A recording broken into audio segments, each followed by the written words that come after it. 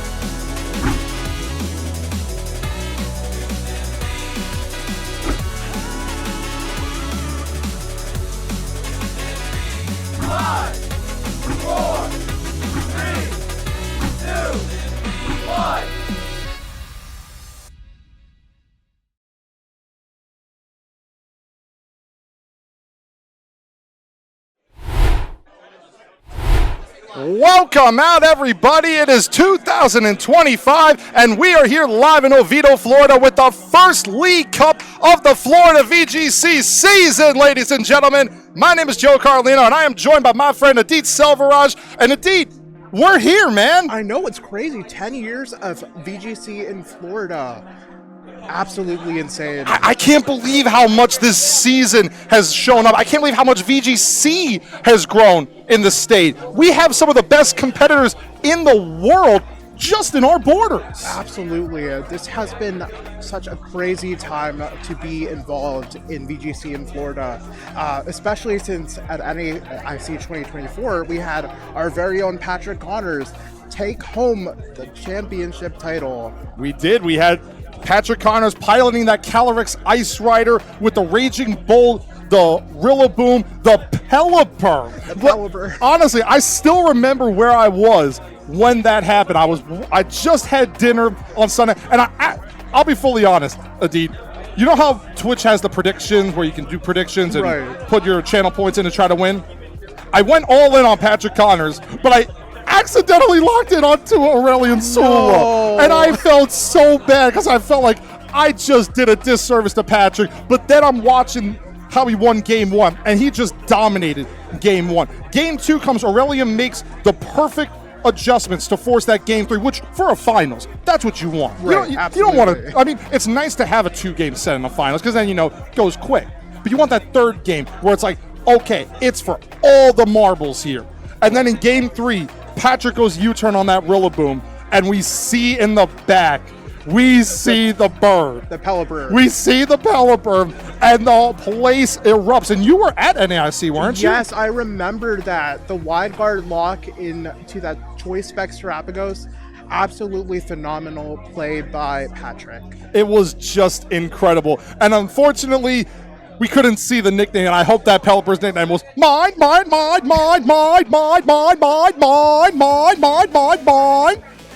Is that a reference to something? Finding Nemo when okay. when Nigel the Pelican, he has the fish and the seagulls are just going ballistic on him, and he does it. Oh, well, you just shut up, you rats with wings. Wow. So and also in you being a commentator, maybe you should try voice acting too.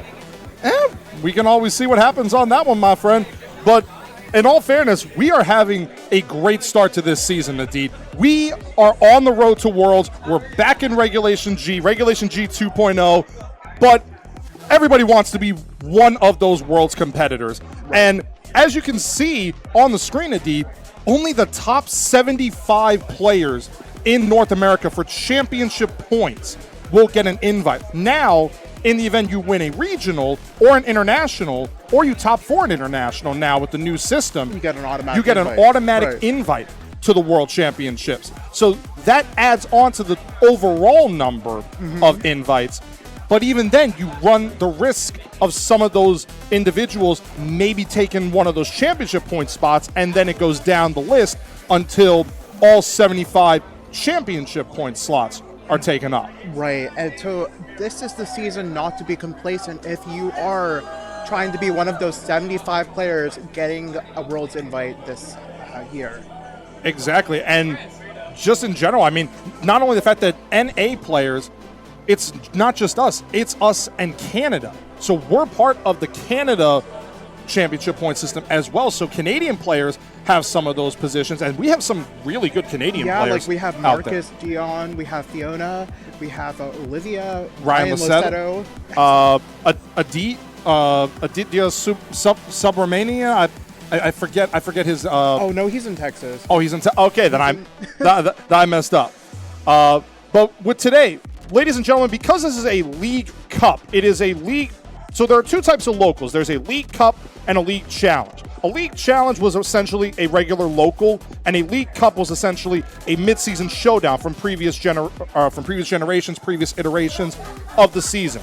In the 2025 season, Pokemon revamped their format, and now we have League Challenges and League Cups. And for today, Adit, we have a League Cup.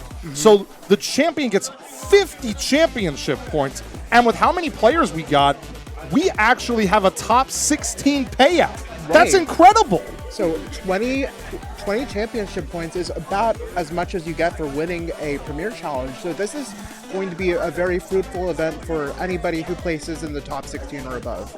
Exactly. And we've placed in top 16 at regionals before at League Challenges. Not maybe, well, you probably placed yourself at top 16 at a regional. But back in 2015, yeah, that was a long time ago. And, you know, back then for getting top 8 at a regional, you only got 60 points and a pack of cards. It's crazy how much the scene has grown since then. Exactly. And as we look at the top 16 players on the board here for the championship points just in Florida, because as we are a Florida VGC, we see Riley Factura at the top there with over 1,100 championship points. He is just dominating the format right now. And then we have Kerry D'Ortona, Brady Smith rounding out the top 3 of that podium. 3 of the best players. I mean, Kerry is top cut. I think they said the last 3 regionals that he's been at. Right, yes. Indianapolis, Toronto, Louisville, and then Toronto. Top 32, top 8, and top 16. That is a very impressive. There's a reason why people call Kerry the Wonder Kid of Florida. And the Calyrex Shadow Rider aficionado, because he very much enjoys Calyrex Shadow Rider. But I can't help but notice on this page, Adit, there's a name on here, and it's yours. Yeah. What are you doing behind the desk? You should be playing. Well, as you can see, I'm still trying to find my footing in this regulation, and, you know, I wanted to have a fun trip without having to stress out, so. That's totally fair, but you went to Worlds last year. Since we're talking about the World Championship point race, you actually went to Worlds, and if I'm not mistaken, you actually came home with a nice souvenir, didn't you? Yes, we have the World's Riolu plush. Was very happy to get this from the Pokemon Center. The lines were so long. But Worlds was a great experience. I went 5-3. I got up to the win-in playing against Alex Underhill in an amazing 3-game set. And I got to bring my favorite Pokemon, Arcanine Hisui, to Worlds, so it felt very amazing. That's incredible, Adit. And as we talk about the players to watch, we're actually talking about some of the players in the top 16 of the Florida VGC Championship point bracket. Right. We have Kerry D'Ortona. Really needs no introduction. You gave it to him. He's the Wunderkid of competitive Pokemon right now in this state with how he's been. Then we've got Hunter Braum. He's been a veteran on the scene for years, just dominating methodically with his teams, and maybe a couple of organizations that he claims that he's part of, but we don't know much about that. Right. And then we have Don Check. I actually played Don in day 2 of the Sacramento Regionals. We had an amazing set. He made top 16 of that regional. Very impressive showing for someone who's been around for so long. And also with Don, he's known as the Snowman in this Absolutely. state. He is known as the Snowman in a state that we don't get snow. I know. Like, he has found a way to bring the one weather condition that Florida does not understand the meaning of. Well, maybe the Panhandle. Right. And Maybe the Panhandle if you're lucky. But Don's out of the Tampa area. Everything south of Gainesville, you are just lucky if you get it below 60 degrees. And even then, people think, oh my God, that's cold. you know what's funny? I was using Ninetales Alola, and he was using Pelipper, so kind of flipped the script on that. I mean, that can work every now and then. And actually, Don and I, we had a fun set back in Regulation E in the 2023 season. Him and I battled in the Swiss rounds and in the finals of that local, of which I was fortunate enough to win. And I kid you not, we were there until 2 a.m. We were at that local until 2 a.m. And the only way that I could win was if my Blood Moon Ursaluna, Silk Scarf, Terra Normal Blood Moon Ursaluna, critical hit his Terra Water +1 special defense Ogerpon Wellspring in game 3. I got that crit, I won the set. It was literally, I get it, I win. I don't get it, he wins. Right. Perfectly understandable. And Don has always been playing so methodically. I believe he got top 4 at one of Daytona Regionals, was it? Probably, I believe it was Daytona Regionals that he got top 4 at. Something with Porygon Z and Torkoal. That is one of his signature Pokemon, actually, Porygon Z. And hey, Porygon Z, I mean, we see Porygon 2 ran a couple of more times than not, usually on the hard Trick Room teams or just something with a lot of bulk, a lot of defense, more so than anything else. But Porygon Z, with that adaptability, it can hit like an absolute freight. I know it had a couple of placements back in Generation 8 and Sword and Shield during the Dynamax era because not Terra. I'm thinking Scarlet and Violet right now, Adit. Dynamax, Porygon Z, right. Max Strike adaptability. So strong. I don't think anything was surviving that. Probably Gengar, but because Terra didn't exist back then, so. Yeah, give or take. But I think did Porygons also use Dark Pulse or Psychic back then? Mean, they have a lot of different options. Porygon is one of those Pokemon that has such a huge move pool. I mean, that's just the power of a normal type.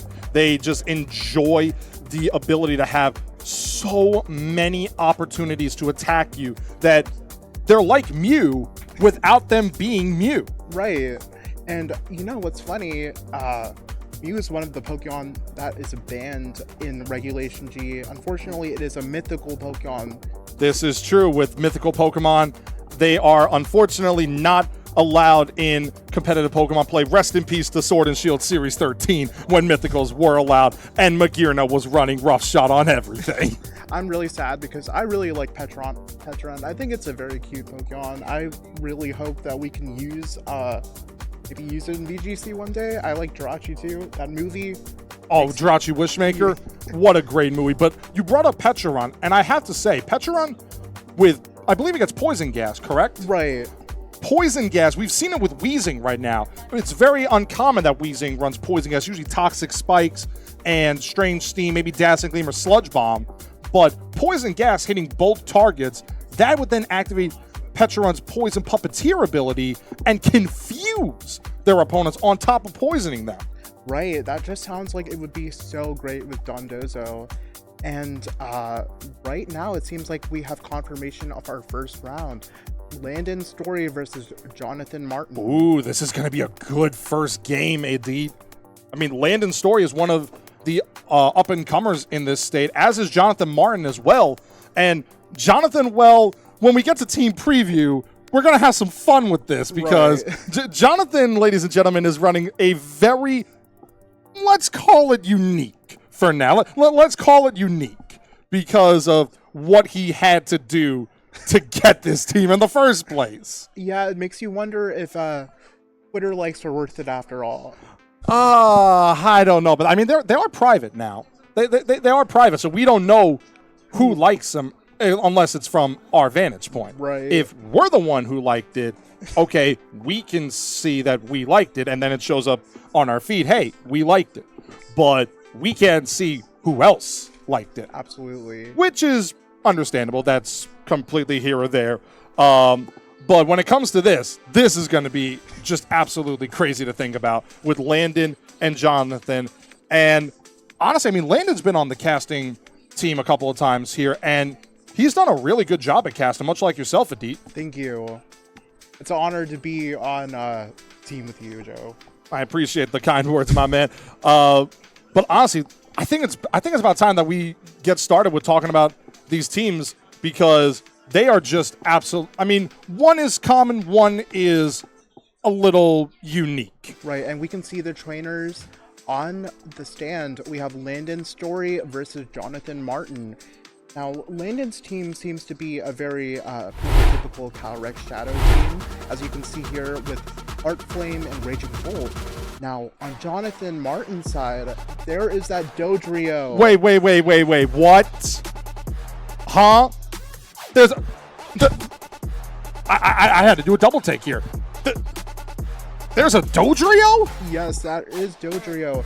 Now, I don't know what Jonathan is thinking about here. There's got to be a reason why he is running Dodrio at a local in Regulation G. well, Dodrio is a normal and flying type, so it can it doesn't take any damage from Precipice Blades, resists Astral Barrage, and it's also very fast. It gets a lot of strong moves like that knockoff to deal with Calyrex Shadow, but the most exciting thing that you will see is Endeavor, which can put Landon in disadvantageous position. Absolutely, yes. So when we look at Landon's team, we do see, as you said, the Calyrex Shadow Rider. It's Terra Dark with the Covert Cloak. So any attacks with a secondary effect will not affect that Calyrex, such as Icy Wind, Snarl, Dark Pulse, Heat Wave, Rock Slide. You would know that as a Hisuian Arcanine lover. If he terrastalizes, Fake Out doesn't work.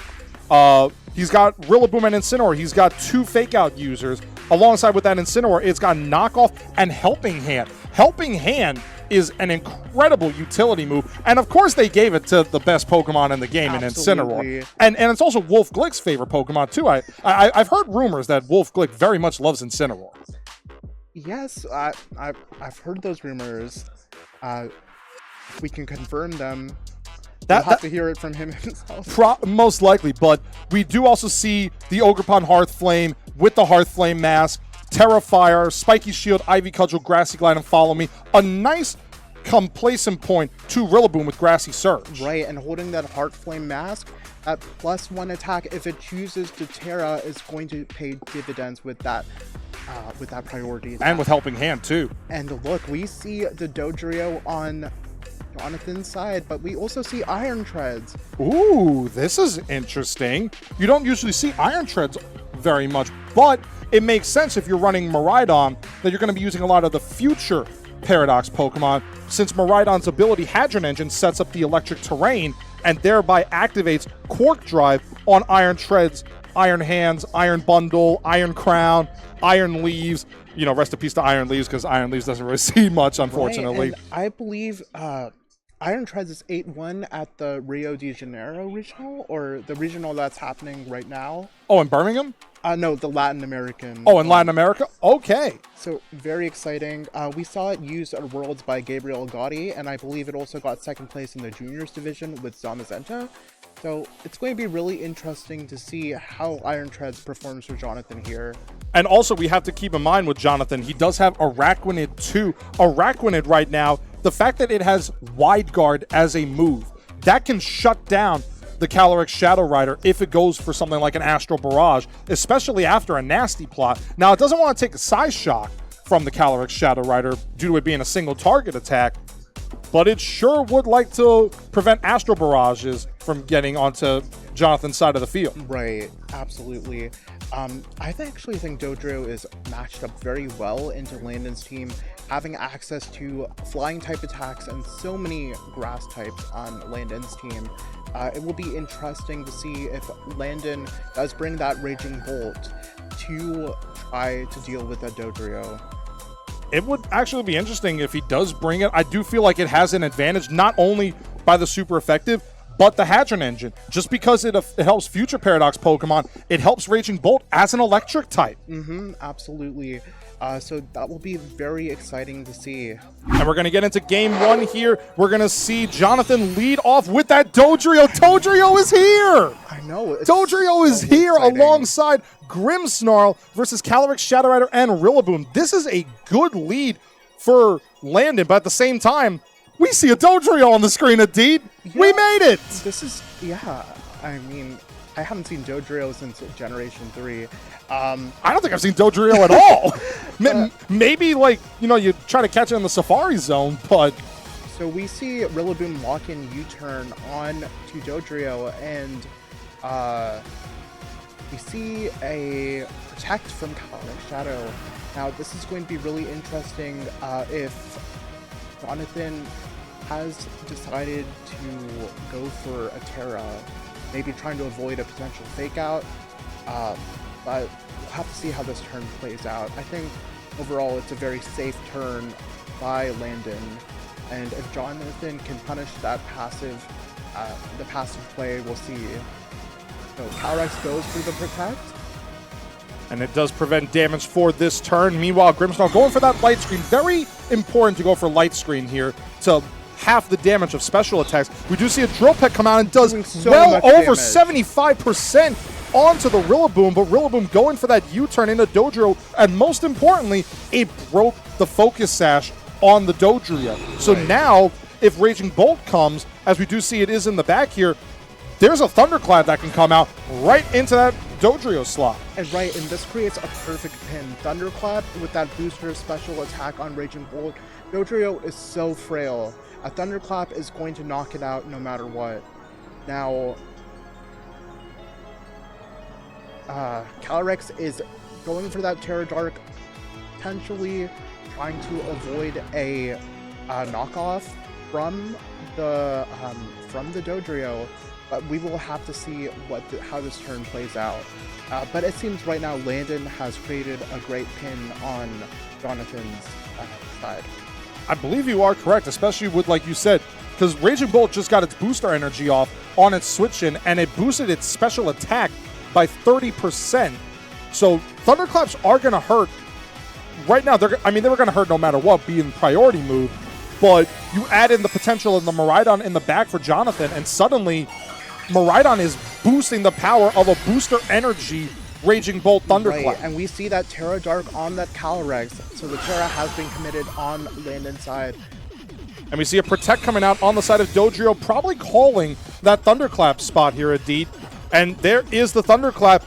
So what did this Grimmsnarl end up going for as we see a nasty plot come off on this Calyrex? And ooh, suddenly this Calyrex is getting massively powerful as the Foul Play comes out here on Grimmsnarl. That would normally be 4 times super effective. That is a beautiful terrestrialization by Landon to prevent a 4 times super effective physical attack move. Now, while it does use your target's physical attack, it's still going to hurt a Calyrex Shadow Rider coming off of a dark type like Grimmsnarl. Absolutely, yes. I think that was a very beautiful play by Landon, really inoculating his Calyrex from any potential damage. Now it's looking so good in front of this Dodrio and this Grimmsnarl. Now this Grimmsnarl also carries Foul Play, which means it has no access to Spirit Break. Foul Play is its only attack. And we see the Thunderclap come out, and Dodrio goes down to the Thunderclap on a critical hit, too. I believe that critical hit might have mattered there, Adit. I believe that critical hit might have mattered. Well, possibly. As we do see Reflect come out on the side of Grimmsnarl here, as Calyrex going for another nasty plot. That is huge. Suddenly, this Calyrex, Adit, it's at +4 on its special attack. I don't even think Grimmsnarl can survive through the resist. Well, it might be close. There's a light screen set up, but even so, I like Landon's play of just really punishing the passivity of Jonathan's side for now, and just keep on stacking up those special attack boosts. And we do see Araquanid is the third Pokemon on the side of Jonathan Martin here, and that's amazing.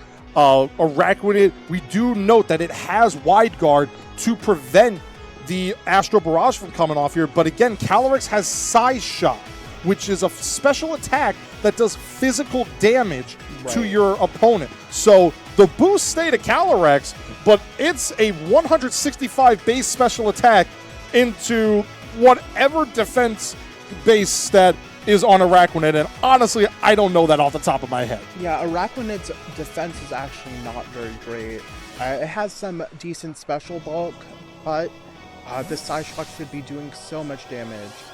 The other thing here is that Araquanid does have access to Lunge, which is a physical bug type move that is now super effective on this Terra Dark Calyrex Shadow Rider, as Incineroar makes an appearance onto the field and out switches Grimmsnarl on Jonathan's side into, I'm assuming it is the Miraidon. The Miraidon makes its first appearance on the battlefield. Right, turning that Grassy Terrain electric and turning off that passive recovery from the Grassy Terrain on that Calyrex. And we see a Terrassalization on the side of Jonathan Martin. His Araquanid is trying to play into the Draconic side of history and Pokemon, as it is now a Terra Dragon instead of the Water and Bug type here, as Calyrex going for a Protect here, potentially looking for that Lunge, but no, it's just a Wide Guard. Yeah, so this is a very interesting turn. So we have Fake Out to prevent the any potential Wide Guards, and Calyrex is at +4 special attack, so whatever, if it pressed Astral Barrage, it should be doing so much damage into whatever switches in. Exactly. And based on this Miraidon here, it could actually be close, because Modest Miraidon definitely will not outspeed a Calyrex Shadow Rider. However, a timid Miraidon probably could outspeed a modest Calyrex Shadow Rider. As we do see Fake Out comes out. It was affected by the Rock Element, but here comes that +4 Astral Barrage, and Araquanid survived thanks to that light screen. That is incredible. Right, but it seems like Landon has put himself in a very good position. Araquanid is at -1 attack. Grimmsnarl has no way to super effectively hit this Calyrex. So the Intimidate cycle, Fake Out, a Revolving Door, it seems to be very good for Landon in this game.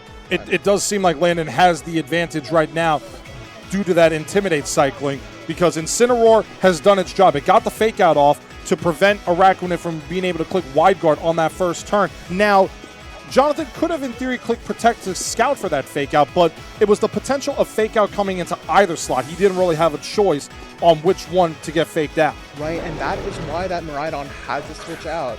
It had no way to protect itself from getting faked out and possibly taking so much damage from Astral Barrage. And we do see a Protect come out on the side of this Calyrex Shadow Rider here once again. Now it comes down to what the Araquanid did. It did go for that Wide Guard once more, but what did this Grimmsnarl end up going for? It went for Foul Play into the Rillaboom, and Rillaboom goes down, so now Rillaboom is down on Landon Story's side, and Jonathan suddenly has the Terrain Wars back in his favor. Right, that could be very impactful too, because that means there is no Grassy Glide going into that Araquanid. But we see Incineroar switch in, providing another Fake Out opportunity for Landon. And Grimmsnarl is still at -2 attack. Foul Play might actually... I don't believe Foul Play is affected by the attack stat of the opposing Pokemon, but it's still a very good position for Landon. And we do see another Fake Out come out into that Araquanid slot here. The opposing Araquanid flinches, and here comes that +4 Astral Barrage into the Araquanid and the Grimmsnarl. Grimmsnarl survives with the light screen and the resist, but Araquanid is sadly down. And now, by virtue of Araquanid going down to this Astral Barrage, that Calyrex was +4 on special attack. With the Grim Neigh, it's now +5 special attack. It's going to do so much damage to whatever Jonathan has in the back, and we know it's that Miraidon. Now, it will come down to how these Pokemon are trained. If Calyrex is faster than Miraidon, it looks like this is a game over for Jonathan in this first set of our League Cup of Viego. And also, we have to keep in mind that Miraidon does not have access to the terrestrialization because Araquanid terrestrialized in this game. If he would have terrestrialized the Miraidon, Choice Specs, Terra Fairy, Dazzling Gleam, with the Hadron Engine, I think the Calyrex could probably go down here, but it would just come down to whether or not Calyrex is faster than Miraidon. But we're going to find out right now, as the Calyrex is faster than Miraidon. This is a Helping Hand +5. You might as well give Calyrex every boost under the sun, because that is a one-hit knockout into the Miraidon. It knocks out the Grimmsnarl, and Landon Story takes game number 1 on the back of that Calyrex Shadow Rider. That was a beautiful position for Landon to be in. Getting that Incineroar, going for that Helping Hand, really just saying, I'm going to ignore your light screen. Really smart plays by Landon here. And it was also kind of risky as well, because you're getting those nasty plots off. Yes, you had the Grimmsnarl out in front, so that helps out with the Terra Dark turning off that 4x weakness to foul play. At the same time, you're taking a very calculated risk with those nasty plots, because one nasty plot too many, and suddenly your Calyrex is down and you've lost your restricted Pokemon, especially one that had as many special attack boosts as it did. Are there any adjustments that you would like to see from Jonathan going into this game too?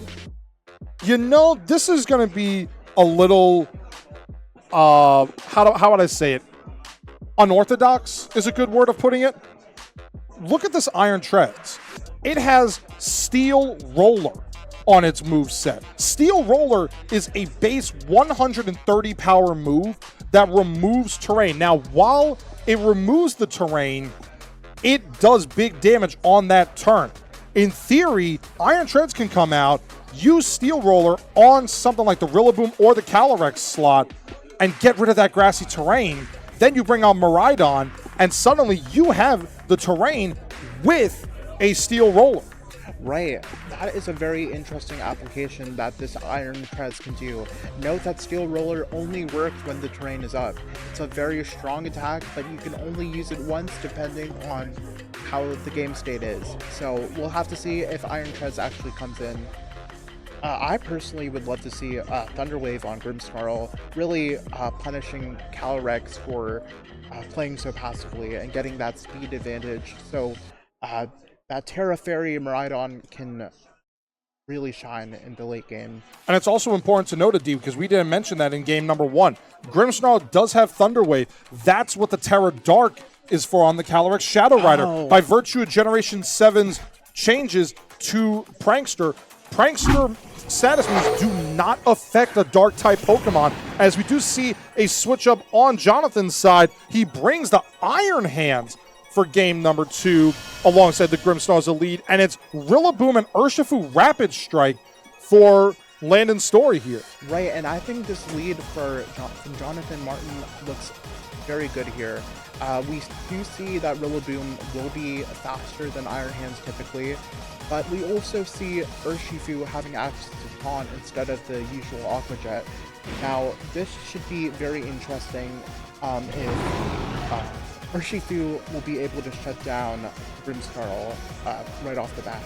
Exactly, because while Taunt will work on Grimmsnarl due to Urshifu not having Prankster, if it was something like a Whimsicott with Prankster or an opposing Grimmsnarl, they would not work unless one of those Grimmsnarls terrestrializes out of their Dark typing. But that would still leave them weak to their Fairy type moves if it was on their opponent's Pokemon's moveset. Right, and then we see Urshifu switch out for Raging Bolt, getting that booster special attack. We see the special attack come out here on the Raging Bolt. Grimmsnarl going for the Thunder Wave into the Raging Bolt slot. It is not affected at all, and in comes a U-turn onto this Iron Hands, getting a little bit of damage on the Iron Hands here, which could go a long way, but it remains to be seen what comes out in the back for Landon. It could be the Urshifu right back, or it could be, as we see, the Calyrex Shadow Rider. Yeah, Landon has to really think about this decision. Is he going to be able to get in this Urshifu for free? see. We see the Urshifu come out. We see a Drain Punch come out into the Urshifu slot here, which heals up all that damage from U-turn with the resist without needing the grassy terrain. But more importantly, Adi, it breaks the focus sash on this Urshifu Rapid Strike. Right, and this puts Jonathan in a very good position. Breaking that focus sash has always been very impactful against these sash Urshifu. So we'll have to see if this has paid off for Jonathan. We will definitely have to see this because now the Raging Bolt, we saw it come out with that booster special attack. It'll do big damage on that Grimmsnarl with or without the light screen, but we do see the light screen is the move of choice on Grimmsnarl here as a Surging Strikes comes out, doing critical hits all 3 times. It's a very healthy move. It's a very healthy move, isn't it? Yes, it is a very healthy move. It's looking like, depending on the targeting, this Grimmsnarl will be down. And we do see this Thunderbolt. Oh, it survives, but it got paralyzed. It was paralyzed on that Thunderbolt. That is massive. And in comes a Drain Punch doing good damage into that Raging Bolt, just whittling down that HP, which is also important for Jonathan Martin right now. Right, yes, this Raging Bolt looks like it is Landon's second restricted almost, with such a high stat pool and that booster special attack, so neutralizing it will be crucial for Jonathan's victory. I agree with that because now you're looking at what can happen with the Grimmsnarl now that it's paralyzed. There is I believe it's a 25% chance that Grimmsnarl won't be able to attack on this turn, so it couldn't go for a Reflect, it couldn't go for a Thunder Wave, it couldn't even go for a Foul Play. Right. Potentially into Urshifu, which even though it's resisted, it takes Urshifu's physical attack stat to do damage. Yes, absolutely. Important to note that Urshifu does resist Foul Play, so it is in a fairly okay position. Now, if we see that Jonathan switches out. And in comes the Miraidon here. Hadron Engine is now activated, and it energizes its engine, but more importantly, it energizes the Iron Hands, and the attack stat on this Iron Hands just got boosted by 30%. Meanwhile, in comes the critical hit Surging Strikes into this Iron Hands slot here, which is, again, doing great damage with guaranteed critical hits. But now these Drain Punches are going to hurt a lot more. Absolutely. And we see a Thunderbolt come out here. This is quad resisted into the Miraidon, and that was with the electric terrain. But the Wild Charge is the move of choice on Jonathan's side. Getting rid of that Urshifu Rapid Strike, a fair trade-off in my opinion. Yeah, I agree. That was a very safe turn for Jonathan. Very good that he brought in the Miraidon. But we see Landon bringing that Rillaboom in, overriding the terrain, and removing that Iron Hands' fourth drive. And also, if Landon keeps the Raging Bolt out here, a Fake Out and a Thunderclap will still do good damage on the Miraidon if it terastallizes into Fairy. If it doesn't terastallize, a Draco Meteor probably would do big damage into the Miraidon here. It all comes down to those mind games right now. Do I terastallize in front of this Raging Bolt, turning off my resistance, but making an immunity and a neutrality? It all comes down to what you want to do with this Miraidon, because you do want to have the terrain, in my opinion. Right, absolutely. And I think preserving this Rillaboom is going to be very important for Landon if he wants to make it out from this Miraidon. Yeah, so we're going to see what happens here with this Iron Hands and Miraidon. I mean, I could even see Iron Hands potentially switching out here, potentially. But we do see a Terastallization come out on the side of Jonathan Martin. His Terra Orb is activating, and Miraidon, it's feeling the love at this League Cup, indeed. It's feeling the love, and it's Terastallized into a Fairy type. So it turns off the weakness to Dragon type, but it now is neutral to that Raging Bolt's Thunderbolt, and it's now neutral to the grassy terrain. Right, and we can see Jonathan popped off a little bit. That Terra Fairy avoiding, that Terra Fairy making Miraidon immune to that Draco Meteor. So very good turn from Jonathan. It was an excellent turn from Jonathan, but now we have to see how much damage Miraidon will take, because there are two Pokemon on Landon's side that have priority moves, but more importantly, those priority moves are neutral on Miraidon by virtue of that Terra Fairy. Iron Hands is in a great position right now. Just clicks the Drain Punches here and gets recovery. But it's going to come down to what this Miraidon goes for, I think. Right. So this will be a very important turn for Jonathan. will he keep that Miraidon in, or will he switch it out? I'll have to see. And Landon is thinking really hard about what he wants to do here. But we do see a switch out here on the Miraidon, switching it out to keep the terrain in his favor and bringing out that Grimmsnarl, just sacrificing it off here by virtue of it being low HP and the paralysis. But we do see Landon has activated his Terror Orb as well, and he flings his Terror Orb into the Raging Bolt. Raging Bolt says, you know, Miraidon, I'm feeling the love too. We're both electric dragons. Why not become fairy types ourselves? Right. Yes, absolutely showing off that heart shape in Orlando. And we do see the Grassy Glide come out into the Grimmsnarl, knocking out the Grimmsnarl here. But now it comes down to what the Iron Hands went for after the Thunderclap, which does fail. Actually, no, it doesn't fail because Iron Hands is Assault Vest, so it goes into... Oh, low kick does a good amount of damage. That is big damage through the resisted hit, Adi. Right, Raging Bolt is a very heavy Pokemon despite its very slender neck. So we should be very excited to see. And there's the Iron Treads! Yes, that is the adaptation that we were looking for. Iron Treads paying dividends into this Terra Fairy Raging Bolt, being able to go for Steel Roller very safely. Now, it will be interesting to see if Rillaboom targets down that Iron Treads, or if Miraidon switches in.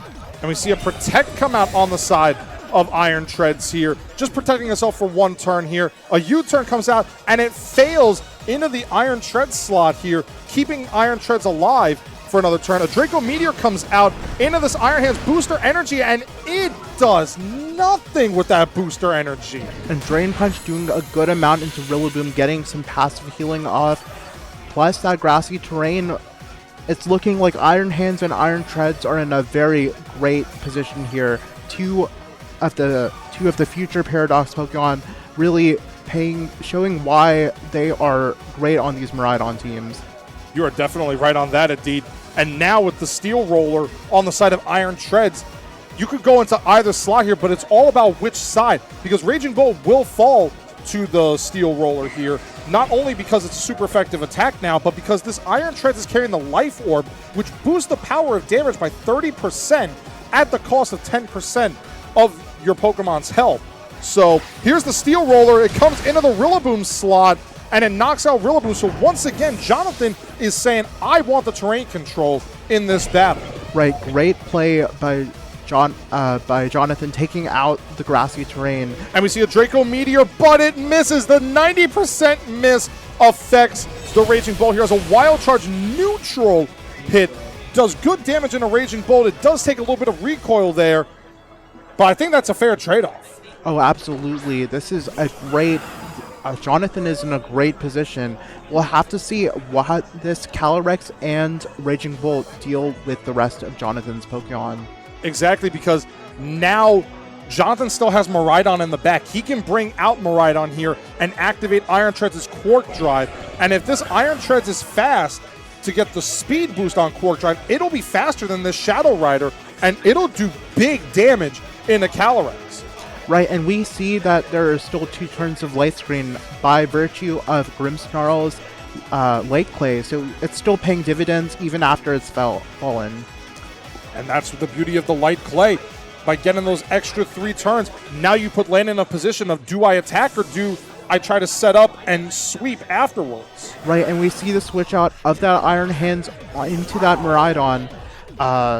So it should be very interesting to see what Jonathan goes for.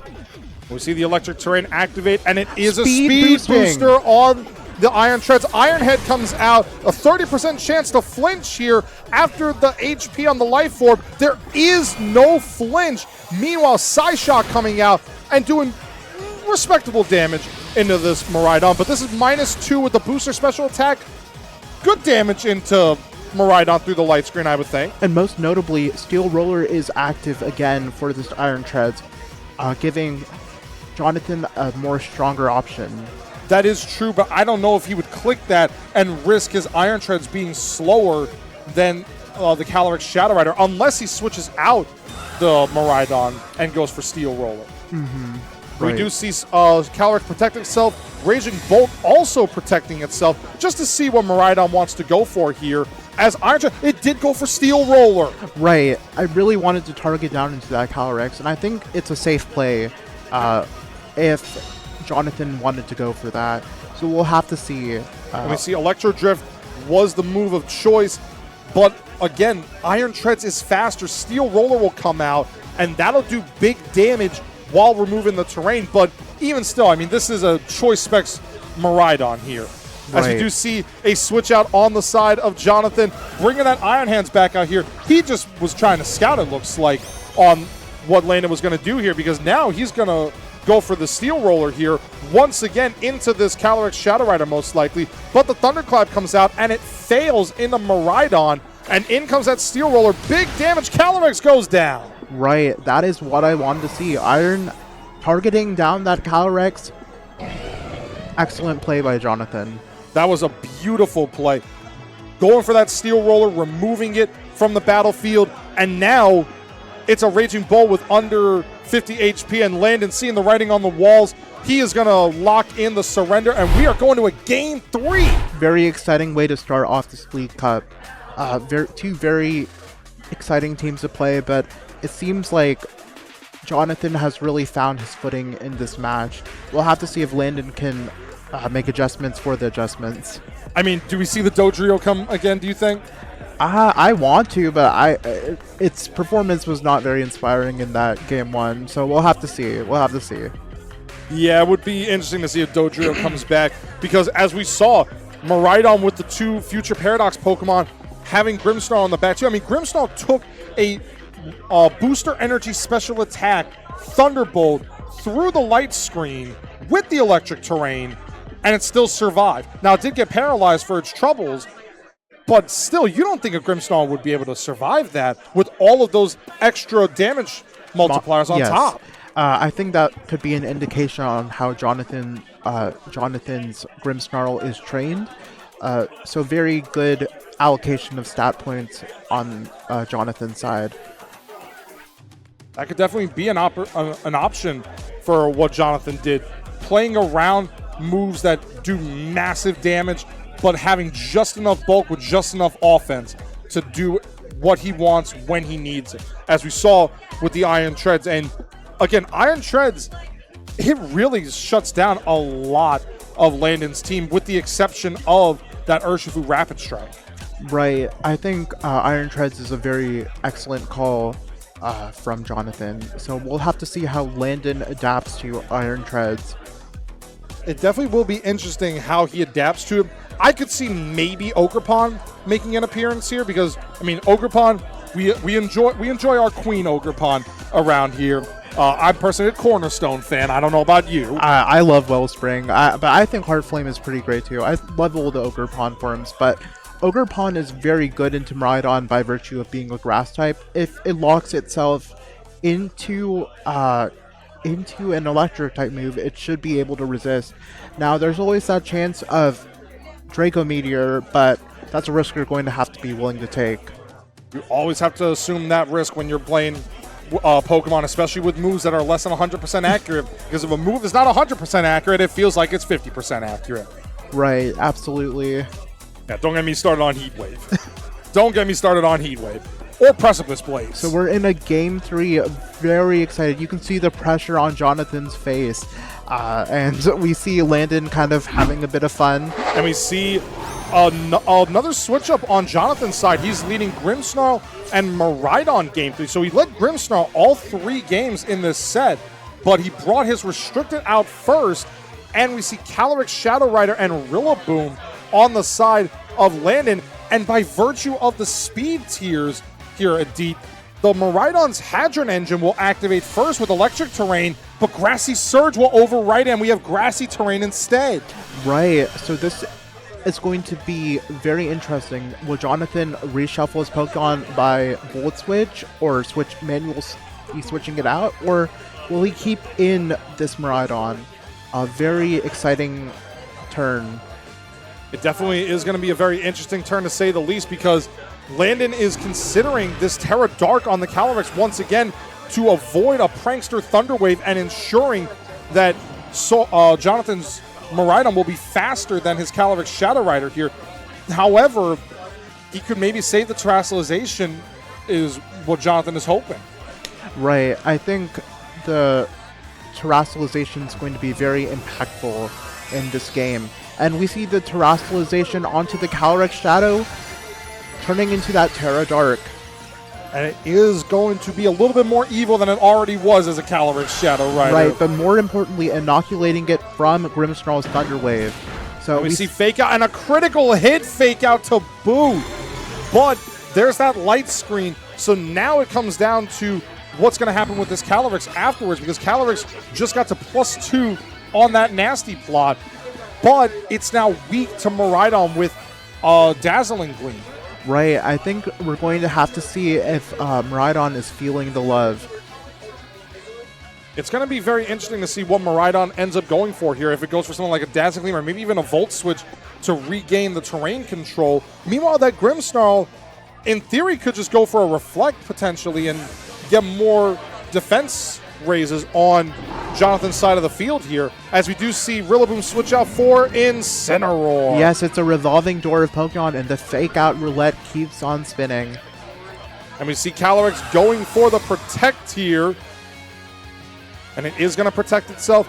Thunder Wave coming out into the Rillaboom slot, but by virtue of that Dark type, as we said, Indeed, it doesn't work. In comes the Miraidon Volt Switch. You're doing just under 50% to that Incineroar, but most importantly, dealing damage and switching out.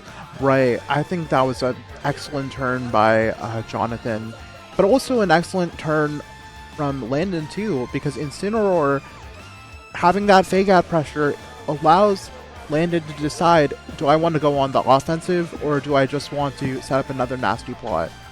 Exactly, because also by virtue of Calyrex being a Dark type now, it's weak to Iron Hands, Drain Punches, and Low Kick. Now, Low Kick won't do as much damage, but Drain Punch will do a big amount of damage.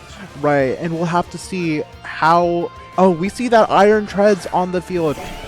Yes. This is a very interesting switch out here. Getting Iron Treads out here, but now it makes Landon in a precarious position, because Grimmsnarl could, in theory, switch out and go into the Miraidon to activate the Hadron Engine, and Iron Treads will be faster than the Calyrex here. But if Jonathan doesn't switch out Grimmsnarl here and brings out Rillaboom and goes for something like a Protect maybe on the Iron Treads, then he has the terrain control.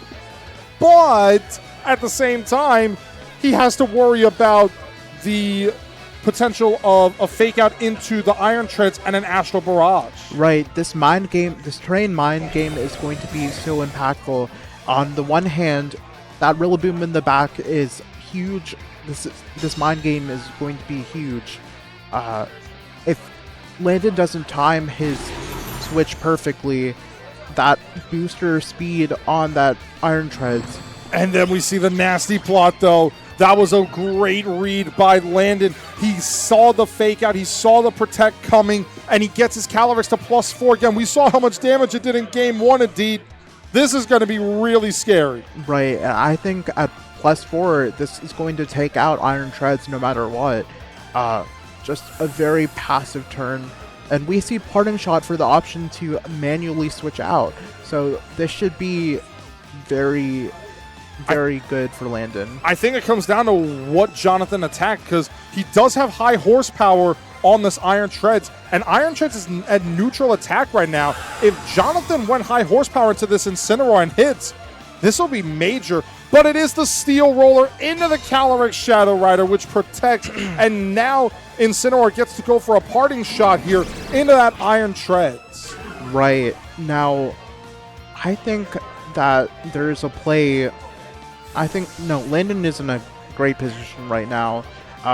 Being able to get that Rillaboom back in, having control of the terrain, still not punishing the potential Miraidon switch in, but... We do see the Foul Play coming out here and doing just under 50% on that Rillaboom with the Foul Play, using Rillaboom's attack over the -1 Grimmsnarl. Right, but there's also a pin with Fake Out if Landon chooses to do so, and he could perhaps switch in his Incineroar, so we'll have to see what Landon does.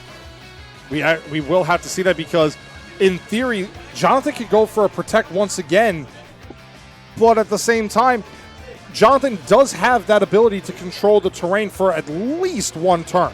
And we see Iron Treads getting protect off, not a double protect. And we get the Astral Barrage coming out. This is +4 Calyrex into the Grimmsnarl with the resist and the light screen. How much damage is this going to do? Just under 50%, but that just shows how powerful that can be. Right, and we see a smart U-turn onto Grimmsnarl, meaning that Landon still will have the terrain advantage. And can bring out the Incineroar once again to intimidate this Iron Treads, but have that fake out pressure. Right, this is a -2 Iron Treads being vulnerable to fake out too. This is not looking good for Jonathan. And that Foul Play does little to no damage to that Incineroar. Landon is playing this wonderfully. But also, the grass just disappeared from the battlefield, so now Steel Roller can't be used at all. Right. You can go for the high horsepower, you can go for the Iron Head here, but it's still -2 with the Life Orb. It is not going to do much damage to either this Calyrex Shadow Rider or the Incineroar here. Landon is in a beautiful position with how he's been positioning his Pokemon. Right, and we see why the Calyrex Shadow balance team is one of the most dominating in the field. That pressure of Incineroar supporting such a powerful restricted like Calyrex Shadow, this should be doing so much damage. And in comes the Astral Barrage at +4. Almost knocks out Grimmsnarl too, but the Foul Play coming out here doing just a little bit more damage to the Incineroar. This is a really tough position for Jonathan right now. His Grimmsnarl is almost down. His Araquanid is almost down. In theory, Landon could go for that Psyshock here. He does not have to go for the Astral Barrage. He can just go for a Psyshock into the Araquanid slot here and something like a knockoff into the Grimmsnarl slot, and he is in a really good position. Oh, absolutely. Landon has been playing this so well. So we're going to see what happens here. What did this Calyrex go for? And more importantly, what did the Araquanid go for? It went for Protect. Right. It went for Protect here. What did Calyrex go for? It went for the Psyshock. It went for the single target Psyshock. Right, and I think Landon was expecting that Grimmsnarl to switch out, but going for a Psyshock into that Grimmsnarl, but still a pretty safe turn for Landon. I think just trying to close out this game as quickly as possible. Exactly, but we also have to make a note here. The Incineroar is faster than that Grimmsnarl. Right. And we do see a Protect trying to get a double Protect on the Araquanid. It fails. Psyshock coming out, a +4 special attack into the defense. Araquanid goes down. Wide Guard is down for the remainder of the battle. Yes, and +5. This is just such a good... Calyrex is snowballing, as we can see. And there's the knockoff into the Grimmsnarl here, knocking off the Grimmsnarl. And now it's just Iron Treads and Miraidon against the world. But there is the threat of the Rillaboom in the back for Landon to reset the terrain. And Calyrex will be faster than both the Iron Treads and the Miraidon at +5. Yes, this looks like it's completely over for Jonathan. We'll have to see if there's any way that Jonathan can claw back, but it's not looking good. We'll have to see. Honestly, right now, this is going to be a very tough comeback for Jonathan, but it's not impossible. There are potential opportunities to come back on this. I mean, you could even, in theory, just go for Helping Hand Astral Barrage here, because I feel like you could live. Yeah, I feel like you could live, but again, just because I feel it doesn't mean it's actually true. right. I think it's always better to play safe, but we'll have to see. I just think Landon is playing this CSR team so well. Very unfortunate that, Dodrio wasn't able to be that CSR counter that we wanted it to be. It definitely wasn't in this game, but that just shows the power of Terra Dark on the Calyrex Shadow Rider combined with a single target attack. Right. Because some Calyrex Shadow Riders, they just run Astral Barrage or Expanding Force if they're partnered with someone like an Indeedee. Right. I think the Psyshock set is just so good. Even Draining Kiss would have been good, but just very impressive. And we see that The terrestrialization coming out on the side of Miraidon here. Terra Fairy Miraidon without the Hadron Engine, but the choice specs here. I wonder how much damage this will do to Calyrex here. And it's going to do nothing because Calyrex protected. Right. And I really like this play by Jonathan going for that spread damage, knocking out that Rillaboom. But unfortunately, this gives Landon another pivot. Well, I mean... And he went Steel Roller into the Calyrex Shadow Rider here, protecting itself one final time. And now there's an Astral Barrage that might be coming on this Calyrex here. Right, when there's an Astral Barrage, there's a way. It feels that way, doesn't it? Absolutely. And we see the Fake Out coming out on the side of Rillaboom, affecting that Miraidon here. This is a +5 Astral Barrage. I don't know if they'll survive through the light screen. They do not! And Landon Story takes round 1 of the Oviedo Cup. What a performance by Calyrex Shadow Rider. What a performance by Landon Story. Just riding that Calyrex Shadow Rider, getting those all-important special attack boosts, and just showcasing how very volatile and healthy Calyrex Shadow Rider is for the game. Right. Interesting to note, Calyrex Shadow did not make top 8 at the Birmingham Pokemon Championship, so we'll have to see if players are going to be innovating on Calyrex further. But I have to admit, Calyrex Shadow Rider did look extremely good in that match. So it had a phenomenal matchup against Jonathan Martin's team, and having Rillaboom over Miraidon, that just showcases the terrain wars. We have seen that time and again. Either you want to win the weather or you want to win the terrain. And if you win either one of those, then your team is theoretically at an advantage, but it's all about how the trainer adapts to the situation, because just because you have the advantage in the terrain or the setting does not mean that you're going to win the battle. Oh, absolutely. I think there's so much dimensions to Pokemon, especially with the addition of terrains and these special abilities like Hadron Engine or Orichalcum Pulse. So very, very interesting game design on both Koraidon and Miraidon. And again, we saw Dodrio. We at least saw Pokemon from our childhood. Yes, absolutely. We really did enjoy seeing the Dodrio, even though it didn't do anything. Although we forgot to mention why Dodrio was on Jonathan's team. The reason why, ladies and gentlemen, is because Jonathan Martin saw this tweet by a Japanese player, and it was a Dodrio that was on the ranked ladder, and it was doing really well. And Jonathan was just like, if this gets 50 likes, I will run Dodrio at the San Antonio Pokemon Regional Championships next weekend in San Antonio, Texas. Not San Antonio, Florida, because there is a San Antonio, Florida. I did not know that. It's actually where St. Leo University is in San Antonio. Oh. But that tweet ended up going over and ratioing the original creator's tweet. So Jonathan Martin has to run Dodrio next week. Yeah, I'm hoping that he really solidifies the lines into this, because sometimes we're felled by our own hubris, right? I don't know about that. I don't think I got any hubris. Maybe a little. But ladies and gentlemen, we are going to take a quick break, and we will be right back with round 2 of the Oviedo January League Cup here at Versus Games in Oviedo, Florida.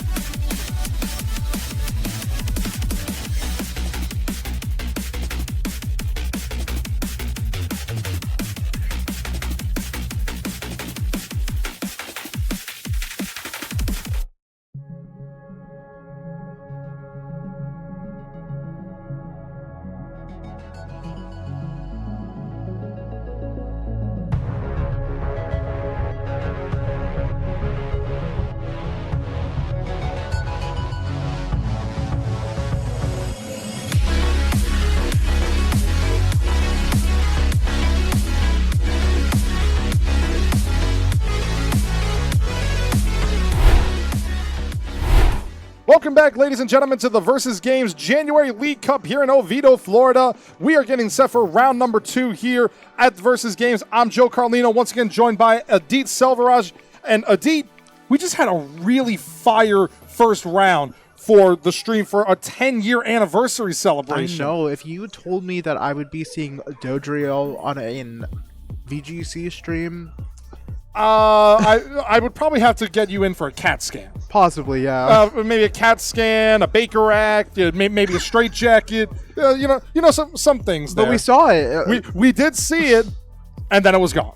Right, absolutely. So unfortunately, Dodrio, it came, it saw, it went. it it's didn't. done. It came, it saw, it didn't conquer. It did not conquer, which is unfortunate. But it could potentially conquer at San Antonio next week. We'll see. We'll see. We will be watching with bated breath how Jonathan Martin performs with Dodrio, because that hubris got him. Right. Yes, it's going to be interesting to see if he can follow up his day 2 performance in Toronto with a day 2 in San Antonio.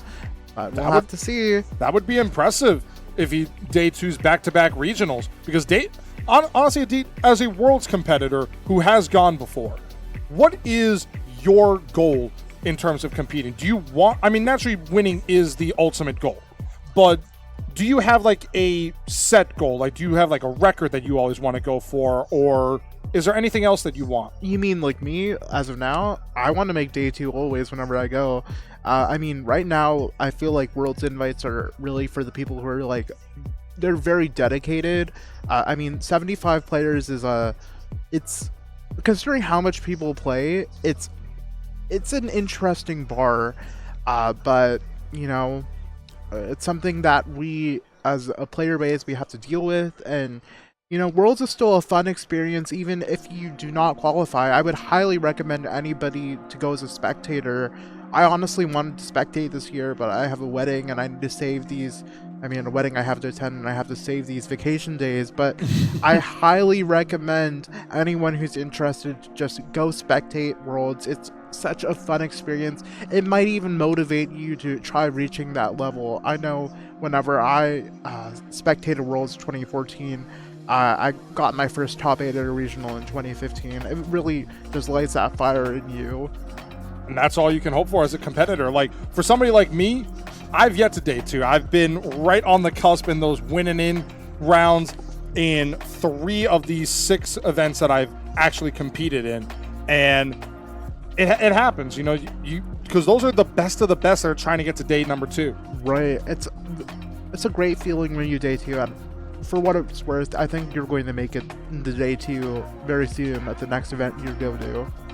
Yeah, fingers crossed on that, but we can see if our players here today are going to get to the top cut of the Versus Games League Cup. We have Austin Presti versus Elijah Tatum. Yes, these are 2 very exciting teams. We see the ubiquitous Qianpao Dragon Knight combination that Elijah is known for using with some unfamiliar friends on that composition like Raging Bolt and Urshifu.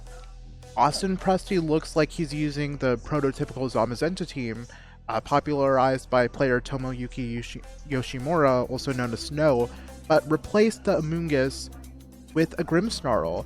So we'll have to see how this change fares for Austin. It actually will be interesting to see how Austin has adapted that team. But as we get into the actual team compositions of our 2 trainers here in round number 2, we do see Austin Presti. As you mentioned, he does have that Zamazenta here. What is important to note here is that you see Ironhead on the screen. When you do a team submission in the official tournament creator, you have to put Ironhead. Behemoth Bash is automatically changed when you give Zamazenta that Rusted Shield item. So Ironhead turns into Behemoth Bash. If we see Heavy Slam, then we have a little bit of a miscellaneous error there. Right. But if it's Ironhead and we see Behemoth Bash, we know it was Ironhead all along. That is a little quirk in the system with Zamazenta and Zacian for that matter. Right. But we also see this is an Assault Vest Raging Bull with Terra Electric and 3 electric type moves. Choice Scarf Chiyu with Booster Energy Flutter Mane. So you can go for Icy Wind and Heat Wave to really get major damage. And Grimmsnarl with the Prankster Covert Cloak. Very interesting. right. And a Terra Ground Life Orb Rillaboom? Absolutely trying to make the most out of that damage. One thing I'd like to note is the Terra Normal on Flutter Mane, really putting Austin in a good position if Elijah really leans into that Calyrex Shadow Rider. Interesting to note that Elijah's Calyrex Shadow Rider, as you can see on the screen, is also a normal type too, having moves like Astral Barrage, Pollen Puff, and Psychic, opting for no boosting moves like we saw in the last round. And we also see that the Raging Bolt is the same on both sides. It is Assault Vest Terra Electric with 3 electric moves. We see Urshifu Single Strike there with 4 attacks with that Choice Scarf. We see Dragonite and Qianpao. We've all been the victim of a Qianpao Dragonite Extreme Speed run roughshod on us. Oh, absolutely. But this is also very unique. Galarian Wheezing on the side of Elijah Tatum, because Neutralizing Gas will negate every ability on Austin Presti's side. The only ability it does not negate is Calyrex Shadow Rider. That's healthy Pokemon, like you said. It's very healthy. to have a Pokemon on your side that just shudders every ability except your own. It's just very, very smart team building by Elijah and all of the players who are using Calyrex Weezing. But as you can see, something very interesting is we see the Urshifu single strike is the one holding the Choice Scarf. Typically in the past, we've seen Urshifu Rapid Strike hold the Choice Scarf, but we see Urshifu single strike. So this should be very interesting in impacting this match. And we're going to get into round number 2 here very shortly, ladies and gentlemen. Elijah Tatum and Austin Presti, both of these trainers are 1-0. Which Generation 8 restricted Pokemon is going to go to 2-0? Is it going to be Calyrex Shadow or is it going to be Zamazenta? And we're going to see Elijah lead with that Dragonite Shenpao versus the Grimmsnarl and Zamazenta Crown. Right, and getting that defense boost thanks to that Dauntless Shield ability really going to be paying off dividends. Interesting that Chien Pao on Elijah's team has that Sacred Sword, being able to negate that +1 boost. So, and we do see that it is Body Press on the Zamazenta, but it also is Behemoth Bash, so we do know it was Iron Head all along. right. So Behemoth Bash, honestly, it still does good damage, in my opinion. I know Heavy Slam is nice for the Flutter Mains, but, you know, Behemoth Bash is Behemoth Bash. You're bashing a Flutter Main, you're not slamming. Right. I think it's very interesting that Austin decided to go for Behemoth Bash.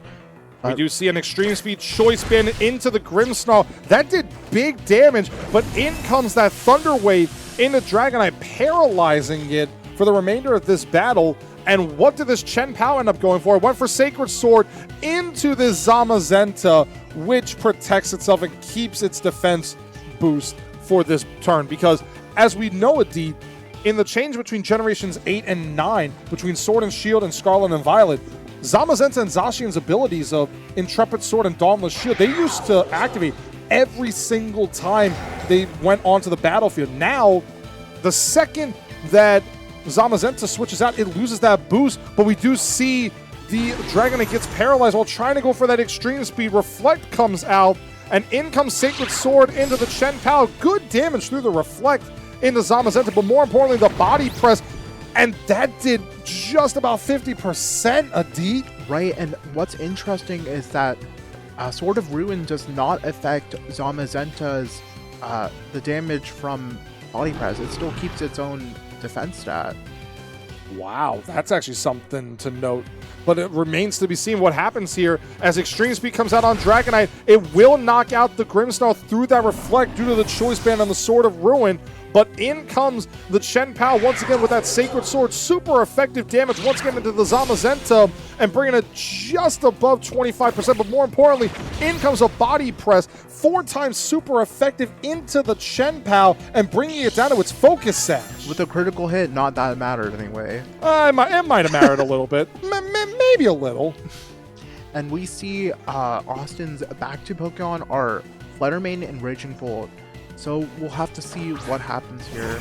I think Fluttermane is a great switch in for right now, having moves that can affect both sides, both Pokemon. Icy Wind is actually very good here. It is very good here, but also the Dazzling Gleam is really good. However, Chen Pao on Elijah's side does have access to Sucker Punch, and even if Fluttermane terrestrialized into a Terra Normal, it's still going to take big damage, but then it opens itself up to the Extreme Speed from the Dragonite, which is also going to do big damage, even with Reflect up. Right, I think it's going to be very interesting to see what Elijah goes for. That Extreme Speed into Zamazenta does little to no damage. And the Sucker Punch comes out and does just under 50% to the Fluttermane, but a Dazzling Gleam comes out, and Chen Pao and Dragonite both go down here. So now Zamazenta and Fluttermane are on the field, with that Fluttermane having its Booster Energy Speed activated. Right, and I think that Reflect from Austin's side paying dividends against the very physical lead of Elijah. And we do see Elijah bring Raging Bolt out here and Calyrex. So Calyrex, Shadow Rider, and Raging Bolt are the last 2 Pokemon for Elijah here. This is an Assault Vest Raging Bolt, but the Calyrex, as we saw in round number 1, Adit, that was Covert Cloak. This one's Spell Tag, so Icy Wind will lower the speed of that Calyrex Shadow Rider. Right, now this is going to be very interesting to see if what Austin does. I think we see Austin locking in a body press onto that Raging Bolt, not fearing a Thunderclap. We'll have to see if Zamazenta is sturdy enough to survive a Thunderclap from such a strong Pokemon like Raging Bolt, even with the light screen up. It would be very interesting to see what happens here, as Austin is even considering calling the Terra Normal here, and we do see a Terastallization on the side of Elijah Tatum. Is it the Calyrex? No, it is the Raging Bolt. Terastallizing into an electric type and removing its weakness to Fairy, but more importantly, it keeps the immunity to that body press. As a Thunderclap comes out here, Terra Electric boosted into the Flutter Mane, and it knocks out Flutter Mane here. So Flutter Mane is down. The Calyrex is going to be faster than the Zamazenta here, going for Psychic, a single target attack that does neutral damage into the Zamazenta, knocking it out and getting that Grimnay boost. Right, I think Elijah has really turned this game around, using that Terra Electric to very effectively just squeeze every last bit of damage onto that Flutter Mane. And more importantly, this Raging Bolt on Austin's side is also, the Terra Electric as well. So you could go for something like a Terra Electric Electro Web, but again, this Calyrex is already at +1, and Astro Barrage will be a single target attack now instead of a spread move off that base 165 special attack. And the spell tag, so this is going to be doing so much damage to whatever, to Raging Bolt. And there's no light screen too, it only got a reflect up. Yes, this is very good playing by Elijah. As we do see Austin activate his Terra Orb onto his Raging Bolt. Both Raging Bolts have Terastallized into the electric type to gain even more damage on their electric type attacks by virtue of them already being electric types prior to Terastallizing. As we see, also Austin's Raging Bolt looks to be faster than Calyrex. A critical hit Thunderclap. It just wasn't enough. Just wasn't enough. Astro Barrage comes out into Raging Bolt and does over 75%. Meanwhile, the Electro Web comes out, and this is a single target Electro Web and doesn't knock out the Raging Bolt, but more importantly, lowers the speed, and suddenly Elijah's Raging Bolt can go for a Thunderclap here and probably knock out Austin's Raging Bolt, and that would give him game number 1 of this set. Right, I think really like that Electro Whip play by Elijah, just ensuring the Thunderclap endgames are won by... But very interestingly, Elijah didn't go for the Thunderclap. He let his Calyrex go down here to the Thunderclap. However, Raging Bolt still has an ability to attack. It just goes for a Dragon Pulse and knocks out the Raging Bolt. So Elijah is willing to sacrifice his restricted Pokemon there at the end of game number 1, but it really didn't affect the overall outcome of the game. Elijah takes game number 1. Right, excellently played by Elijah. We'll have to see what adaptations Austin makes. Maybe really leaning into that Choice Scarf Chiyu, or maybe even bringing some of his other Pokemon like Rillaboom, just for Fake Out. And that could be that could actually be an option here, because Chiyu with that Choice Scarf, yes, it will lock itself into the first attack it chooses, but you bring Chiyu and something like Flutter Mane as a lead, you can go for Dazzling Gleam and Snarl. In theory, you do big damage, and you're essentially forcing Elijah's hand with the Dragonite. Do you want to risk a super effective Fairy type move, a super effective Ice type move, or a super effective Fire type move? Right, and most notably, Chiyu on Austin's side is that Terra Ghost, being able to inoculate itself from a Terra Normal Extreme Speed if Austin chooses to go to do so. Also having Grimmsnarl's Reflect maybe artificially increase Chiyu's bulk. We'll have to see how this Chiyu's trained if Austin decides to bring it. It would be interesting to see if Austin does end up bringing the Chi-Yu alongside his Fluttermane, because Fluttermane was a good bring for this battle by having that booster energy to ensure that it's faster than Calyrex Shadow Rider, Adit. Right. Yes, I think that Fluttermane was an excellent choice, but we have to see what Austin will do. Exactly, and honestly, it feels like Zamazenta, like we all know how Zacian was back in Sword and Shield, where it could lead, it could be in the back. It feels like maybe Zamazenta flipped the script between Generations 8 and 9. It can either be like Zacian, where it could lead, or in the back. Zacian, it feels like it has to be in the back. Yes, it's a very interesting how the change to the Intrepid Sword and Dauntless Shield abilities have affected how these Mons playstyle. As somebody who likes the design of Zacian, I actually really kind of hope that we see a return of the Gen 8 style of Intrepid Sword and Dauntless Shield, but that would be insane. But we are getting into game number 2 here. Elijah has opted to keep his same lead, and so does Austin. We have the same leads from game number 2 of Chien-Pao and Dragonite for Elijah, and Grimmsnarl and Zamazenta for Austin. Right, now we'll have to see. We do know that Dragonite's extreme speed is pretty close to knocking Grimmsnarl out. Not enough though, but we'll have to see if Thunder Wave is the right choice here, such as last time. But more importantly, we also have to keep in mind that Dragonite does have access to Stomping Tantrum, which is a super effective attack into the Zamazenta, but also Zamazenta, if it terastallizes, it becomes a dragon type, and suddenly the Zamazenta is weak to Ice Spinner. Right, and we see a Sacred Sword doing big damage, and a Body Press coming out into the Chien-Pao here, bringing it down to Focus Sash on the first turn. Meanwhile, what did this Grimmsnarl end up going for? I believe it went for a foul play, and Austin has decided, I want that Chien-Pao off this field as quick as I possibly can. Right, I really think that was a very smart turn from Austin, making sure that Chien-Pao is not able to threaten the Pokemon in the back with moves such as Sucker Punch or even that Sacred Sword.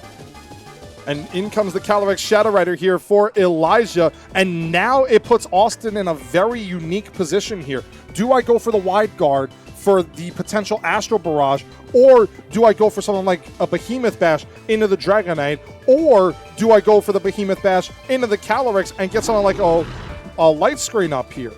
Right, and we see that unlike the game last time, we see that Elijah's Calyrex Shadow Rider is the Terra Normal, meaning it cannot protect itself from attacks like Thunder Wave.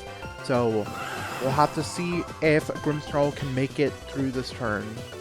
It will be very close to see if it makes it through this turn, but we're going to find out very soon because the Grimmsnarl has activated its Terra Orb. Austin has decided to terastallize this Grimmsnarl, and Grimmsnarl is no longer a Dark and Fairy type, but it is a pure Steel type.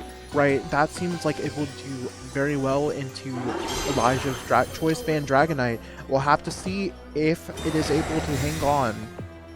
We will see here, but what did the Calyrex go for here as we see the Extreme Speed come out, and it does allow Grimmsnarl to survive. The Thunder Wave coming out into the Calyrex here and paralyzing the Calyrex, and suddenly Calyrex is slower than the Zamazenta. Right, this was an excellent turn by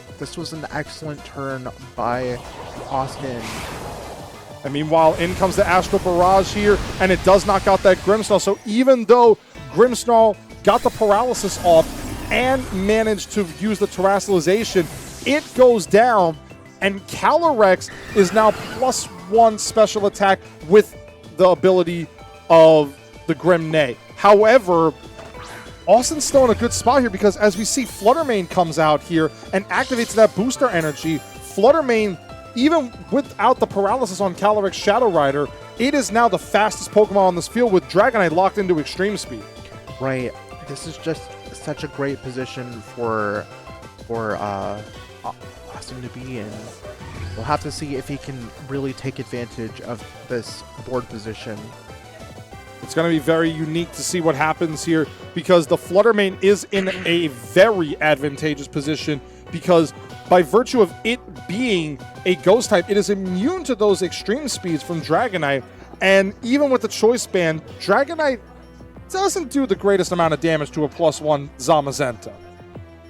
Right, and we'll have to see if Austin is able to pin Calyrex Shadow with a combination of Body Press and Shadow Ball. Well, we see a Protect come out on the side of Calyrex here as Extreme Speed comes out into Zamazenta, and it just bounced off. Right, this is just such a great position for Austin. Really, really limiting options that his opponent can go for. We'll have to see if Dragonite elects to switch out. But as of now, it seems like Austin is just in such a good position. Honestly, he is in an excellent position here because if Calyrex protects itself again, then yes, it does avoid the damage here, but it still doesn't want to take any damage from Flutter Mane at 4 times super effective with that Shadow Ball, or if it terastallizes, a +1 Body Press.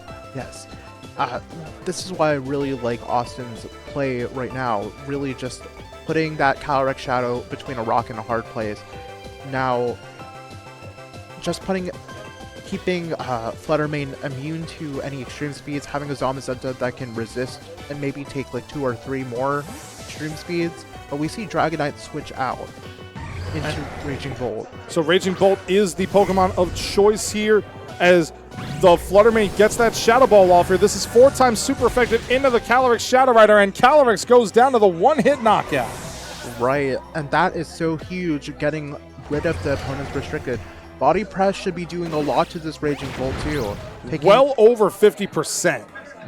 That is huge damage. But in comes the Dragonite once again to reset the Choice Band item that is on the Dragonite here.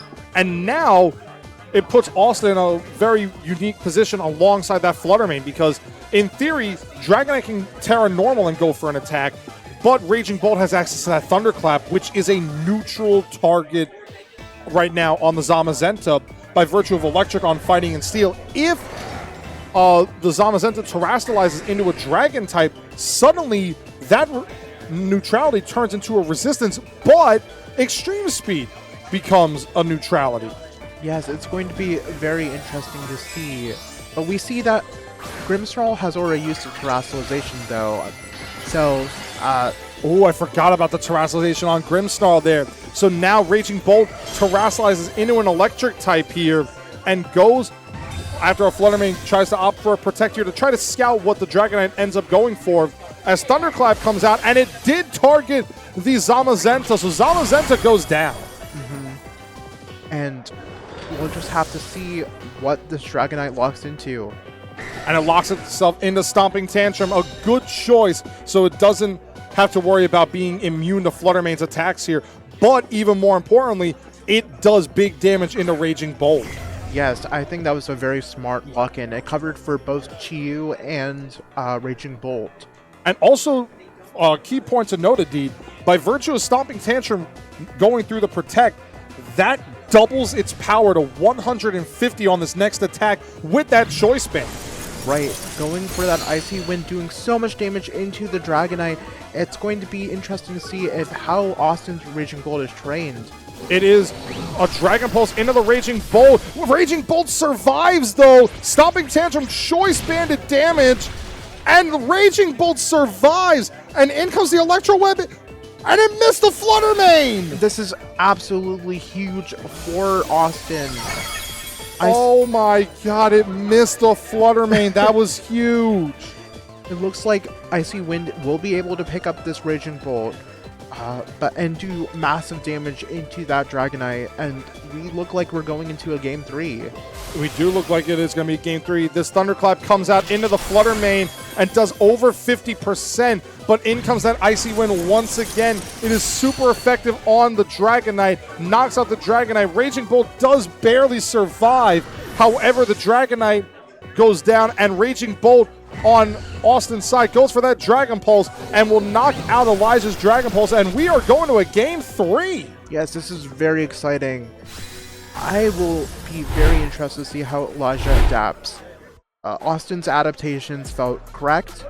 I'm very curious to see how Elijah will it seems like both of them had a dominant game where one of them took each set fairly convincingly. So honestly, you are correct, and that just showcases how successful Thunderwave can be against the Calyrex Shadow Rider. Yes, Elijah does have actually, no, my mistake. Austin has the Fluttermane with booster energy to ensure it's faster than the Calyrex Shadow Rider as long as it's still out on the field. But Thunderwave puts you in an even more advantageous position because even if you lose that booster energy, you're still faster than the Shadow Rider. Right, I think that is very important. Thunderwave on Fluttermane is just such an excellent move. That speed, Thunderwave in general is just an excellent move. Of course, we have to focus. We have to worry about the 90% accuracy. Right, it's not like Generation 5 or Generation 6 where Thunderwave was 100% accurate. But it's better than Will-O-Wisp. Oh yeah, It's better than Will-O-Wisp, 85% accurate, and it used to be 75% accurate. Yeah, I'm glad we got that buff. We don't want to remember that world set. Oh man, Aaron with the misses on the Will-O-Wisp. Although, in fairness, I've had some Incineroar Will-O-Wisp misses, and yeah, it's not fun to have a missed attack, especially one that lowers the power of physical attacks by 50%. Right, it's such an impactful move. It really is. But we're going to see game number 3 here from Austin Presti and Elijah Tatum here. One of these trainers is going to go to 2-0. And again, it could be 2 Calyrex Shadow Riders at 2-0, or it could be a Calyrex Shadow Rider and a Zamazenta. Personally, as someone who used Zamazenta at Worlds, I hope that I'm hoping that Austin, is able to show out for the Shield Dogs. But we'll have to see. Both trainers locking in. They look really locked in and excited to play. And we see it is Chien-Pao and Dragonite once again for Elijah. But meanwhile, you noticed it, Adit, on the team preview. Fluttermane and Chi-Yu are on the field for Austin Presti here. Yes, this is one of those really poetic moments. The ubiquitous Chien-Pao Dragonite combination versus ubiquitous Fluttermane and Chi-Yu combination. So we'll have to see how this goes. We really will have to see how this goes because Fluttermane is the fastest Pokemon on the field, and depending on how the Chi-Yu is trained, it could theoretically be faster than the Calyrex Shadow Rider without an Icy Wind speed drop. Yeah, it's just going to be interesting to see if it can survive an extreme speed from that Dragonite. We are going to see a Terastallization come out on the side of Elijah Tatum here. His Terra Orb is activating. Dragonite is saying, if you like it, then you should have put a ring on it because that is a giant ring on top of Dragonite's head for a normal type Terastallization. Yes, and an excellent choice of Terastallization. I really like the pin of this Dragonite Chien-Pao being able... Yeah, we see... And they see a one-hit knockout into the Chi-Yu. Right, and it wasn't even safe for... And a Sucker Punch coming out as well in the Chien-Pao, which does big damage into Fluttermane. But more importantly, in comes the Dazzling Gleam on this Fluttermane, and it doesn't even bring Chien-Pao down to its Focus Sash. Yeah, it's just very excellent targeting by Elijah, knowing that Chi-Yu is Terra Ghost, being able to pin that slot with a Sucker Punch and an Extreme Speed. And now it remains to be seen how Austin's going to adapt to that because he just lost his Chi-Yu, one of his top attacking Pokemon that also benefited Fluttermane with the Beads of Ruin, lowering the special defense by 25%. As we do see Dragonite making a switch out here on the side of Elijah, and in comes that Calyrex. So depending on what the Chien-Pao opted for here, it could go for a Sucker Punch or it could go for a Sacred Sword. Yeah, we'll have to see. As you do see a Protect come out on the side of Fluttermane here, potentially going for that Sucker Punch. And it is a Sucker Punch into the Fluttermane slot here. But meanwhile, the Body Press comes out and knocks out the Chien-Pao. So Chien-Pao is down. Chi-Yu is down. Both Treasures of Ruin are down in the first couple of turns of game number 3. Yes, it's most notably the Restricteds are still around, but we do see Elijah's second Restricted, that Raging Bolt, so strong with all of those stats, putting itself Thunderclap is in a really good position to knock out this very low HP Flutter main. I think Elijah has put himself in such an excellent position. We'll have to see if he can make it out. It would be interesting to see what happens here because the Calyrex has not gotten any special attack boost by virtue of its Grim Nay ability. But I don't know how much Behemoth Bash will do to this Calyrex Shadow Rider if it lands. Yeah, most notably, it will be doing an okay amount to that. We don't know if it's going to be stronger than Heavy Slam. I'm curious to see how Behemoth Bash does. We see a single target light, spell tag boosted Astral Barrage, doing so much damage on the Zamazenta. Well over 60%, maybe even 70%. Here comes that Behemoth Bash into Calyrex Shadow at 50%. Modest. That's modest damage. Right. Most notably, Austin does have his Terrestrialization still available, so maybe he will be able to squeeze out every bit of damage from this Raging Bolt with that Terra Electric. There is the potential of that. However, Elijah still has Dragonite in the back to have the extreme speed advantage over Austin's side. However, with the Calyrex under 50%, you could make that Thunderclap prediction and go for something like a Protect and just stall out a turn. Possibly. Or if Austin is thinking about maybe even pressing like moves like Electro Web to predict in Dragonite switch in, but we don't see Dragonite switching out. I mean, you see a Protect come out on the side of Calyrex here to protect itself from any damage this turn as Thunderclap comes out, and it will fail. So now it remains to be seen, where did the Body Press go for? Into the Raging Bolt, over 50%, and a Thunderbolt going into the Zamazenta, which knocks it out. Yes, excellent turn from Elijah there, and I believe we are on Austin's final Pokemon. Elijah has been playing this so excellently. Even with the Thunderclap knocking out Calyrex, Elijah is just in such a good position. As in comes that Thunderclap, and it will knock out the Calyrex on this turn and making it go down. So now all that's left is the Dragonite and the Raging Bolt. In comes this Raging Bolt Dragon Pulse. Not super effective. It does neutral damage here, but that damage looks to be just enough. However, in comes the Choice Band Terra Normal Dragonite. This is going to be very close. Yeah, it's going to be very interesting to see if Dragonite can pick up the KO. Maybe a combination of Extreme Speed Thunderclap is just enough to get there. We do see the Extreme Speed, and it does just enough. In comes Electro Web, and it knocks out the Raging Bolt. And with that, ladies and gentlemen, Elijah Tatum, side with that Dragonite and Chen Pao, and the Calyrex Shadow Rider, wins the set and advances to 2-0 here at the Oviedo League Cup. Right, excellent play by both sides. It just seemed like Elijah was able to really leverage that Chen Pao Dragonite combination. It's like Regulation E hasn't even left. Regulation E, Regulation D, Regulation C, Regulation F, Regulation H. Oh wait, no, that was Sneasler. But no, like Elijah just played that absolutely incredible and saving the Terrestrialization on Dragonite for game 3 and just going absolutely incredible with that. My condolences to the Fish, though. My condolences to Chi-Yu, because it was in a very unwinnable position there, because I feel like that Sucker Punch was going into Chi-Yu if it terrestrialized. Right, yes, and that's one of the things I pointed out. That's why I really like that Chen Pao Dragonite combination, really being able to pin Chi-Yu's Terra Ghost if it chooses to go for that. And how about Zamazenta as well?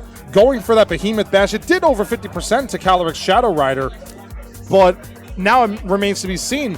Was Behemoth Bash the right choice, or was it Heavy Slam? I personally really would have loved to see Heavy Slam, but, you know, I'm not the one playing, so... Well, I'm not the one playing either. And then the Raging Bolts, it was just a matter of which Raging Bolt was faster, which one had the ability to do more damage in the end game, but it was all about that Dragonite and showcasing a combination or a core that we saw back in Regulation C, and, well, it's Regulation G, and it's still working. Right, yes. Really lovely to see Chen Pao Dragonite back after all this time. Interesting to see Nice that it's wearing its choice band instead of that loaded dice from last regulation. Oh, the loaded dice scale shot sets.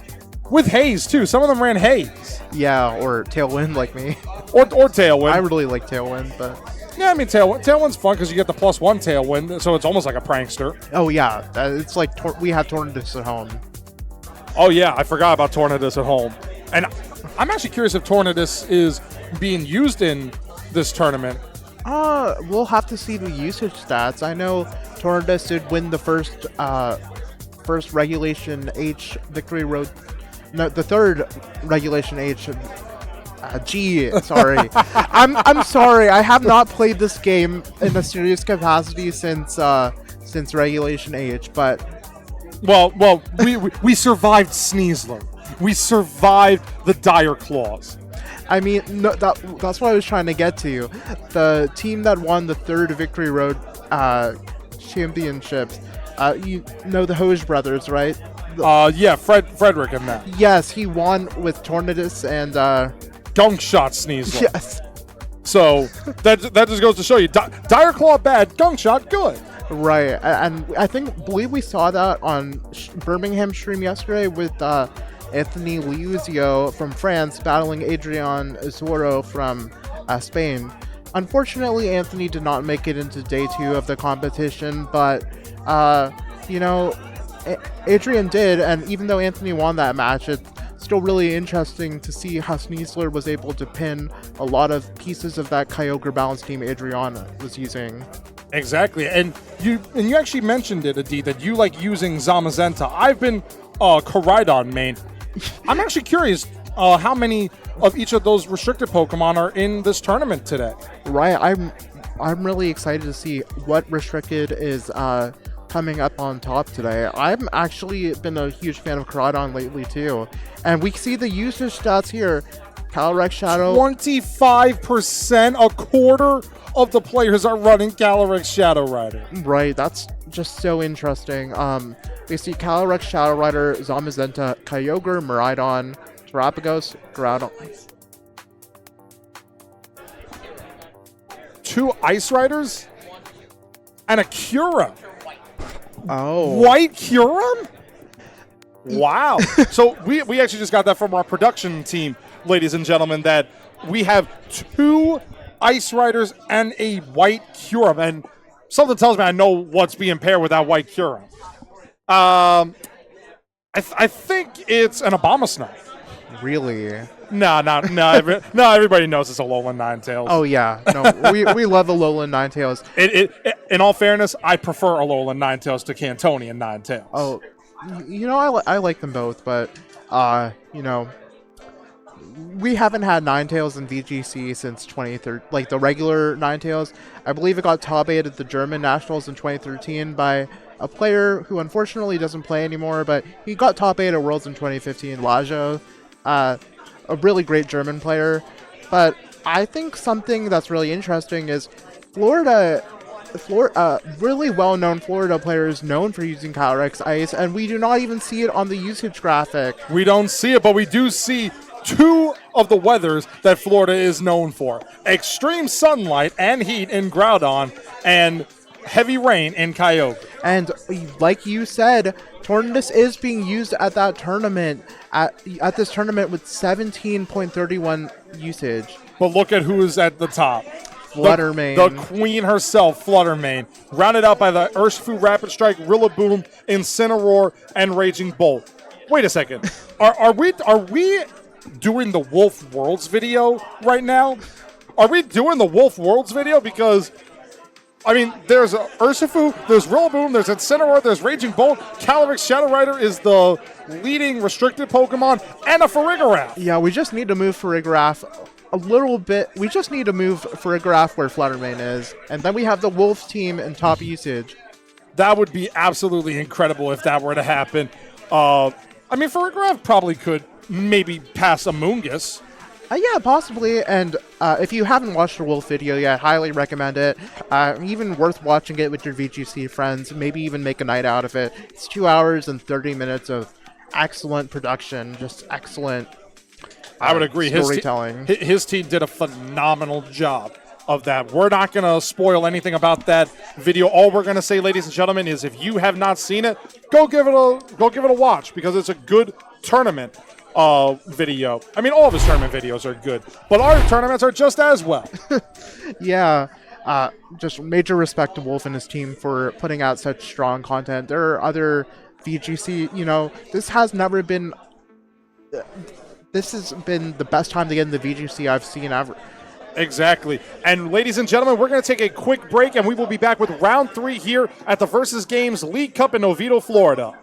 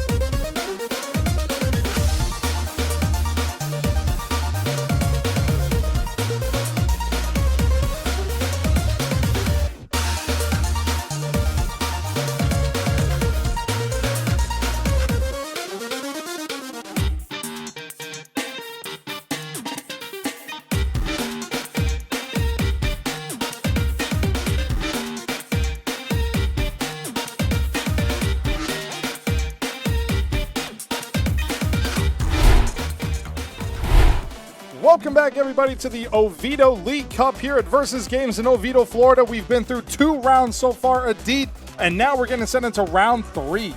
Right, and I believe this is going to be the first round we see one of the more interesting restricted Pokemon.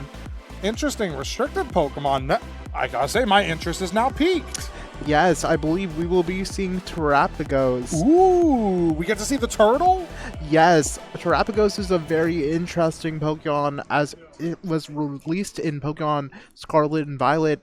Just to be clear, though, you don't have the bag with Terapagos in it like Liko in the anime, do you? I wish. Man. That Terapagos is so cute, Pagogo. Oh my god, it's so good. And if you guys haven't seen the Pokemon Horizons anime, go take a shot at it. It's really good. And actually, new episodes are coming out very soon in the US. Yes, I'll say that the cast is stacked.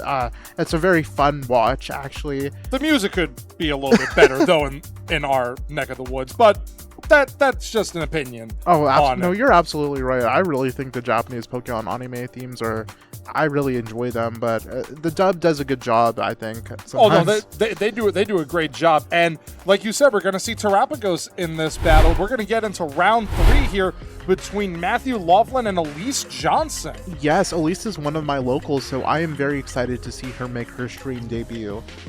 Really? She's a local from your area? Yes, we all came up together from Fort Lauderdale. Interesting to see that Matthew Laughlin is using the Calyrex Shadow Rider that we've been seeing on stream. There's a reason why Calyrex Shadow is the most used restricted at this event, and it looks like, this is a very interesting team on Matthew's side. I mean, if we look at it, it is a Citrus Berry Calyrex with Protect, Draining Kiss, Astral Barrage, and Calm Mind. The Incineroar is carrying Will-O-Wisp, which is a 85% accurate move that burns your opponent. No fire type damaging attack. His only damaging attacks are Knockoff and Fake Out. He also has Urshifu Rapid Strike. He has the Rillaboom. He's got Friend Guard Clefairy, which is even more of a problem with a Calyrex Shadow Rider, but he also has Thundurus. I think that Thundurus is going to pay off dividends here, especially the best way to deal with Terapagos, if you can't break its Terra Shell, lower its stats, and it seems like this Terapagos on Elise's side has no way to protect itself. Now, we have some interesting support pieces. We have the Booster Energy Fluttermane, we have Incineroar, a Choice Scarf Urshifu with Poison Jab, Grimmsnarl, and Volcarona with that Rocky Helmet and Terra Grass probably will do very well into keeping that Terapagos safe. So we'll have to see how this game goes. Also very interesting to note on Elise's side with her Volcarona, it does have Tailwind, Rage Powder, Giga Drain, and Heat Wave. So there's no Quiver Dance, there's no it does have Giga Drain for recovery, but there's no Quiver Dance, so you don't have an ability to really set up Volcarona and make it that unkillable Pokemon on your side of the field. But interesting on the Terapagos, I mean, yes, the choice specs, it does big damage with Terra Starstorm after the Stellar Terra. Ice Beam, okay, that's there for, the grass types, the dragon types, and maybe a couple of flying types. I think this is the first time I've ever seen Tri-Attack on a Terapagos. Do you know anything about that? Yes, I think Tri-Attack is a really strong option for, Terapagos that might be locked into Terras, who have already terastallized, and, just maybe they want to terastallize to remove the terrain or, boost itself a little bit, but Tri-Attack seems like a very safe attack to circumvent that wide guard. If you, let's just say you want to avoid what happened at NAIC for Aurelian. Okay, yeah, you do make a good point there by having a single target normal type attack, which does still get stat from Terapagos even through the Stellar Terra because it's already a normal type prior. Tri-Attack will still do good damage, and if I remember correctly, it's a 16.6% or like 6% chance of a 20% chance to cause either paralysis, a burn, or freeze. Right, and that can be very influential if it does proc. And it seems like our trainers are going to be getting into the match very soon. They're locked in. This is going to be the battle of Calyrex versus Terapagos. Very interested to see how this is going to go. It really is, as we're going to get into game number 1 here between Matthew Laughlin and Elise Johnson. Elise sends out Grimmsnarl and Terapagos. Meanwhile, Matt ends up going with the Incineroar and the Thundurus here. So Thundurus makes an appearance on the field for the first time in this battle. Yes, I really like Matthew's opening here, being able to have that fake out pressure and ways to really neuter that Terapagos' damage output. It feels like Terapagos is unsafe here no matter what. So this is a pretty precarious situation for Elise. She really has to get that Terapagos out there. And we do see Eerie Impulse come out on the side of Matthew's Thundurus, sharply lowering the Terapagos' special attack by 2 stages. Grimmsnarl going for a light screen, and Terapagos going for the Ice Beam. It will still do big damage, but not a lot there. And unfortunately, no freeze. But that's the power of the Covert Club. Yes, it's just very strong positioning by Matthew. Having that, knowing that Elise would probably lead Terapagos, and then having that Eerie Impulse to just constantly neuter its attack. And now it's locked into Ice Beam. This Calyrex is going to be able to be sitting pretty and set up so many nasty plots. Very good positioning by Matthew. It really is, but we also have to remember this Calyrex is not, it's not Nasty Plot though, it's Calm Mind. Right, so it's going to be a little bit slower to ramp up than the Nasty Plot variant, but it should be interesting to see how Elise adapts to this. Yeah, and when we see how Calyrex is, it could affect the Terapagos here. It could even affect the Grimmsnarl with that Draining Kiss, but we do see Incineroar make an appearance back onto the field once again and lowering the Grimmsnarl's Intimidate while also lowering Terapagos, even though Terapagos doesn't really have much to worry about there. But the Thunder Wave on the Grimmsnarl coming out into the Incineroar slot, which does not work due to Prankster. Right, and Terapagos is still locked in. That Ice Beam doing more damage than it was before. And it might actually be very close. It could even knock out this Thundurus on the next hit, potentially. Right, I think this Terapagos is really ramping up, and ignoring it just seems like it would be ill-advised for Matthew. We'll have to see if damage into Terapagos is going to be put down soon. I think you're correct, because we also have to worry about the potential of that Terapagos with the Terra Shell ability. Now, it starts out as Terra Shift and goes from its baby form into the terrestrial form that we see currently.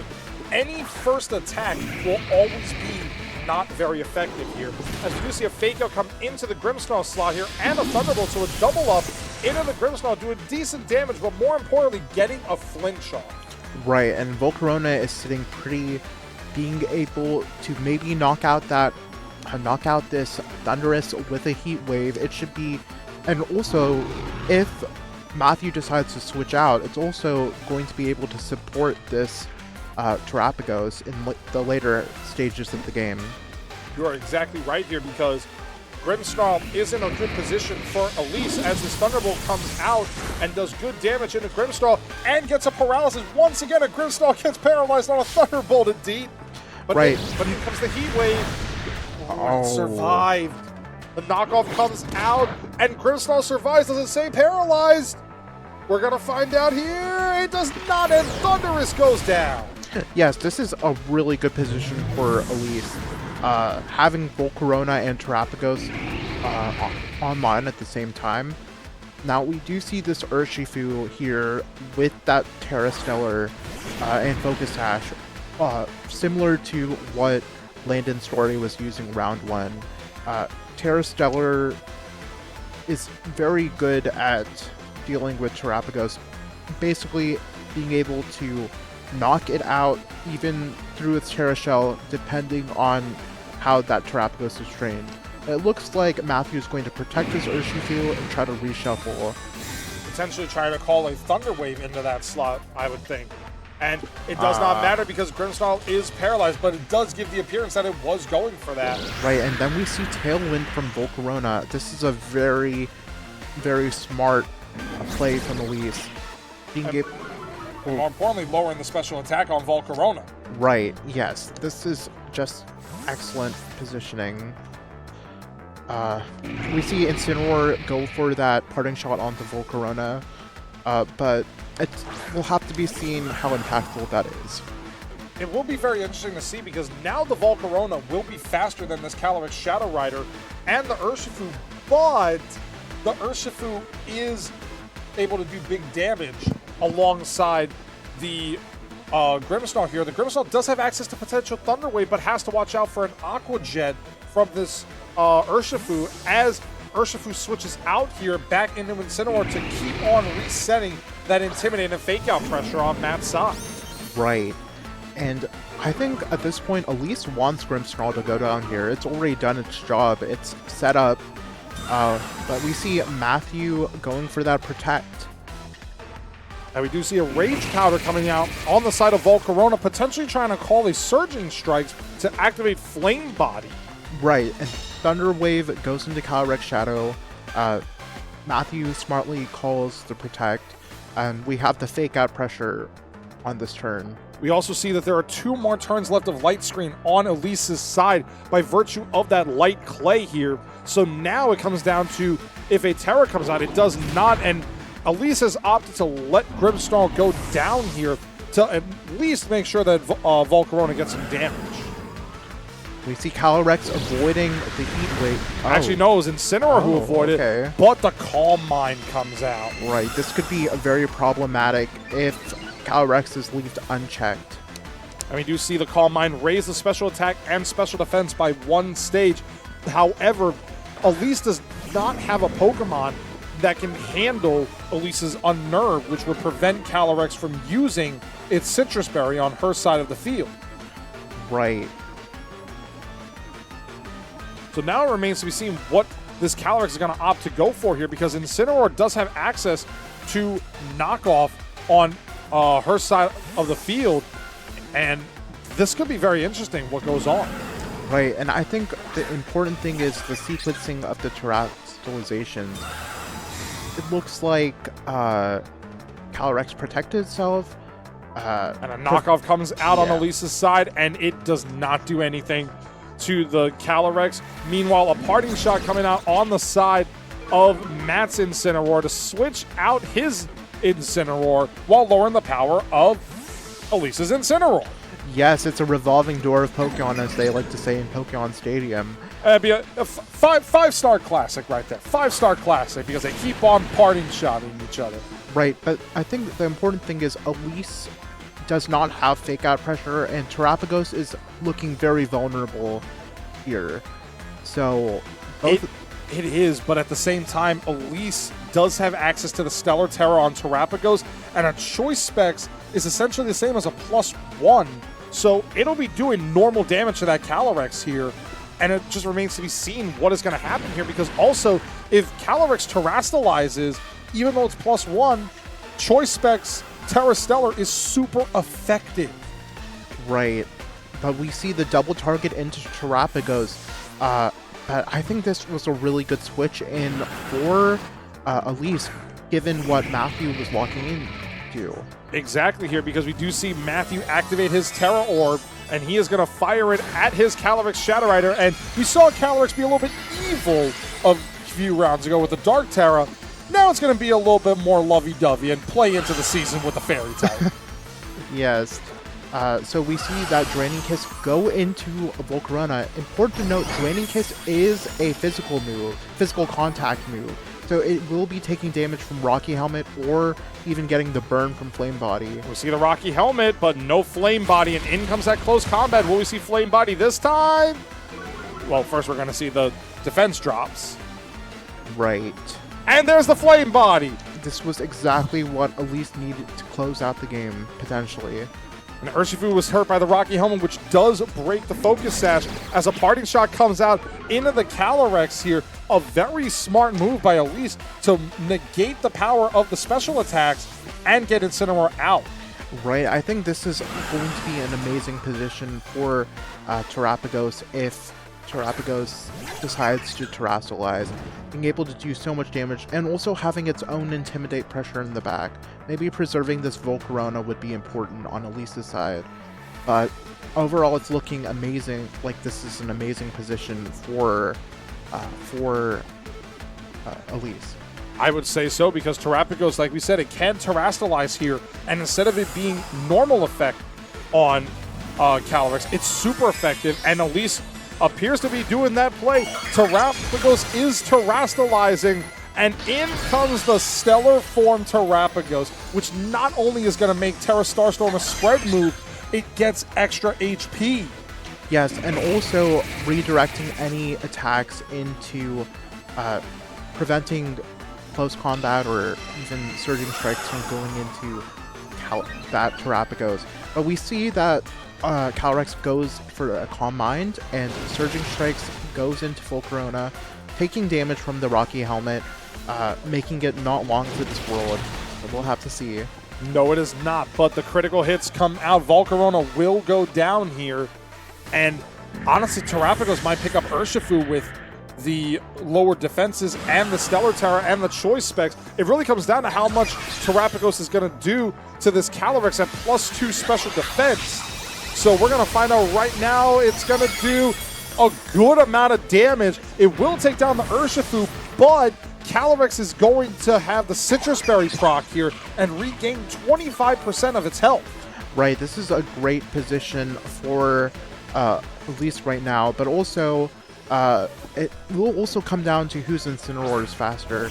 We have a Calyrex on the field that cannot use Astral Barrage effectively because Terrapagos resists that attack, and we have to see if Matt's Calyrex can set up to a point where this Terrapagos will be unable to do meaningful damage with that Terra Starstorm.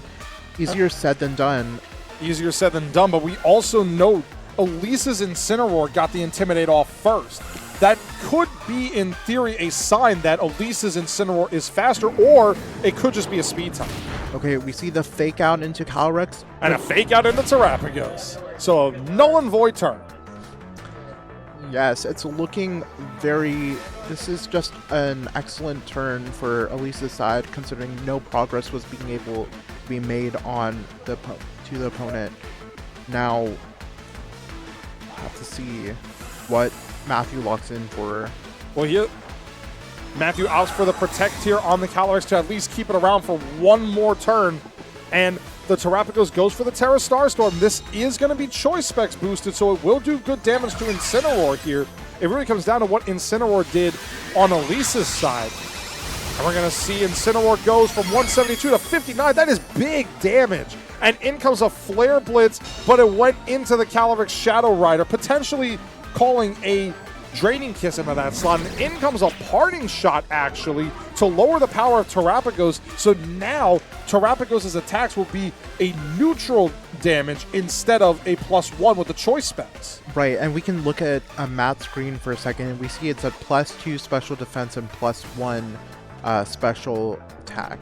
So it will be seen if the super effective Terra Starstorm will be able to KO this Calyrex. But we see Draining Kiss go into Incineroar, doing a meaningful chunk of damage. And recovering 75% of the damage dealt.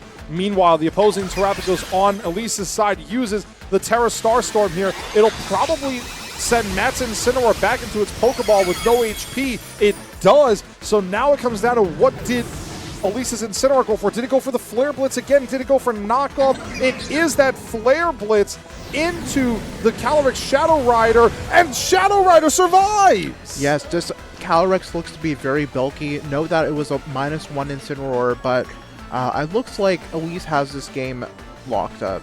We'll have to see. In comes the Draining Kiss once again into the Incineroar to knock it out on a critical hit. Might have mattered. I mean, it's a neutral attack, even with the Terra Fairy. It's a neutral attack.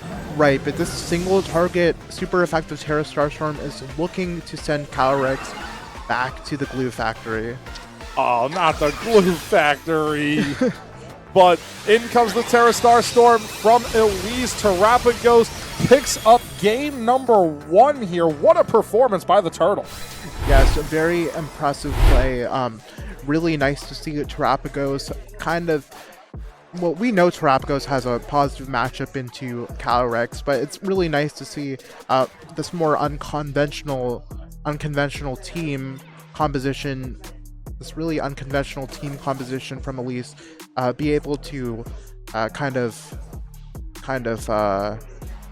overpower Matt's more standard composition.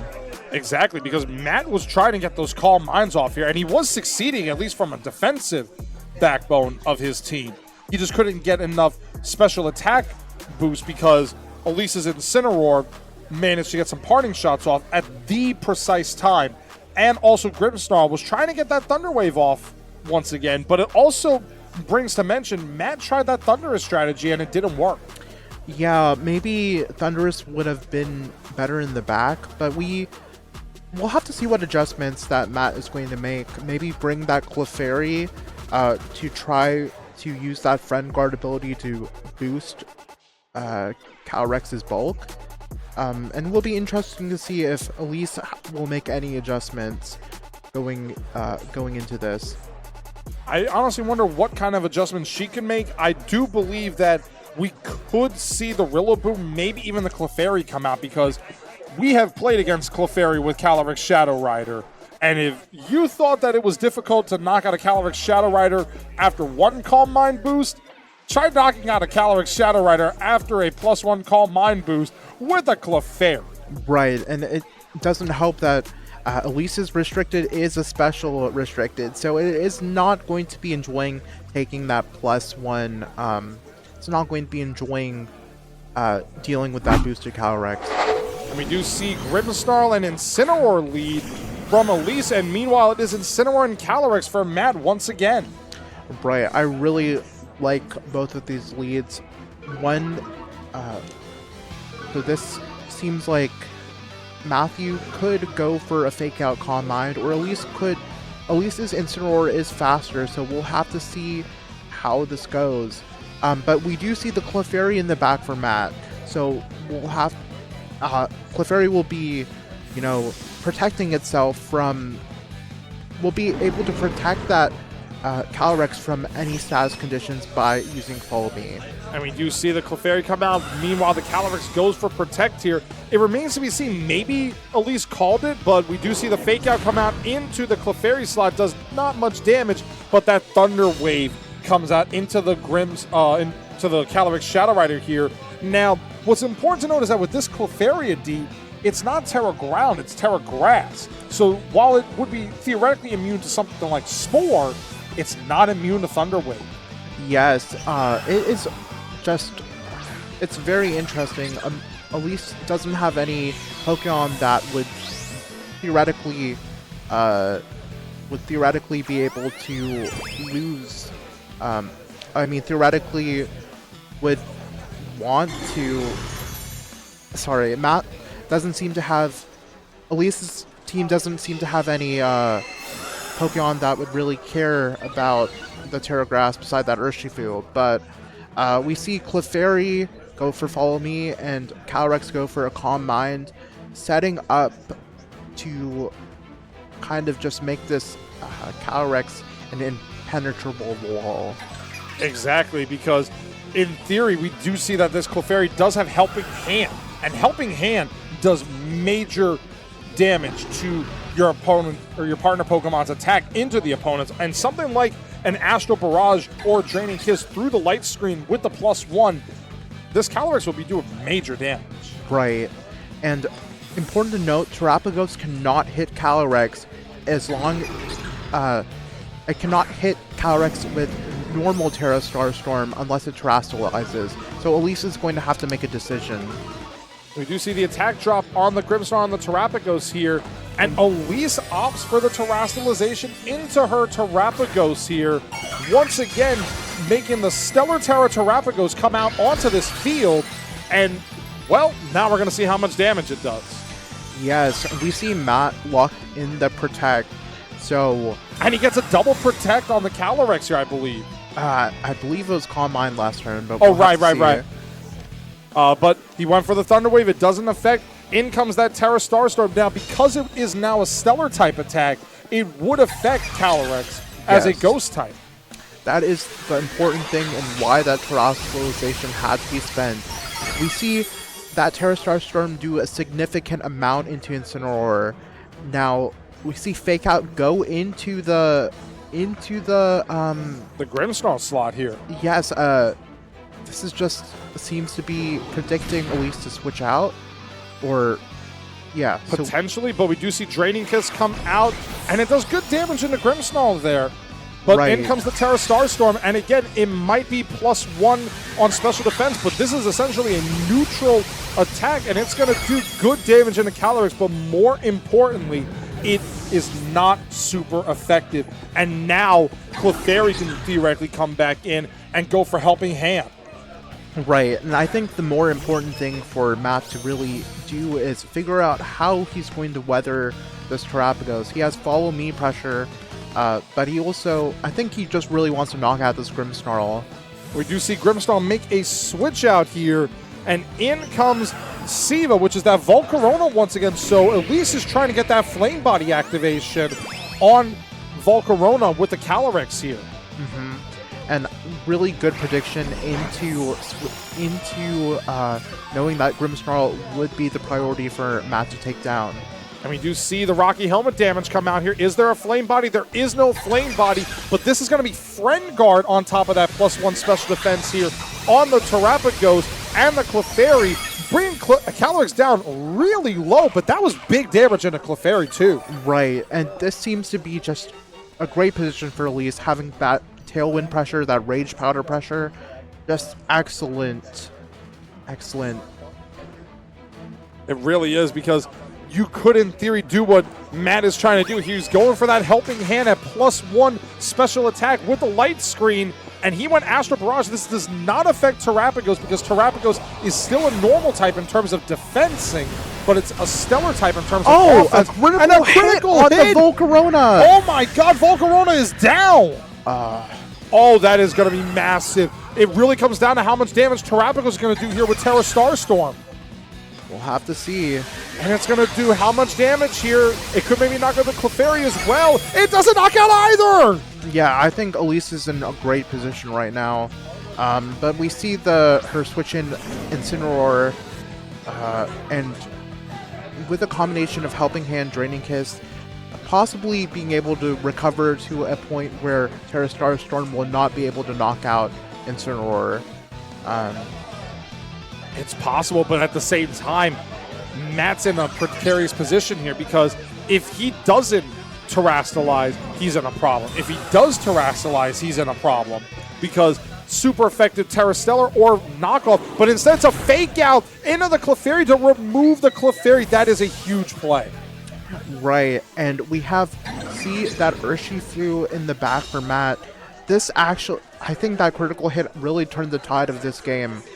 It really did, because Urshifu still has access to its Focus Sash here and would be able to live one attack.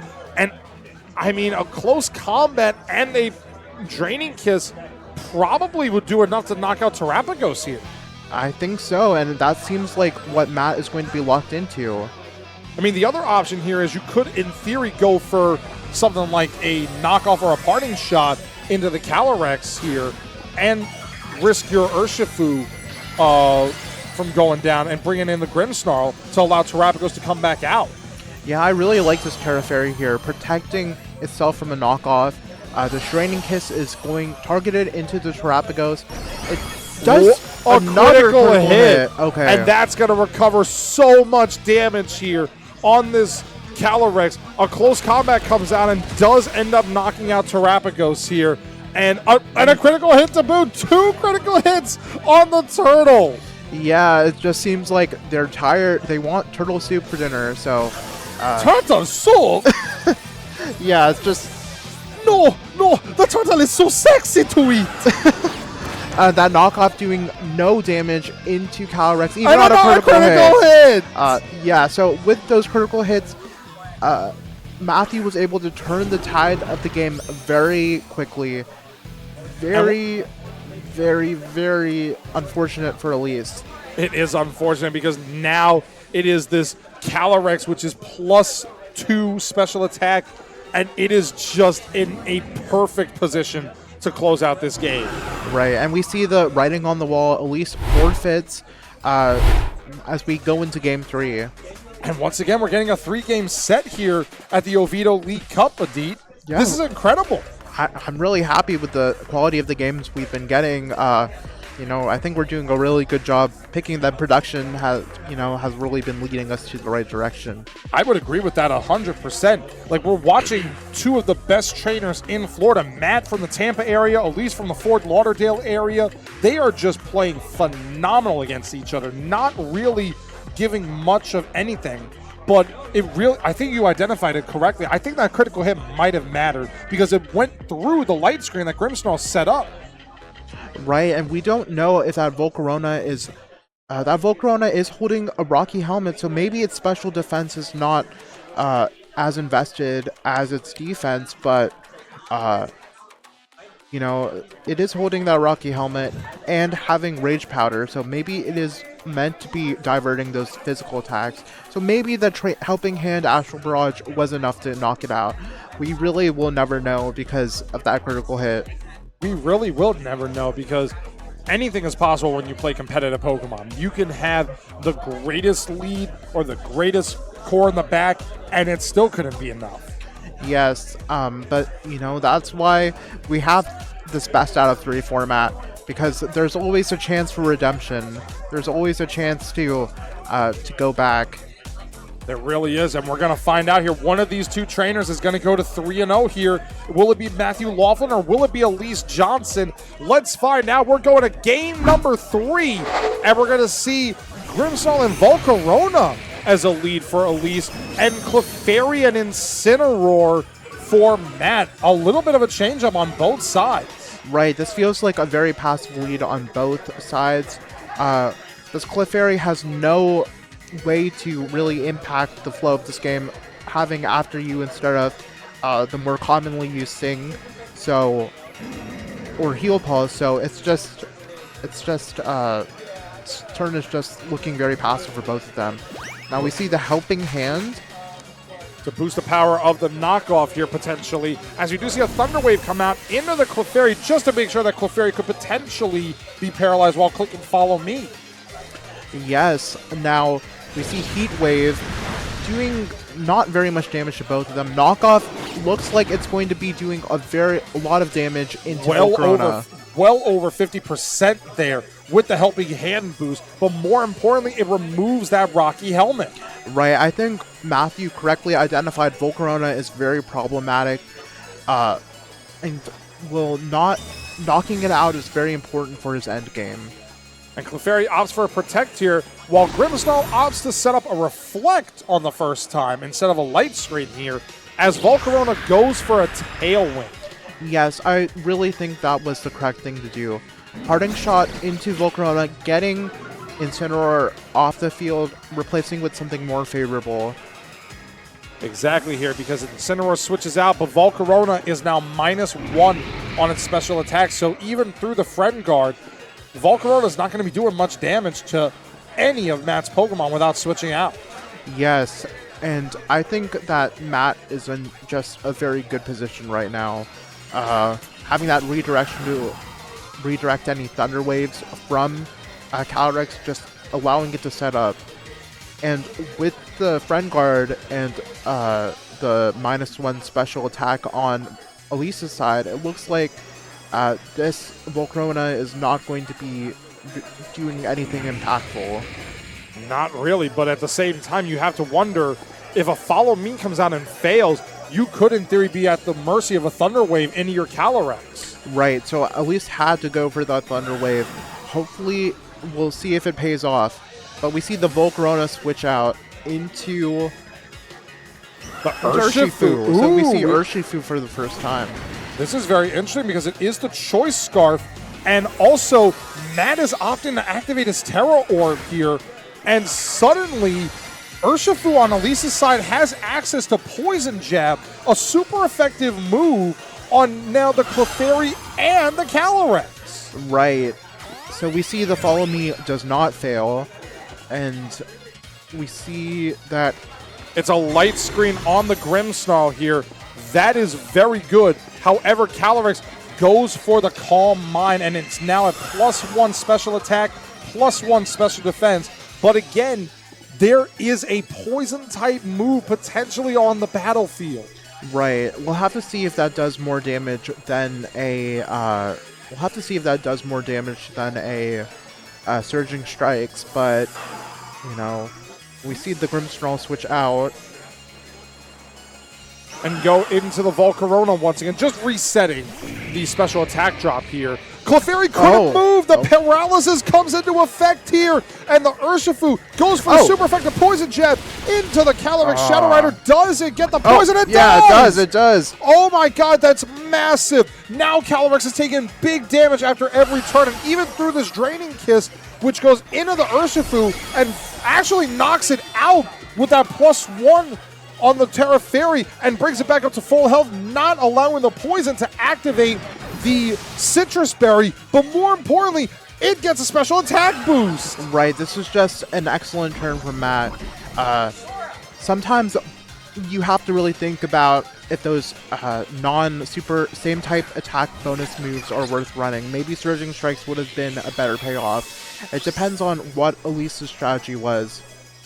It really does, because now we do see Terrapagos is out onto the field. 5 more turns of Light Screen by virtue of that Light Clay, but this is the last turn of Tailwind. Right, so if Volcarona needs to be able to survive for another turn, if another Tailwind can be set up. But we see that Terrapagos is out on Elise's side, and we see the switch out from Clefairy. It will be interesting to see what Elise decides to go for. It really will be, because we do see Incineroar come back out onto the field for Matt, and Terrapagos will have its attack lower, but not its special attack. And also, Elise is activating the Terra Orb once again. Right. Now, this could be maybe a combination of super effective Terra Starstorm and Poison will be able to knock out this Calyrex, but with the Citrus Berry, it doesn't seem very likely. We'll have to see what happens. So, Smart Protect on Calyrex. Terra Starstorm doing okay damage.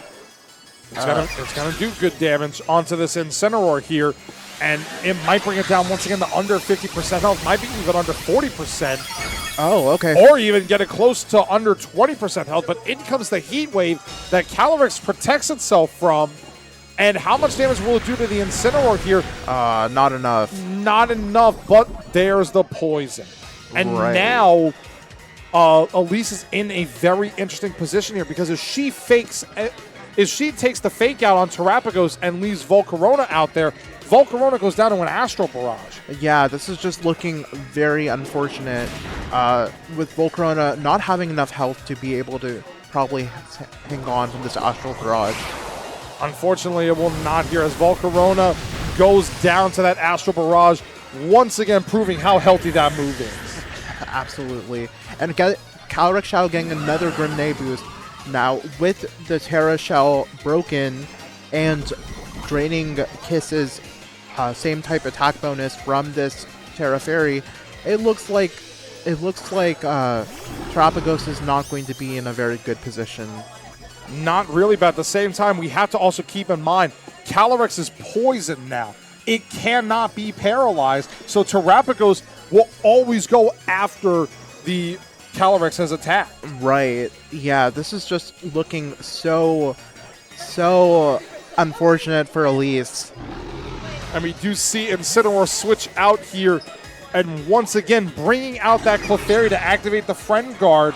So now we'll see how much damage it does with the Friend Guard here, because there's the Draining Kiss. It's +3 Terra Fairy with the Grimmsnarl, and Grimmsnarl goes down even with the light screen on Calyrex going back up to full HP. Right, and now this is a very strong Calyrex now, getting so many boosts from that Grimne, and Terrapagos is the only thing left for Elise. So it looks like it's just a matter of time. It really does, but in comes this Terra Starstorm with the Friend Guard activated. and it brings it still down under 50%, but activates the Citrus Berry. Right, this is looking like a helping hand plus draining kiss situation. But we'll have to see. And if it did that much to Grimmsnarl, I wonder how much it's going to do to Terrapagos. Well, it's not super effective, but It's not super effective, but it still will do big damage and bring Calyrex back up to full HP, most likely. right, yeah, this is going to do so much damage. And here comes the Draining Kiss in a Terrapagos, +4 helping hand, well over 50%. But again, Calyrex just gets back up to 50, to full HP here. And in comes that Terra Starstorm once again. It will take out the Clefairy finally, but it won't take out that the Calyrex unless it was a critical hit. Right, and I think that's what Elise would need to stay in this game, but it's just not looking like the cards are in her favor. Unfortunately, it is not, because we do see Urshifu is in the back for Matt, and Urshifu has access to close combat, which is super effective alongside that Calyrex with the Draining Kiss, and it appears as though Terrapagos is going to faint, because in comes a +4 Draining Kiss once again in the Terrapagos. Terrapagos is out of HP. It will go down, and Matt Laughlin with Calyrex Shadow Rider advances to 3-0 over Elise Johnson. Right, but still, it's a fair position for both of them to be in. 3-0 for Matthew is always good going into the rest of the day, and then 2-1 is still, you're still in it. You're still in it. Like, Yeah. there's always an opportunity that at 5-1, you make cut. Absolutely. And honestly, Elise played phenomenal in this set. Right, yes. It's just, I think the adjustments that Matt made game 3 were just very influential. And he also identified Thunderous was not a good break in any of these games. It was nice to attempt it with the Eerie Impulses and the Thunder Waves, but it just wasn't doing enough to really cinch in for him to bring it and just keep on clicking Eerie Impulse, because it was still doing big damage with the -2 and -3 special attack. Right, yes. I just think that Matt correctly identified what he needed to change, what pieces he needed to adjust. The other thing is, though, we did not see Rillaboom on Matthew's side. We did not see Flutterman on Elise's side. Right, and maybe there's a reason for that. I mean, unlike Austin's Terra Normal Fluttermane, we did not get to this Fluttermane's Terra Fairy. Maybe that might have been what it needed, what Elise needed to make it through the set, but overall, I think both of the choices were fair. I agree with that, because Taunt would have definitely shut down the Clefairy with it having only 4 support moves. Yes, definitely think so, and also dealing with that Urshifu, maybe Icy Wind, getting Icy Wind off, so To break the Focus Sash and get speed control on Calyrex. right, yes, and maybe getting into the position where Terra Starstorm will be able to knock out, getting more opportunities for Terrapagos to kind of go crazy on the opponent's team. But very interesting, a very well played set by both of them. It's always nice to see two strong Florida players really just give it all they got. Exactly, and congratulations to Matthew Laughlin on advancing to 3-0 here at the Versus Games League Cup in Oviedo, Florida. We're going to take a short break, ladies and gentlemen, and we will be back with round number 4.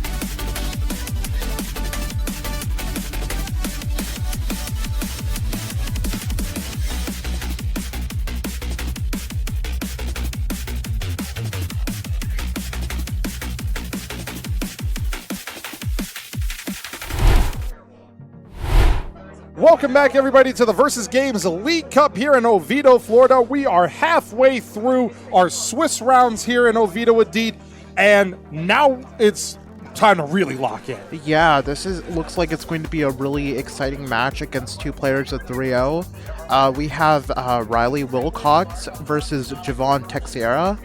I believe Javon won a cup recently. I believe he did win a cup recently. He did win one. Him and I have had some good battles ourselves. He is a really strong player. And I've even lost to Riley in the finals of a challenge before. Right, yes. This looks like a very, very, very exciting match of two promising young Florida players. I think these players are younger than me by a decade. Possibly. I think Riley is. Riley's definitely. Riley's definitely younger than me by a decade too. Like actually, 10 years and a month.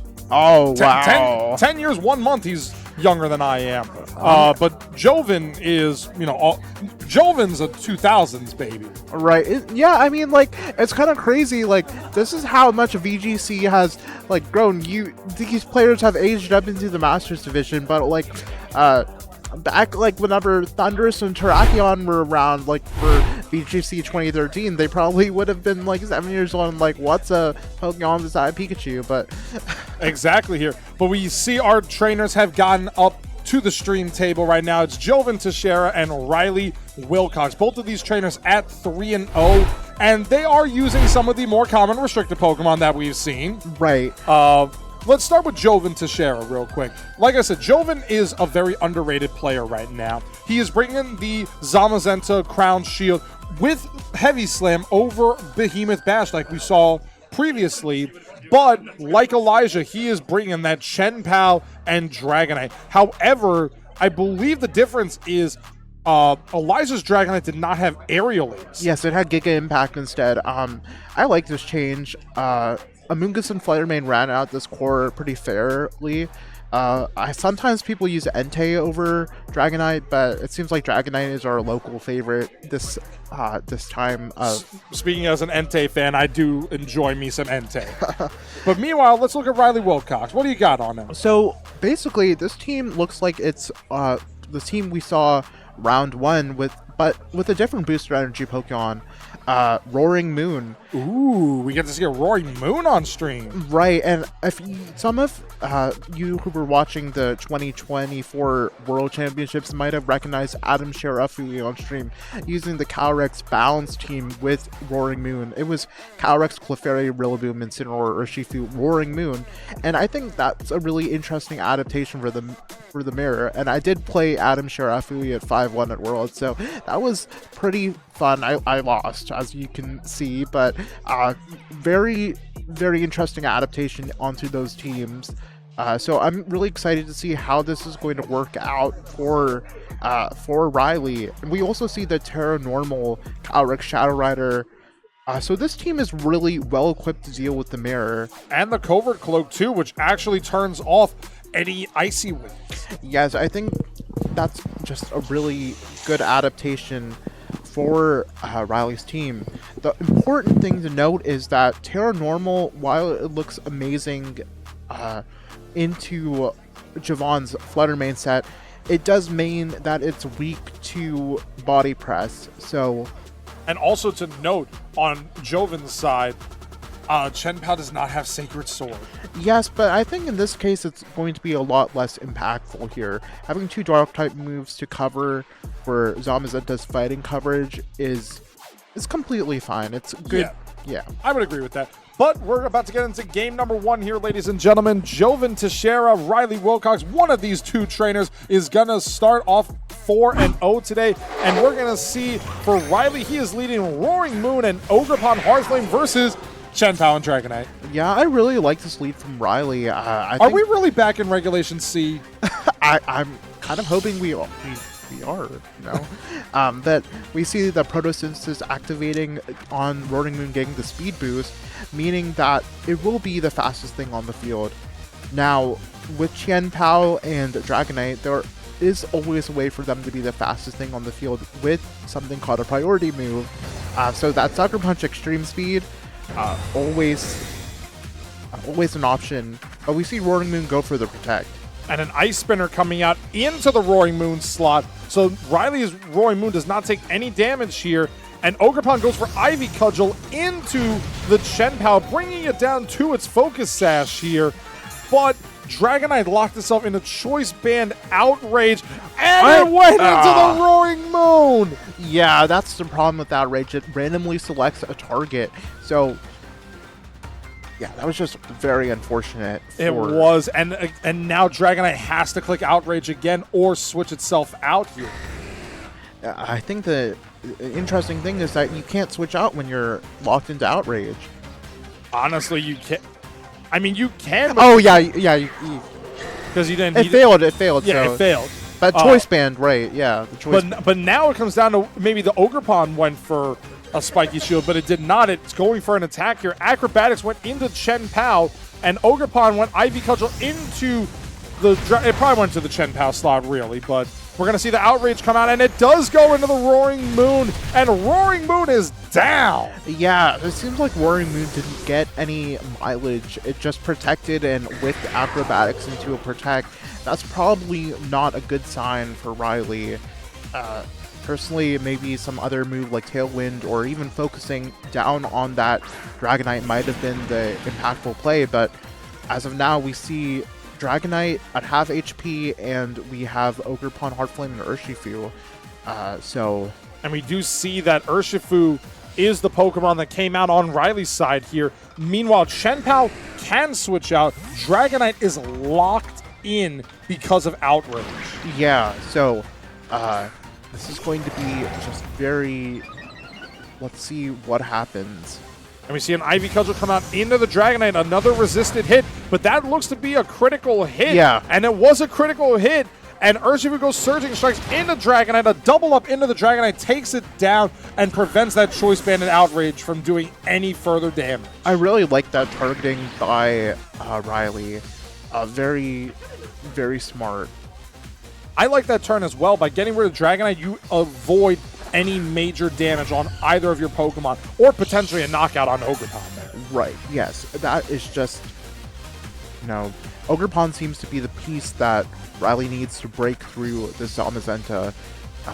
We haven't seen the Terastallization yet, but it looks like Fluttermane is poised to do fairly well into this. It does, but also Riley has that Ogerpon Heartflame out here with Mold Breaker.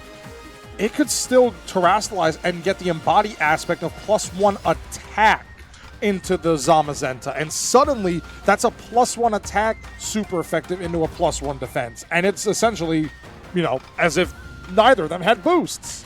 Yeah, but we see Riley Terastallize. He is Terastallizing, and it's the Urshifu, actually. So Urshifu is going to go Terra Stellar here.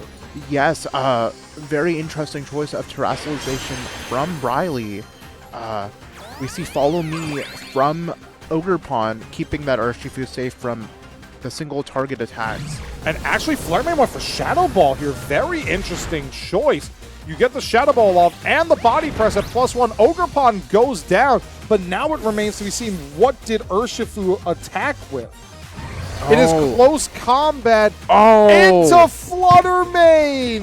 That was just such an unfortunate turn for Riley. I think he was trying to call the switch or something like that, but it's looking, this is looking very precarious for Riley right now.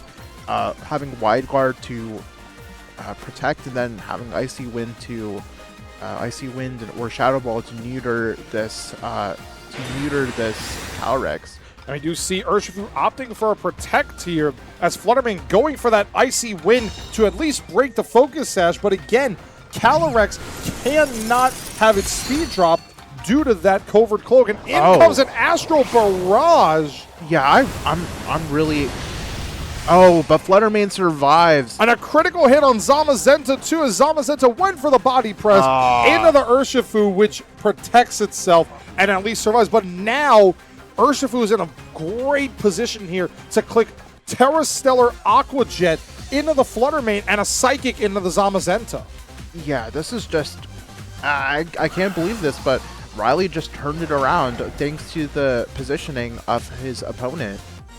He really did here. That is an incredible adjustment by Riley on the fly here. It looked like Joven was in a really good position with Fluttermane and Zamazenta on the field, but that critical hit really did a number, and I'm actually surprised that that was a special, super effective Astral Barrage, and it didn't bring Fluttermane to, one-hit knockout, or even if it had a Focus Sash, a Focus Sash. Right, this could be an indication on how Riley's Calyrex Shadow is trained.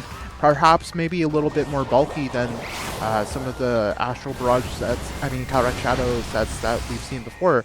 But single target Astral Barrage takes out the Zamazenta, leaving Javon with only Chien-Pao in the back. With 1 HP left. One HP and a Dream. So perhaps Calyrex might just go for Sucker Punch.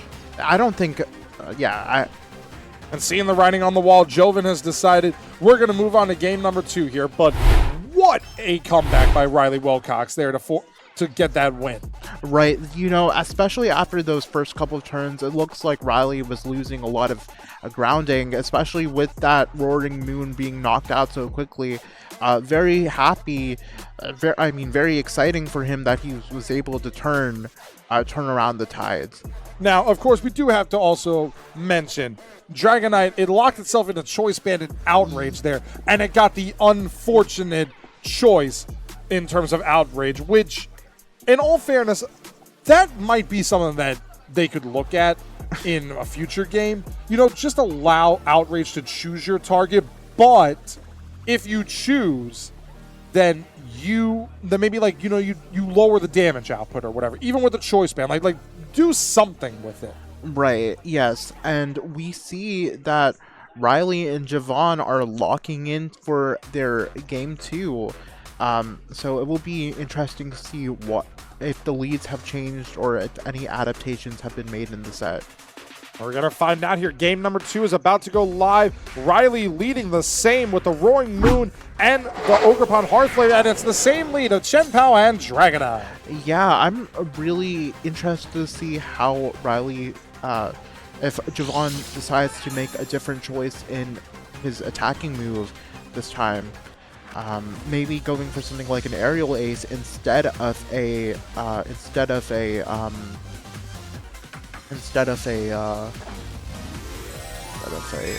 outrage.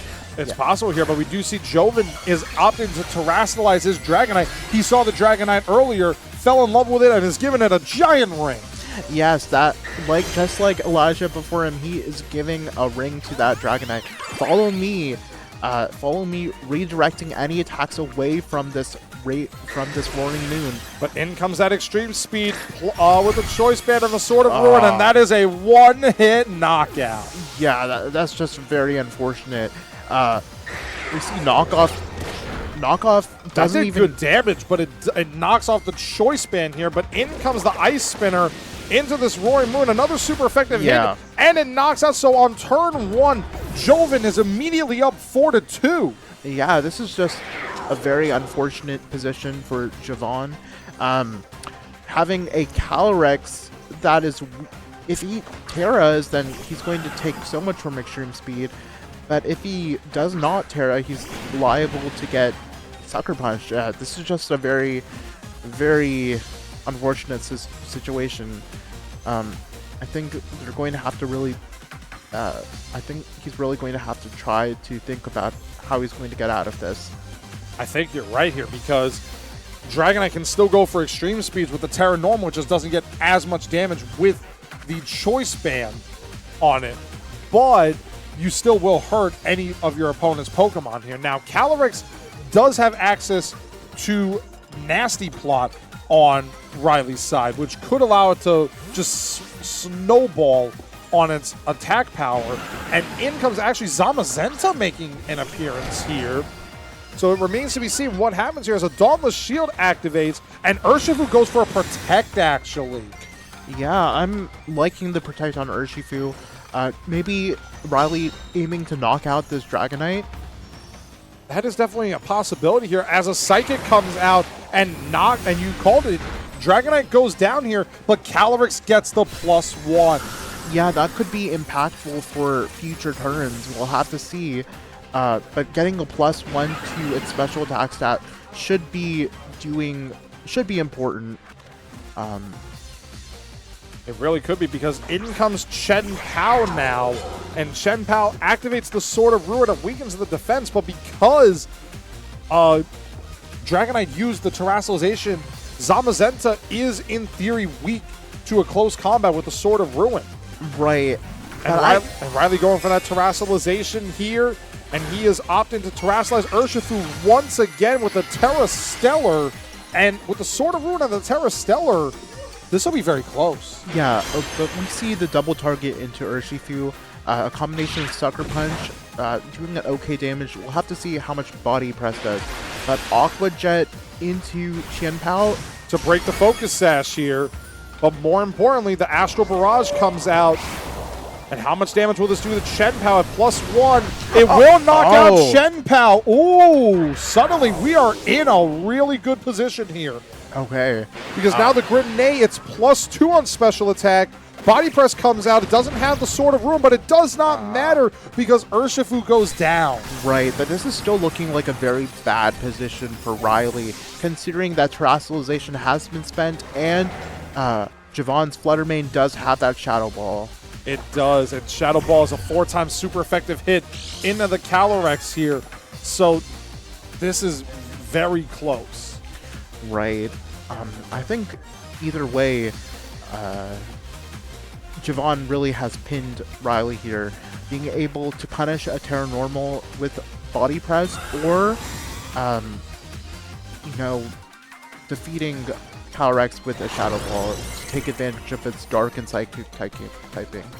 And Joven going for the wide guard here to protect from Astral Barrage, but Flutterman going for that 4-time super effective Shadow Ball here. I believe Riley was just trying to see what would happen here, but if his Calyrex could live this would be absolutely massive. Yeah, I think that Psychic doesn't even pick up Zamazenta from this range, but we'll have to see.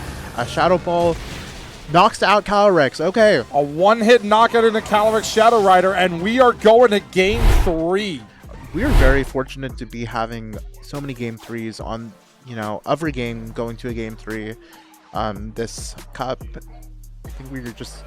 Everybody's really excited. 4 rounds in, 4 Game 3s. Right.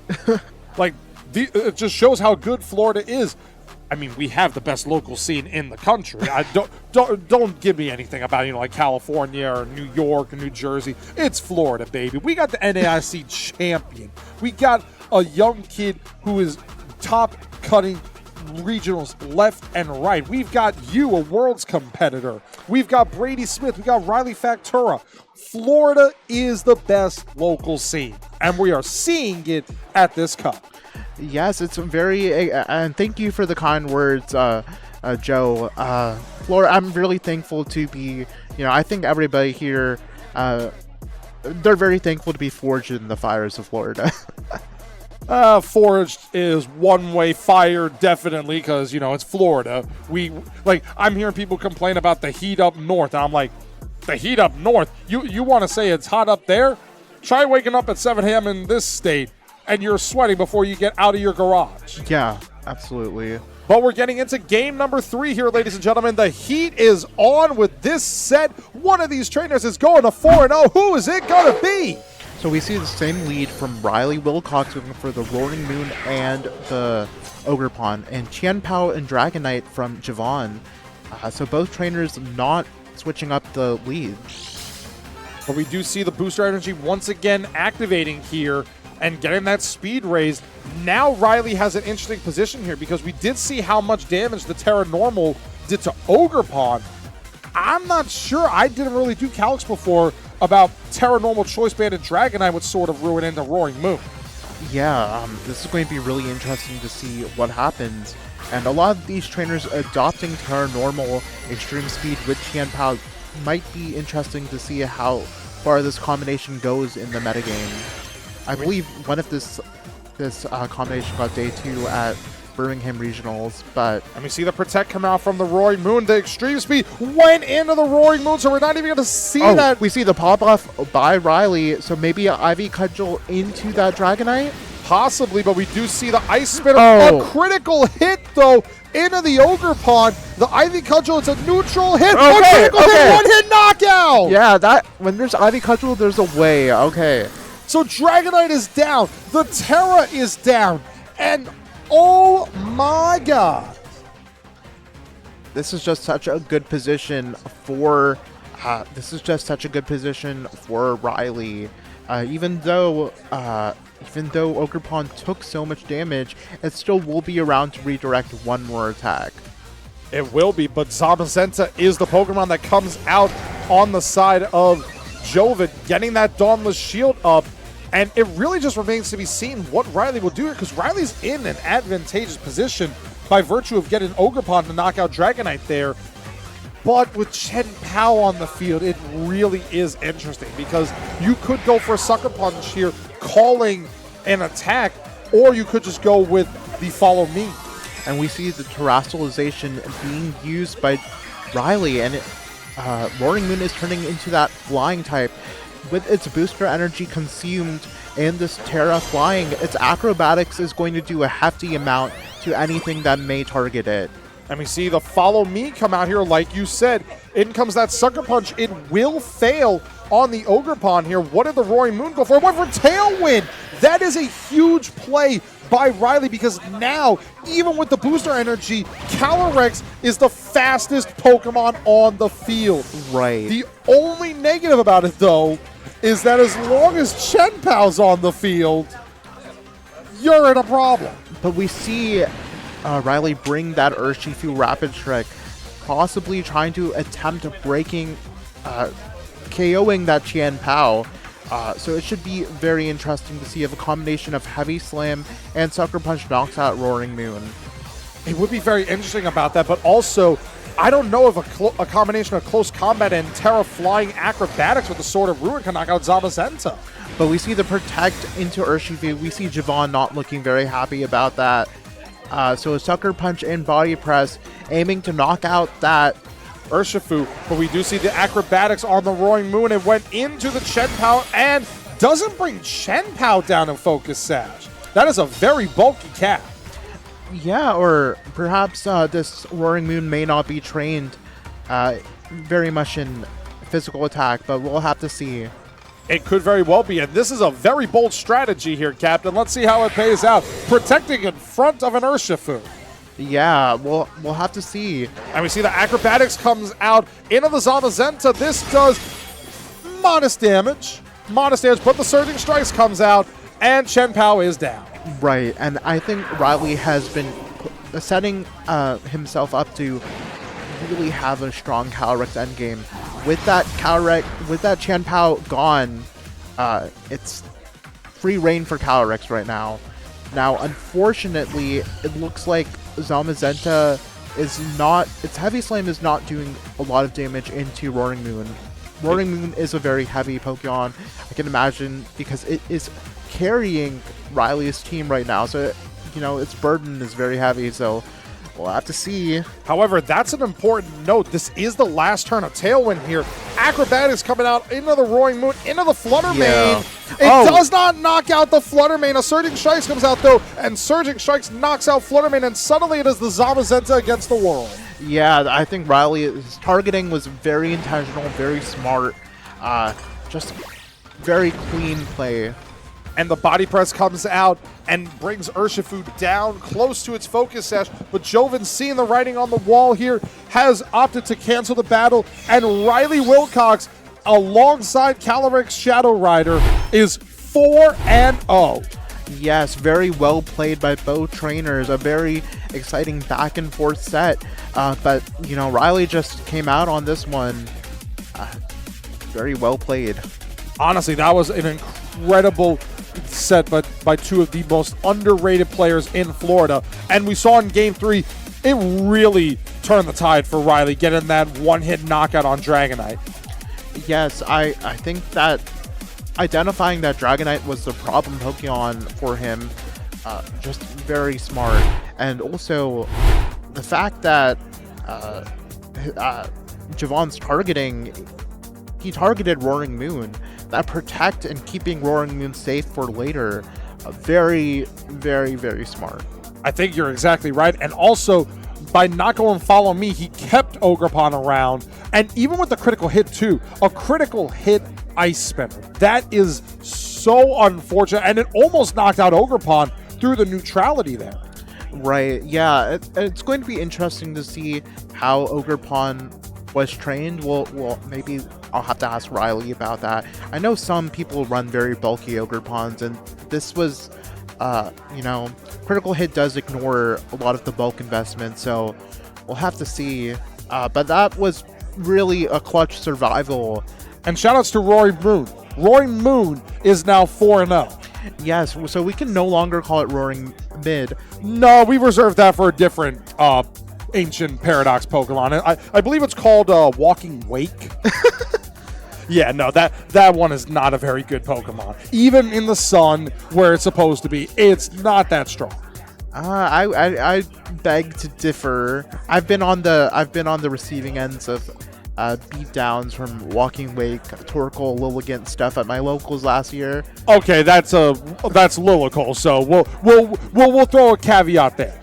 Yeah, but Roaring Moon did actually make finals of the Birmingham Regional Championships. Oliver Eskelin used it, so I suspect this is not going to be the last time we see Roaring Moon, at these Reg G events. I think Roaring Moon is only getting started.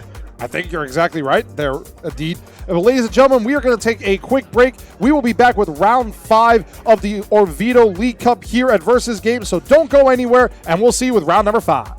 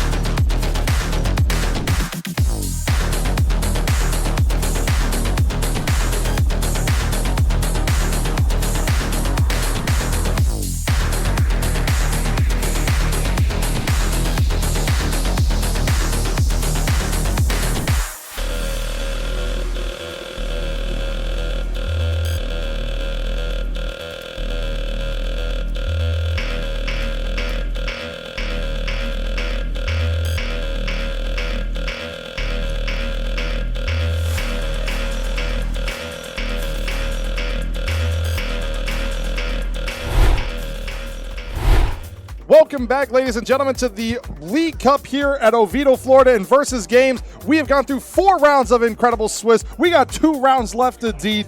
This is, yeah, I mean, it's exciting. I'm at a loss right now, dude. Like, we have some of the best trainers right now. Only 3 are still undefeated. I know, it's insane. That just shows how competitive this Just how Exactly. Florida locals are. Right. Like, this is the largest local in Florida for a reason. Yeah, I'm really excited to see how this next game shapes up. We have 2 really strong trainers coming up for you, and I'm really excited for everybody to see. And we can see it on the screen. We have Austin Liftowski versus Carrie D. Ortona. And, well, I think, hold on, that carried person, he sounds familiar. Why does he sound familiar to me? It's a mystery. He's Florida's Wonder Kid. Yeah, he is definitely Florida's Wunderkid right now. He has been on an absolute tear ever since he started going to locals. He started going to locals in Orlando at off of OBT at Cool Stuff Games. He started going there. He was top cutting over there. He was cutting locals in the Tampa area. He goes to Baltimore. He cuts Baltimore, or I think he barely missed cut at Baltimore. No, Louisville. Louisville. No, he got top 8 at Louisville. No, he got top 8 at Louisville, and then he cut Toronto. Right. And like he's just on a tear, and I believe he's going to San Antonio next weekend. Yeah, it's going to be really exciting to see. He's been a force to be reckoned with. Austin Littowski, on the other hand, he's no slouch either. He got day 2 at Indy Regionals using Kyogre. So we might see the rain again. Wait, we're gonna see the rain again? I thought Florida doesn't. Why does Florida need rain? I mean, Why can't we get snow? Well, why can't we get snow? Why do we need rain? well, we aren't in Atlanta, unfortunately. We aren't in Georgia. Whoa. Let's not. I mean, look, Florida is a good state, but Atlanta is my city. Atlanta's my city. I mean, I'm trying to move there, to be honest. Hey, in all fairness, Atlanta's a good city, but I think I speak for all of Georgia when I say this. We complain about I-4 traffic. I-85 is worse. Okay, so we have the trainers on our screen right now. We have Austin Littowski using that Archaludon Amoonguss. Ooh, Archaludon. I thought we left it in Reg H. I guess not. We can see if the teams are up yet, but 2 friends getting to play each other. We love the camaraderie. We love how locked in everybody is. We're just excited for a good match, and we can see the teams on our screen. Archaludon, Amoonguss, Urshifu Rapid Strike, Tianpao, Kyogre, and Dragonite. So we see a interesting take on Kyogre. We see Dragonite again.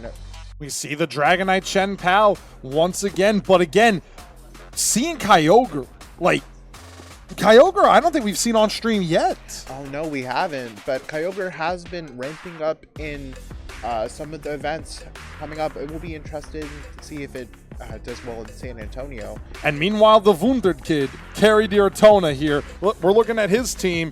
That's a Shadow Rider again. Yes, it's one of the strongest Pokemon for a reason. And also, I mean, Carrie is known for using Calyrex Shadow Rider. He has been the proponent of Calyrex Shadow Rider in the Florida VGC. Right. Fun fact about Carrie, when he went to Indy Regionals, he got top 32 and was the best placing Calyrex Shadow Rider.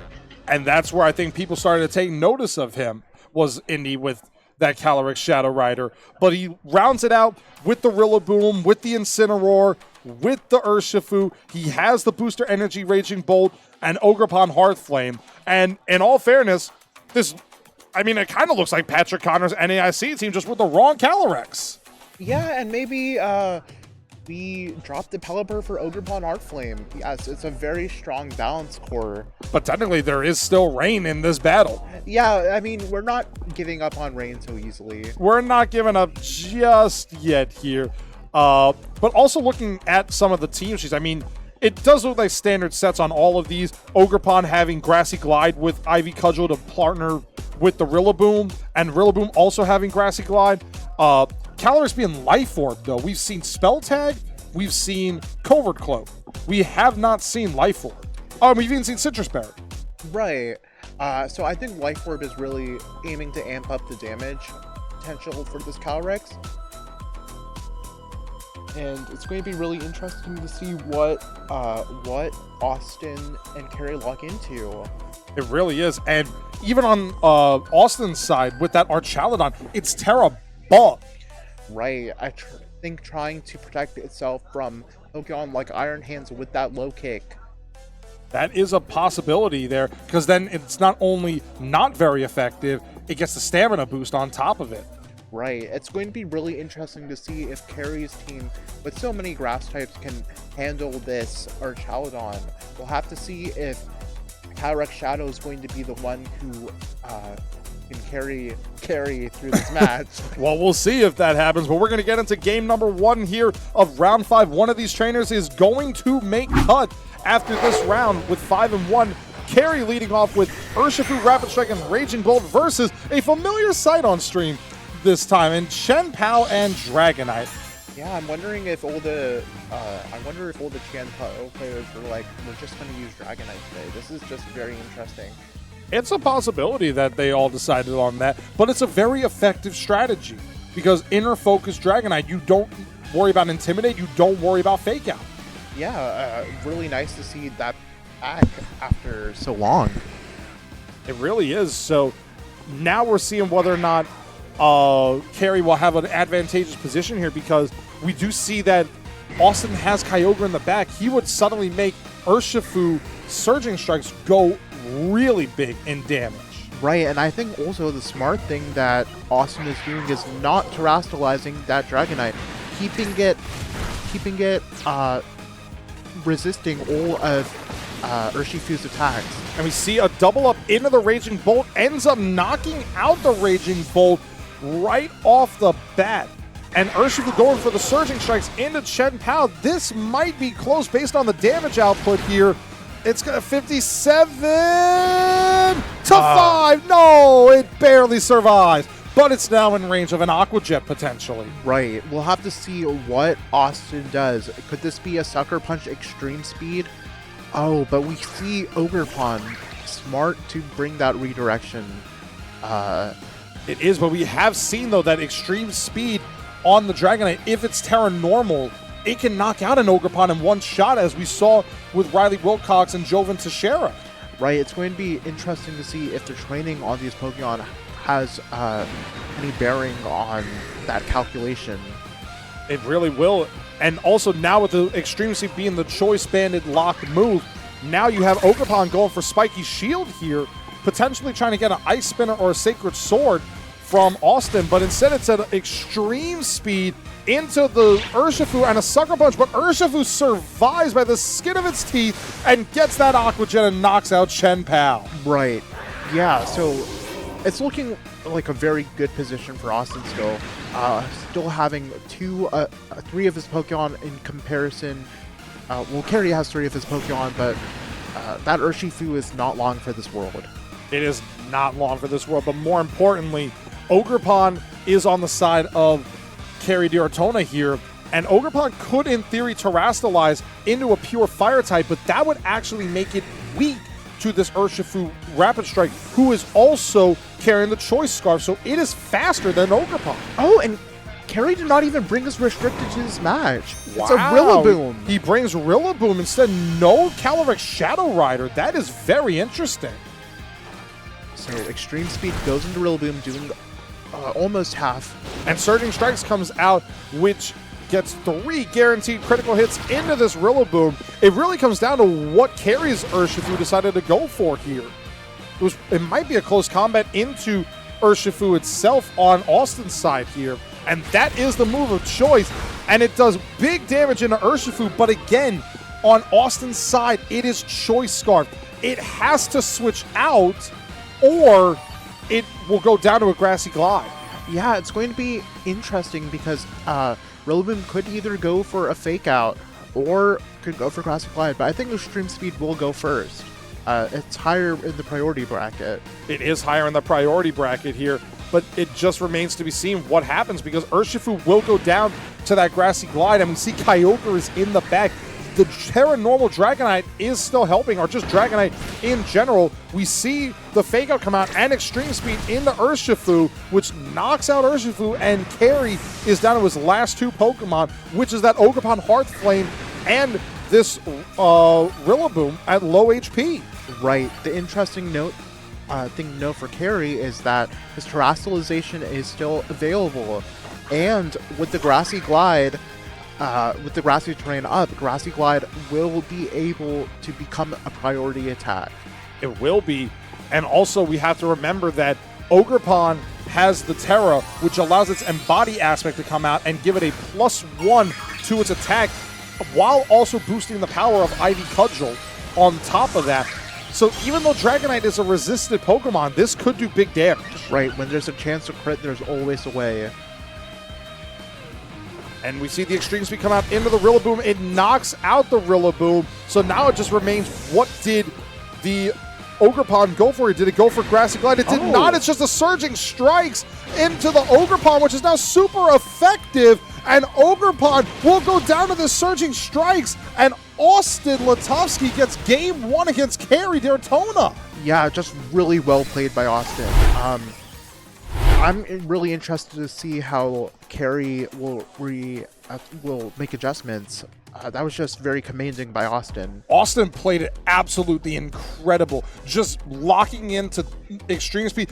Did not even use his Terastallization in this battle, too. I think the really interesting thing about this match is that we didn't see Restricted actually on the field for both trainers. No, we didn't. We know that Austin had Kyogre in the back there, but he didn't bring it.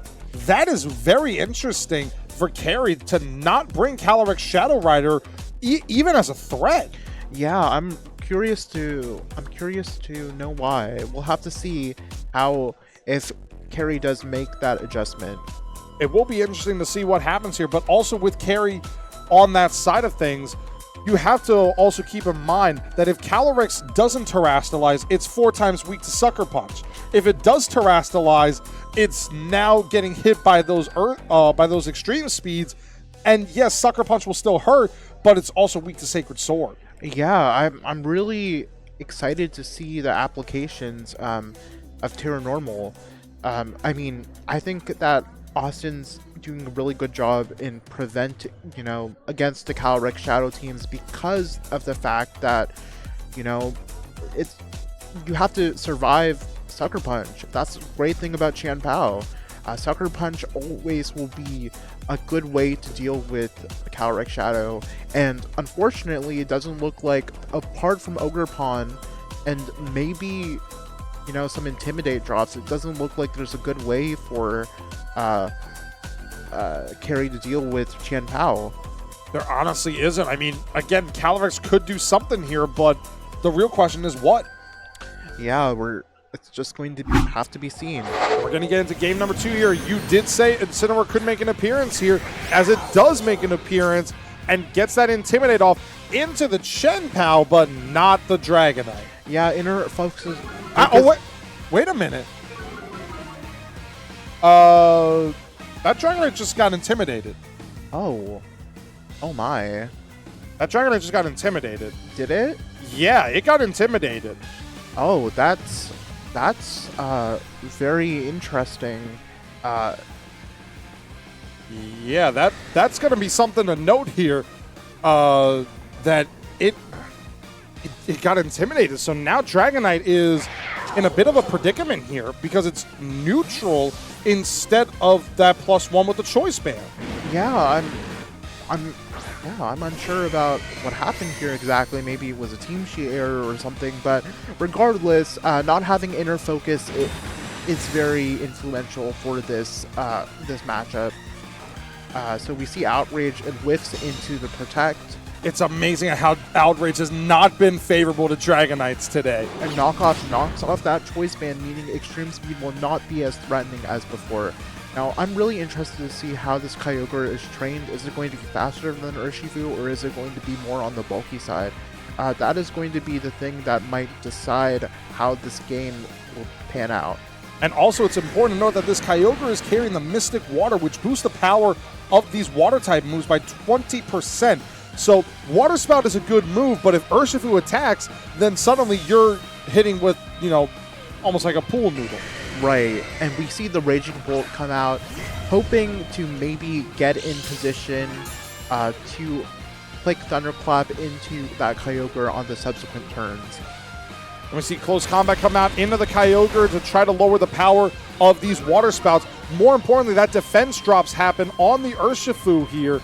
And Kyogre goes for the Origin Pulse, and it avoids the Urshifu, which is unfortunate, but that still does major damage into the Raging Bolt. But the Outrage comes out again and brings Urshifu just above red HP, but because of that Choice Band being knocked off, it doesn't have access to the Focus Sash. Yeah, and that Intimidate might have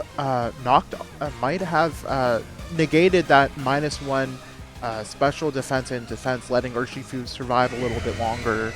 But now what's important to note here is that if Kyogre stayed out on the field, it would be weak to that Thunderclap from Raging Bolt. However, Dragonite can go for an Outrage again. It'll still affect the Raging Bolt if it's faster.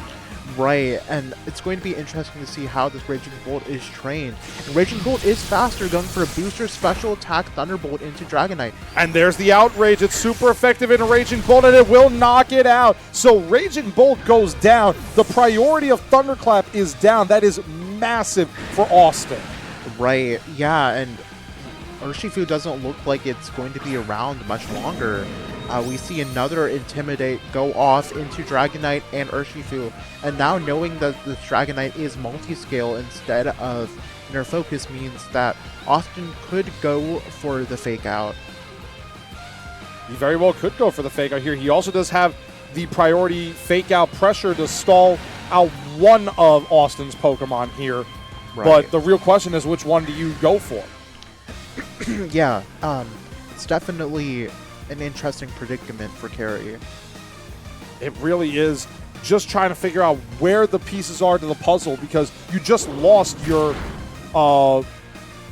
Raging Bolt, but we do see the Fake Out come out. A Surging Strikes comes into the Urshifu. It lived on one after the first critical hit. Yeah, it's crazy. The invisible Focus Sash. The Choice Scarf had a Focus Sash hidden inside it in case of emergency. Right, now it's going to be interesting to see what this Dragonite locked into. Is it still in Outrage? It was still an Outrage. That was the third turn of Outrage. So after this, Dragonite will be confused for this turn. I believe there are still 2 Pokemon left in the back on Austin's side. So Dragonite could switch out now, reset those attack drops that it got via the Intimidate drops, but more importantly, bring Kyogre in. Very smart adaptation by Carrie, identifying that Dragonite could only go for Outrage. Very smartly played. And we do see Calyrex makes an appearance, so honestly, it's making me think, did Carrie plan this out? Yeah, it's going to be interesting to see what if Calyrex goes for that Terra Normal. We see Austin thinking about his choice into Calyrex. And we see a Protect come out from the Calyrex here just to figure out what Austin tries to do here. Ice Spitter comes out into the Calyrex. It does no damage by virtue of the Protect, but Dragonite is confused. Will it break through? I believe it's a 33% chance to break through. It does break through. It gets the Outrage. This is -2 with a Sword of Ruin. A critical hit with the Rocky Helmet damage, and a Flare Blitz in the rain will do big damage to Chen Pao. Another critical hit. Incineroar goes down, though. Yeah, this is just looking very unfortunate. Oh that critical my hit God. really just changed the course of the game. And the rain stopped there. But now Carrie's in a very interesting position. He has access to that Terra Normal to turn off the Sucker Punch quad weakness. But Dragonite still has access to Extreme Speed and the Terra Normal. So if Austin goes for the Terra Normal here, Calyrex can't attack the Dragonite without using Psychic. I'm just really curious as to why Austin didn't decide to reposition, getting that -2 attack, those drops out. We'll have to see. I'm actually surprised at that too, but we do see a Protect come out on the side of Chen Pao here. What did this Calyrex go for? It went Astral Barrage. Oh, yeah. Doing big damage to the Dragonite. Dragonite is locked into Outrage as well, so he could not go Terra Normal. So Dragonite goes down. Another critical hit! Oh, I just realized being locked into Outrage means you cannot switch out. So that is why, ladies and gentlemen, that Dragonite stayed on the field. And now this is looking like Carry D. Ortona's game. It is looking that way, but again, it used Outrage onto Incineroar, so it could have switched out beforehand. Right, yeah. So now it remains to be seen what happens here because Carry has that Calyrex here. The Sucker Punch comes out. It's big damage into Calyrex, but this is an Astral Barrage at +1. I don't know if Kyogre could potentially live this. It does not. Absolutely not. It will not, and Carry the Ortona forces Game 3. Yeah, very well played by Carry after what seemed to be a very unfortunate critical hit. That Life Orb paying off dividends. It really did there. And again, we have a Game 3. 5 rounds. Game 3s. This is why Florida is the best. Oh, absolutely. This is just very exciting. Very happy that we get a strong 3-game set for trainers, but especially this one. Carry is just so fun to watch play. He really is. I'm just still trying to figure out, though, here, Adit. We looked at the Dragonite, like, not having inner focus here. That puts Austin at a major disadvantage. Right. Seems like our trainers are getting set up again. Yeah, I mean, like, it was very interesting to see that Intimidate go off into the Dragonite. We're just so I mean, maybe some of us are still accustomed to Regulation H where it was multi-scale. Because, I mean, yes, Incineroars were around, but multi-scale was better. Yeah, it's definitely interesting to see that this is a multi-scale Dragonite. It really is interesting to see that back again in Regulation G, but I kind of understand it because if you get an Icy Wind off into the Dragonite, like from, say, a Flutter Mane, then instead of it being 4 times super effective for that first hit, it's 2 times super effective. Right, you're taking 50% from an Icy Wind. That's not what you want to happen when you are up against these Icy Wind Flutter Manes. So we'll have to see if not having inner focus will turn the tide of this match. I think the Incineroar bring from Carry, very smart. It's normal to be hesitant to bring Incineroar into these, very strong water types. I'm curious to see if Austin will make the adjustment and maybe bring something like Archaludon. I would actually be interesting to see Archaludon because it does have access to that all-important Electro Shot, which is a 2-turn attack, but with Kyogre's Rain, it's a Meteor Beam with a Solar Beam, without the charge. I know, when talking about game design, when you said Calyrex Shadow Rider is a healthy Pokemon, that's how I felt about Archaludon. I still feel the same way about Archaludon. I very much enjoy my staple remover. I very much enjoy my staple remover. I actually wrote on my staple remover at home. I wrote on an Archaludon. Got it, yeah. Oh my, like, it worked. So, and then I had my dad look at me and he was like, what is this on here? And I'm like, that's a Pokemon. And he's like, that's a what? I was like, yeah, there's a Pokemon based on a staple remover. And he was like, what is the world coming to? I know. I was like, even better, it's a very good Pokemon. And it is. It really is. Archaludon is one of the more interesting choices from the Kitakami region. Actually, no, it was Indigo Academy. Indigo Academy. Or Blueberry Academy. Academy. Indigo Disc, Blueberry Academy. Potato. Right, so... Oh, okay. We'll see what's going on. But Austin is thinking very carefully about his moves.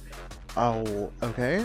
We'll see. I mean, it's very interesting to see what Austin will do here, what Carry does here, because if the Dragonite comes and it gets intimidated again, then Dragonite's, really at a disadvantage here. It doesn't want to take those Intimidates. Right, and I think now that the confirmation that it is multi-scale means that Austin Carry is more likely to bring that Incineroar. To this game 3. You are absolutely right here. I mean, Carry could even just bring the Calyrex here, maybe just click the Astro Barrages left and right, left, right, hook, center. Yeah, this is just a really... It's going to be a very exciting game 3, and it looks like both of them are just really happy to be here. We love to see the friendship. We love to see the excitement at this Oviedo Cup. And we see Raging Bolt and Urshifu once again a lead for Carry, but we do see Kyogre as a lead, and Amoonguss. Amoonguss is here! Amoonguss is finally showing its face at this cup. A staple of VGC. I believe it's been very suspicious that, you know, we have an imposter among us. Oh yes, it's surprising we have an imposter indeed, considering that there's no Ditto on the field, but it's looking like Amoonguss is going to be very crucial in keeping this Kyogre healthy. I believe you are correct here, because Raging Bolt did get its booster energy off here, and we do see that Raging Bolt has access to Draco Meteor, but it really doesn't have anything else for the Kyogre, especially if it terastallizes into a grass type. Yeah, and we see the terastallization from, I believe, Austin. So that is a Kyogre turning Terra Grass. We love to see the normally blue Kyogre, well, pink here, turned into a verdant green. It really wants to be Rayquaza. Yes, and we see Surging Strikes go into Kyogre, dealing good amounts of damage thanks to the rain and the critical hits. Yes. But let's see what Raging Bolt went for. We see an Ice Beam go into Urshifu, actually. Very interesting. But more importantly, breaks the Focus Sash, and the Draco Meteor comes out. Kyogre is down! Yes, Kyogre is down, and that is the restricted gone from Austin. Very smart targeting from Carry. Very interesting that... and we see a Sludge Bomb come out into Urshifu, actually. And Urshifu does survive, but does not get poisoned. Yeah, I think... I'm curious to hear if Austin was thinking that it was a Rillaboom or Ogerpon switch in. So it felt like kind of a, I wouldn't say wasted turn, but just unfortunate that he overread. It's definitely a possibility, but we now have to figure out what Carry wants to go for here, because Archaludon's on the field. Urshifu could, in theory, go for something like a close combat into that Archaludon, but if Amoonguss goes for Rage Powder, it redirects that close combat, and Archaludon gets a free attack into whatever it wants. Yeah, we see the switch out from Carry's side. That Raging Bolt is going to be switched out into Rillaboom. Oh, the Rillaboom has made an appearance here and activates the grassy terrain, which is helpful for the Urshifu to get a little bit of recovery here. Right, but we see a Surging Strikes into Amoonguss, actually, and it gets the Rocky Helmet damage.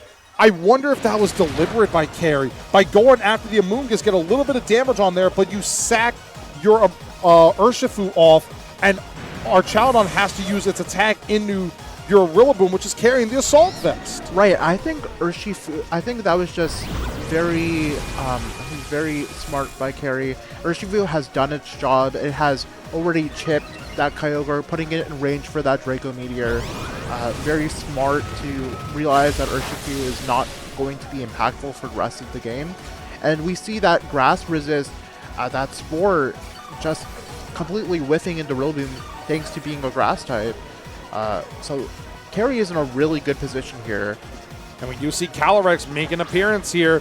So Calyrex has shown its horse. It's riding into this battle, and now you're in a bit of an interesting situation here, because this Archaludon is +1 on its special attack stat. Now, I don't know how much damage it could do to Calyrex here at +1, but we do see a Fake Out come out on the Rillaboom in Archaludon, which will make Archaludon flinch, but activates the stamina. And we see the Psychic go into Amoonguss. Life Orb Psychic knocks out Amoonguss. And now that Grim Nay boost is going to be so important in breaking through this Archaludon, even through its Assault Vest. The combination of Life Orb and the +1 special attack, this is going to just be so unfortunate if Austin cannot figure out a way to break this Calyrex. It really will be, because we see Urshifu Rapid Strike is the Pokemon in the bag, and Austin has used this Terastallization so Urshifu can Terastallize into a Grass type and turn off its weakness to the Grassy Glides from Rillaboom. Yeah, we see Carrie switch out the Calyrex, probably trying to preserve it for later, into that Raging Bolt. Thanks to being a Dragon type, it is not going to be taking as much damage by this Raging Bolt.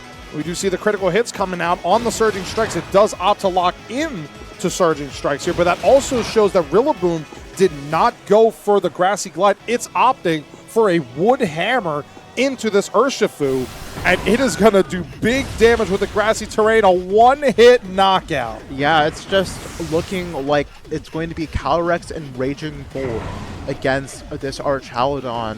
Austin putting himself in a very good position. And we see the Draco Meteor comes out, knocks out the Raging Bolt, but also lowers Archaludon's special attack by 2 stages. So now, instead of it being +1 on its special attack, it's now -1. Yeah, this is going to give Calyrex some important chances to set up nasty plots and really just make this end game much more difficult. And we do see the Unnerve activate once again with 1 turn left of rain. So there's 1 chance left to get a special attack boost here. Yeah, this is just looking very dire for Austin. And we see the Astral Barrage come out here. This is single target with the Life Orb into Archaludon. Well over 50%. Gets the stamina boost here with the Life Orb damage. Now, the Woodhammer is actually going to go first here and does good damage through the Quad Resist on a critical hit. Yeah, it's looking like Rillaboom is just very angry at being subject to all those stamina boosts. It appears that way, but we do see the Electro Shot come out here. It will go into that Calyrex slot here. And how much damage will it do? Yeah. Not enough to get the knockout there for Austin. Right, and now it's just looking like another Astral Barrage will knock out this Archaludon. It appears that way, and with that would mean that Kerry D'Artona has advanced to the top cut of the League Cup here at Versus Games, Adit, with a 5-0 record, and he still has 1 game left. He could go 6-0. Right, yeah. No, that's great. I think this is truly it's natural. I think Kerry could win it all today. We'll have to see. I mean, it's very possible that he could. I mean, he played this set absolutely flawless. He didn't bring us restricted in the first game. And we're thinking, what is this all about? He got into our minds just like he got into Austin's. Yeah, I think that was just really well played by Kerry. We can see why he's consistently top cutting these events that he's gone to, cementing himself not only as one of Florida's best, but North America's best. He really has been. He has been on an absolute rampage here. I mean, credits to Austin with what he did. The Kyogre was doing good, respectable damage. I mean, it just wasn't enough. It honestly just wasn't enough at the end. Right, yeah. I think just the matchup, it's really interesting to see. I think maybe Dragonite, if Dragonite had Inner Focus, maybe it would have been able to win in a Game 3. So, I mean, it's possible that it could have. And we'll never know. Yeah, we'll never know. And we will never know. But congratulations to Kerry D'Artona for advancing the top cut. Yeah, I'm really excited to see how Kerry will do in top cut. Very exciting. I'm looking forward to seeing it. But ladies and gentlemen, we're going to take a short break. We will be back with our final round of Swiss after this, and then we will go into our top 8 cut.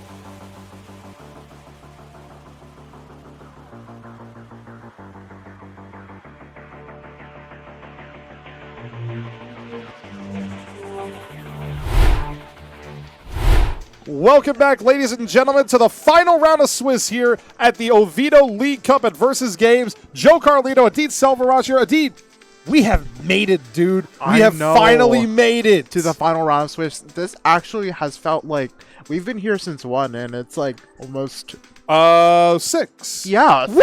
5 hours of exciting Pokemon action here, and all 5 of her games have gone to game 3. So. Hey, fingers crossed we get a 6th, because we have 2 other underrated players in the Florida VGC community, and they're actually friends. Landon Moorhall and Christopher Baez. Right. They are friends. They are college students. They work together. Landon is actually the creator of the Patrick Connors NAIC team. Yeah, and I think when looking at the team, it's going to be really apparent where that influence has come in. Yeah, I mean, it's going to be very interesting to see, because Landon appears to be still on the I want to make Calyrex Ice Rider work. He wants to make the Ice Horse work. We're getting Ice Horse in this game, indeed. We finally see the other Calyrex. One of 3 people who are using Ice Rider at this cup today. Unfortunately, we couldn't find that Kyurem trainer, though. Yeah, maybe better luck next time. Or just, hit your blizzards. Yeah. I mean, keep your weather up. Easier said than done. Easier said than done is a very true statement, but we are going to get into it. Ladies and gentlemen, you see our trainers are at the table. Landon Moorhall, Christopher Baez, they are enjoying themselves. They are having a blast here at this tournament, and they are in a win and in. What better way to make a win and in than to beat your friend? And then you get the bragging rights over your friend. Oh yeah, for sure. And we can see the Patrick Connors influence on Landon's team with that Focus Sash Pelipper, the Calyrex Ice Rider, Raging Bolt, that coaching Urshifu Rapid Strike, which was so influential in Patrick's match against Shiliang Tang, breaking through that Wo-Chien, replacing the Incineroar for Ogerpon Cornerstone, and Farigiraf with Twin Beam. Very interesting choice to use Twin Beam over something like a Psychic, or even over something like Foul Play or Psychic Noise. So very interesting. It is very interesting, to say the least. And also on Landon's side, the Calyrex Ice Rider is Terra Poison instead of Terra. No, it was Water for Patrick. Yeah, I think Terra Poison is very interesting against things such as the Weezing team, perhaps giving a ground and poison type to negate the Toxic Spike. Yes, exactly. And meanwhile, Christopher Baez, he is bringing the Zamazenta, hero of many battles, because apparently that is something that you have to do in your team sheet submission. You have to write Zamazenta, hero of many battles, and then it becomes Zamazenta Crown. Yeah, looks like some of the same team that we saw Javon bring. Very, very exciting to see. Exactly, and Christopher rounds out his team with Fluttermane, a very familiar combination on stream of Chien-Pao and Dragonite, and you're not, your eyes are not deceiving you, ladies and gentlemen. This is a deliberate multi-scale choice band Dragonite. Yeah, we interviewed Chris in between stream rounds, and he said it was in game. I submitted it. I'm gonna run it. And we're like, okay. Yeah, I mean, maybe he did not get the memo that Regulation H ended a couple of weeks ago, but I'm here for it. I am also here for it. Like, just the ability to enjoy themselves. And again, they're battling each other as friends. They are rivals in competition, but as long as they end up as friends afterwards, that's all that matters. Yeah, this is just a very exciting record to be at. Landon Moorhall, Christopher Baez, both 4-1. Just really excited to see how the Calyrex versus Zamazenta is going to go. It really is, because on Christopher's side, the Zamazenta has access to Wide Guard, which would negate the Glacial Lances from Landon's Ice Rider. But also, I mean, we see on Landon's side with that Raging Bolt and the Urshifu here. It could be a very interesting, we did see that with Carry Daytona, Raging Bolt and Urshifu, a very good combination to just get hard, quick damage off like that. Right, and interesting note, on Landon's team, there is a Terra Electric Raging Bolt with that booster energy. So with the booster energy and special attack and the Terra Electric, it's going to do so much damage. It will be like a knife cutting through butter. Honestly, yeah. I mean, it really remains to be seen what happens here with Landon and Christopher. But again, they are friends. They are rivals in this battle. One of these trainers is going to potentially top cut the Oviedo League Cup here at Versus Games Adit. I cannot wait to see how competitive these two are with each other. Oh, this is going to be so much fun to watch. Hopefully we get another exciting three-game set. It would be very awesome to see that all throughout Swiss. But we're going to get into it here. We see Zamazenta Chen Pao as a lead for Christopher. Meanwhile, it's Rapid Strike Urshifu and Ogerpon Hearth Cornerstone, yes. Oh my god, I'm so used to Hearth Flame right now. Yes, so very interesting to note that the Heart Flame has Sturdy, which means it can, as long as it is not double targeted, it will be around for at least another turn.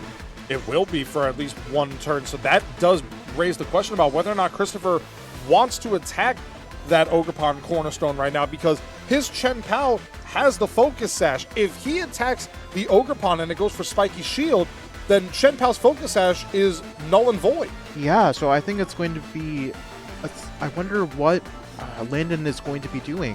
We see the Chen Pao switch out and into Doomshroom, which is the Amoonguss. Amoonguss makes an appearance here in Game 1. So we see Landon almost predicting that, going for a U-turn. I really like that play from Landon. Meaning not going for Surging Strikes means that, he's not taking the Rocky Helmet chip on his Urshifu. He is not, but we do see the body press come out into this Farigiraf. That does well over 50%, but the Farigiraf has that Citrus Berry to recover 25% of that damage dealt. Right, and Urshifu is a normal, Farigiraf is a half normal type too, so that body press, it's not a resisted hit.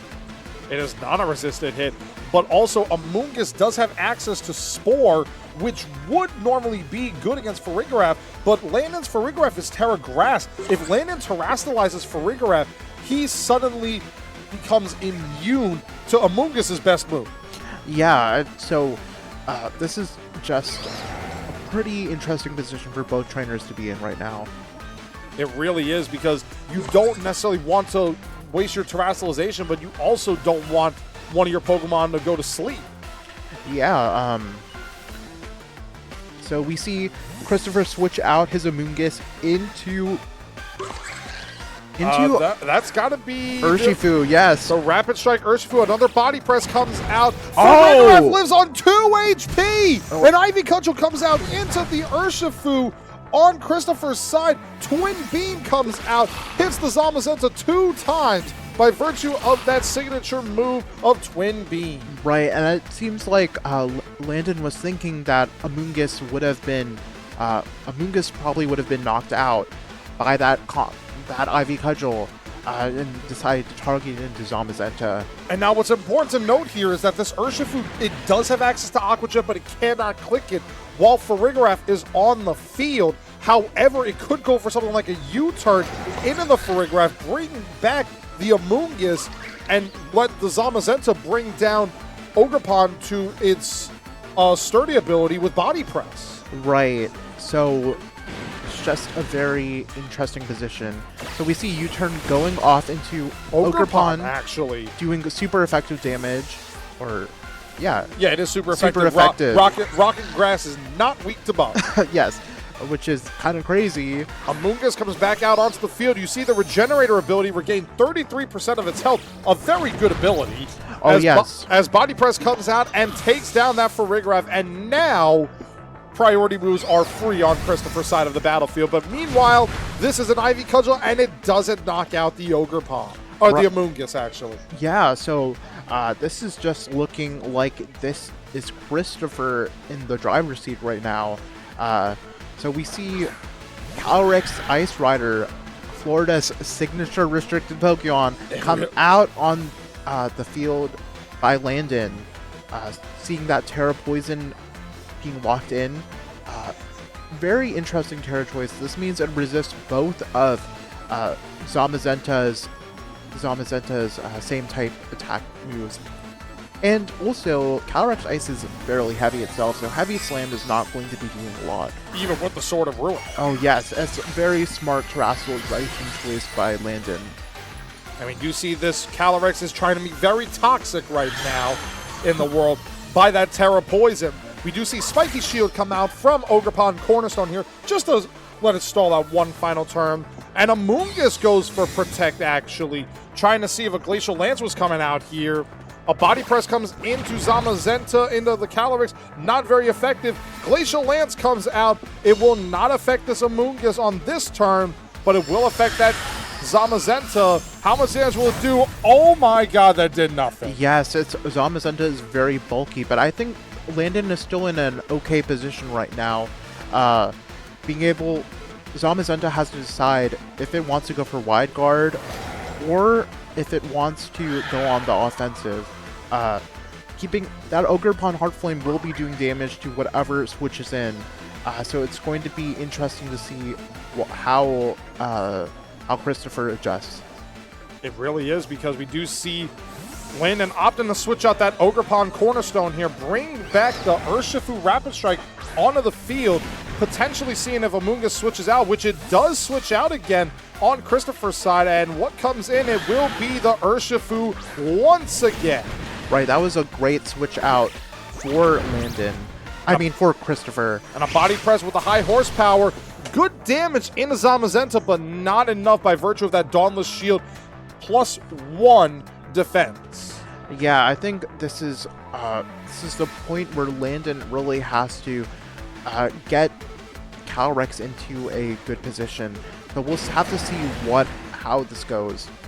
We will have to, because Landon looks to be a little bit behind the 8 ball here. Christopher Baez has been playing him very well with the Zamazenta and has not even clicked Wide Guard yet in this battle to just make Landon think, okay, should I click Glacial Lance here? Should I not click Glacial Lance here?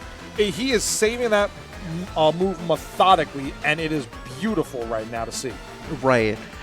So we see Zamazenta switch out. This is very interesting. Zamazenta switching out into the Amoonguss, potentially trying to call that that high horsepower. But we do see a Terrestrialization on Christopher's side into the Urshifu. It is Terra Water on the Urshifu. So Right. Surging Strikes on this Urshifu will be doing even more damage now than it already was. Yeah, but we see the coaching go into Calyrex Ice Rider, getting it to +1 attack and +1 defense. Unfortunately, Surging Strikes does circumvent, by virtue of having critical hits, it means it will be ignoring that defense boost. It will be ignoring those defense boosts. It's doing big damage into Calyrex, though. Calyrex will survive, however, and it went for a high horsepower into the Urshifu, and Urshifu lives it! Yeah, that's just an unfortunate roll for damage. Yeah, this is looking like it's just... Yeah, it's just not looking great for Landon right here. Unfortunately, it is not. By virtue of that Urshifu living the high horsepower there, Calyrex will have to take the Surging Strikes. Terra Water boosted yet again, and Calyrex will go down to the power of the bear. Yeah, Urshifu, another really healthy Pokemon that we love to see in our metagame. I'm curious to see what this Amoonguss is going to press. The Amoonguss opts for a Sludge Bomb! A Sludge Bomb, Also- which knocks out Ogerpon! Yes, very nice targeting there. Now we have Urshifu and And a Dream. yeah, we have Urshifu against a Rocky Helmet Amoonguss and a Terra Water Urshifu. So Landon sees the writing on the wall and decides to forfeit this game. Yeah, Zamazenta is not one of the restricteds you want to see whenever you are playing Calyrex Ice Rider. I'm good. Yeah, so, Yeah, I mean, what a performance by Christopher Baez there. He positioned every one of his Pokemon perfectly, got around the coaching from Landon's Urshifu onto that Calyrex Ice Rider. That was incredible. oh, absolutely. I think that Christopher is playing this very beautifully. I think that Landon has to make a lot of adjustments in order dealing with his Zamazenta. Having multiple Pokemon that are taking massive damage from that body press is it probably has to be pretty frustrating for Landon to face up with this. It probably is, but at the same time, that just showcases how good our trainers are in this battle. They have been practicing with each other. They have been team building with each other. So they know the ins and outs of every single one of their moves. They understand who works and who doesn't work. Right, and we're going to have to see if an adaptation is going to be made in this game too. It's ride or die time for Landon. It really is ride or die for Landon, because if Ogerpon comes, it could be beneficial. I mean, we saw how much damage it was doing to Amoonguss. And again, how fun is it that there is a rock type move out there that does big damage and does not miss? Yeah, as someone who's missed Head Smash before, it's not very fun when you miss. But we see Christopher leading with Urshifu and Qian Pao, and Calyrex Ice Rider and Urshifu for Landon. That is a very interesting lead for both of them. We do see, I mean, both bears are on the field, which is nice, and also an ice type. I just now realized it. There's an ice type and a bear. Yeah, yeah, one is a horse, one is a tiger, and bear. You know, it's like we're at the circus right now. It's a shame that's the white, though. Where's the yellow Power Ranger? Yeah, so the interesting thing to note is Qian Pao on Christopher's side We're has seeing a terrestrialization off rip as Christopher is opting to terrestrialize that Urshifu once again with the Sword of Ruin buff on these Surging Strikes coming out. Yeah, this just is going to do so much damage. Qian Pao having Throat Chop is also really good here. Being able to do super effective damage to Calyrex Ice if it does not terrestrialize. But it looks like Calyrex did go for that Terra Poison, probably trying to call that out. It really looks that way. Calyrex Terra Poison, Urshifu Terra Water. We see a close combat, so Landon's Urshifu is actually faster than Chris's Urshifu, it appears. Right, and almost taking it down. So we see a Sword of Ruin, Terra Water, boosted Surging Strikes into that Calyrex Ice Rider. Yes. It's doing big damage here. Actually, it's going to be close. 65 HP. This is going to be close. What did this Qian Pao for? One for Throat Chop into Calyrex, and Calyrex is down! A critical hit! Oh my god, a critical hit knocks out the Calyrex! That has got to be so frustrating for Landon. Oh my god, Calyrex is down. It didn't even do anything. Yeah, the terrestrialization and the restricted gone. It just does not. It does not have to feel good for. Does not feel good for Landon. It does not, but also we do see that Raging Bolt has come to game number 2 here, and now it remains to be seen what is Landon going to do to adjust here, because he lost his terrestrialization. Yeah, it's just very frustrating. We'll have to see if Urshifu will switch out. That double target by Landon seems to be calling a potential switch. It would be interesting if Christopher does switch out Urshifu here, or if he's just opts to let Urshifu go down here to take care of the Raging Bolt. Yeah, I'm wondering if Urshifu has already done his job here. Actually, this is interesting. Urshifu, not Urshifu, it's Qian Pao that switches out here into the Amoonguss, and Surging Strikes. So speed tie. It must be a speed tie then. Yes, I think very interesting what move this Urshifu is going to go for. Is it going to be targeting the Qian Pao slot, or is Landon going to get this turn right? We see the close combat come out into the Urshifu, knocks out the Urshifu. So in the Battle of the Bears, Landon wins the Bears. Right, and I believe Landon locked into Draco Meteor with that booster special attack. I'm really excited to see what this does to Amoonguss. We're going to see the Draco Meteor come Okay, out. yeah. And not enough. So close. Yeah, that just so close. And in comes Zamazenta coming out now.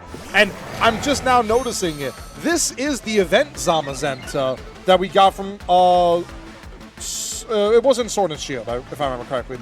I believe so.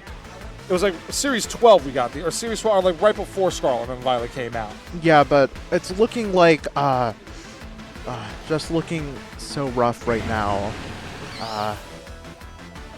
Yeah, because Urshifu is -2 defenses, so it was going to take major damage here no matter what. Right, and the terrestrialization has not been spent. Oh, it has. Okay. It's been spent on both sides. Right. And a Rage Powder comes out here from this Amoonguss, potentially trying to get a Draco Meteor or a Thunderclap into the Zamazenta slot here. But the Sturdy activates, and Draco Meteor comes out, but it misses! Yeah, this is just... Oh no, it missed the Amoonguss. The 90% accuracy comes back to bite Landon. Yeah, this is just... It's just very unfortunate for Landon here. It's looking... It's looking very grim now. The prognosis is grim. Yeah, I'm really interested to see if Landon can make his way out of this. With a -2 Raging Bolt, and okay, so you see the body press doing well over 50%. Ivy Cudgel goes into that Amoonguss, which protects itself so it doesn't take any damage here. But Raging Bolt going for that Thunderbolt. It's -2 with the booster energy. Decent damage in the Zamazenta, but no paralysis. Yeah, it's just not looking great here. Just very, very lackluster damage at -2, even with that 30% boost from booster energy. Exactly here. Like, it really remains to be seen what can Landon do to come back from this, because we do see Amoonguss switch out here, actually. This is going to be interesting depending on where that Zamazenta attacked. I think getting that extra damage multiplier from Sword of Ruin is just to make sure that this Raging Bolt is knocked out without a shadow of a doubt. A very safe switch into, but we see the body press into the Ogerpon. Actually, the Spiky Shield protects itself. Zamazenta takes a little bit of damage from that Spiky Shield, and another Draco Meteor into the Chen Pao slot here. Oh, this is a very interesting turn here, because now if Chen Pao protects itself, then it comes down to those mind games. Right. This is actually not a bad position for Landon to be in, I don't think. Just have to see where the moves are targeting. Redirecting any potential sucker punches. Just making sure that... Is that a double Spiky Shield? I believe so. I believe Landon's going for an aggressive play here to try to get a double Spiky Shield off here. And unfortunately, it fails.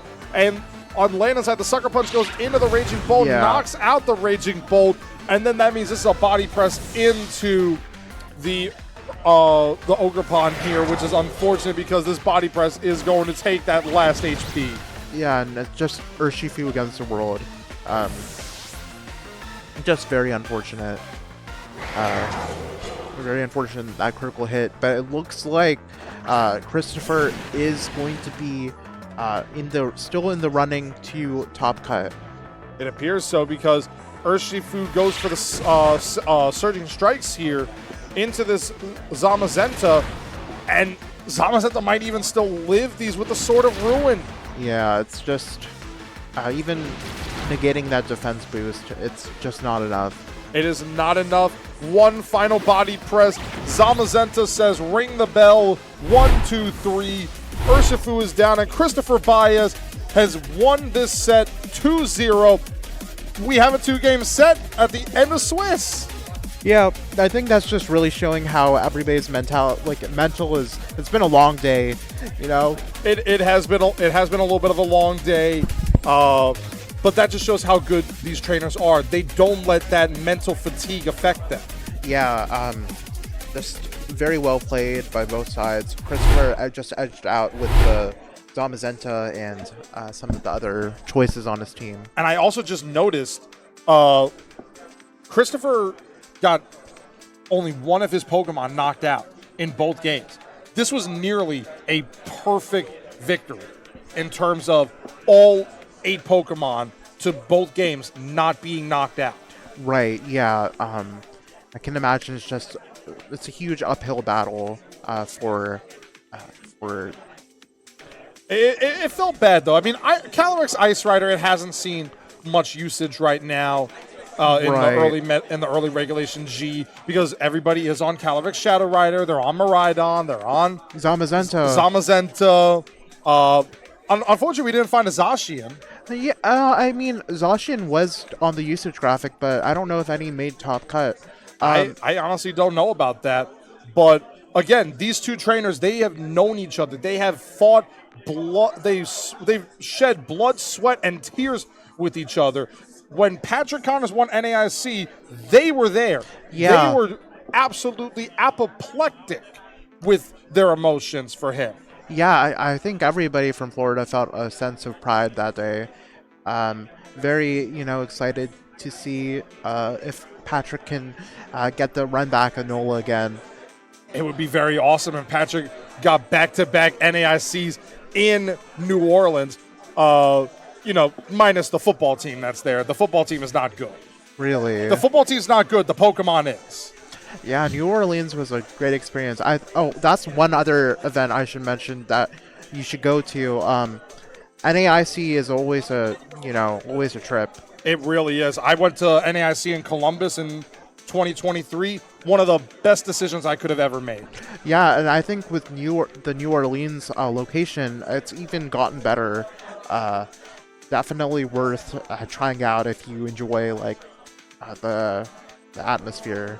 And honestly, signups are still unannounced yet, but when they come out, ladies and gentlemen, go and sign up for NAIC. Come out to your first event being an international tournament. They are some of the best experiences you could ever possibly have. Exactly. Indeed and I have been at them. We enjoy them. Start at your local scene. Come out to your locals. Go to regionals. Do online grassroots tournaments. All that stuff. These types of practices just continue to strengthen the VGC community to where it is today, where everybody is enjoying it. Right. Like I said before, there's never been a better time to be a VGC player, and this era is proof of it. The fact that we've had so many people show up today just really is an indicative of the work that the head of our production team, TJ, has been doing, and really a lot of work has been done to really boost the Florida scene to where it is right now. You know what the sad part is, though? What? We didn't get a Bloom Doom Ursaluna today. We didn't get a Bloom Doom Ursaluna Blood Moon. Yeah, I mean, we saw Overdrive Charizard before. We did see Overdrive Charizard. Oh, no, that was Torkoal. Yeah, Overdrive Torkoal. Yeah, I mean, but hey, you live and you learn, ladies and gentlemen. That's all that matters. We are going to take a short break, ladies and gentlemen, to get our top cut brackets set up. So don't go anywhere, and we will see you guys with our top 8 players.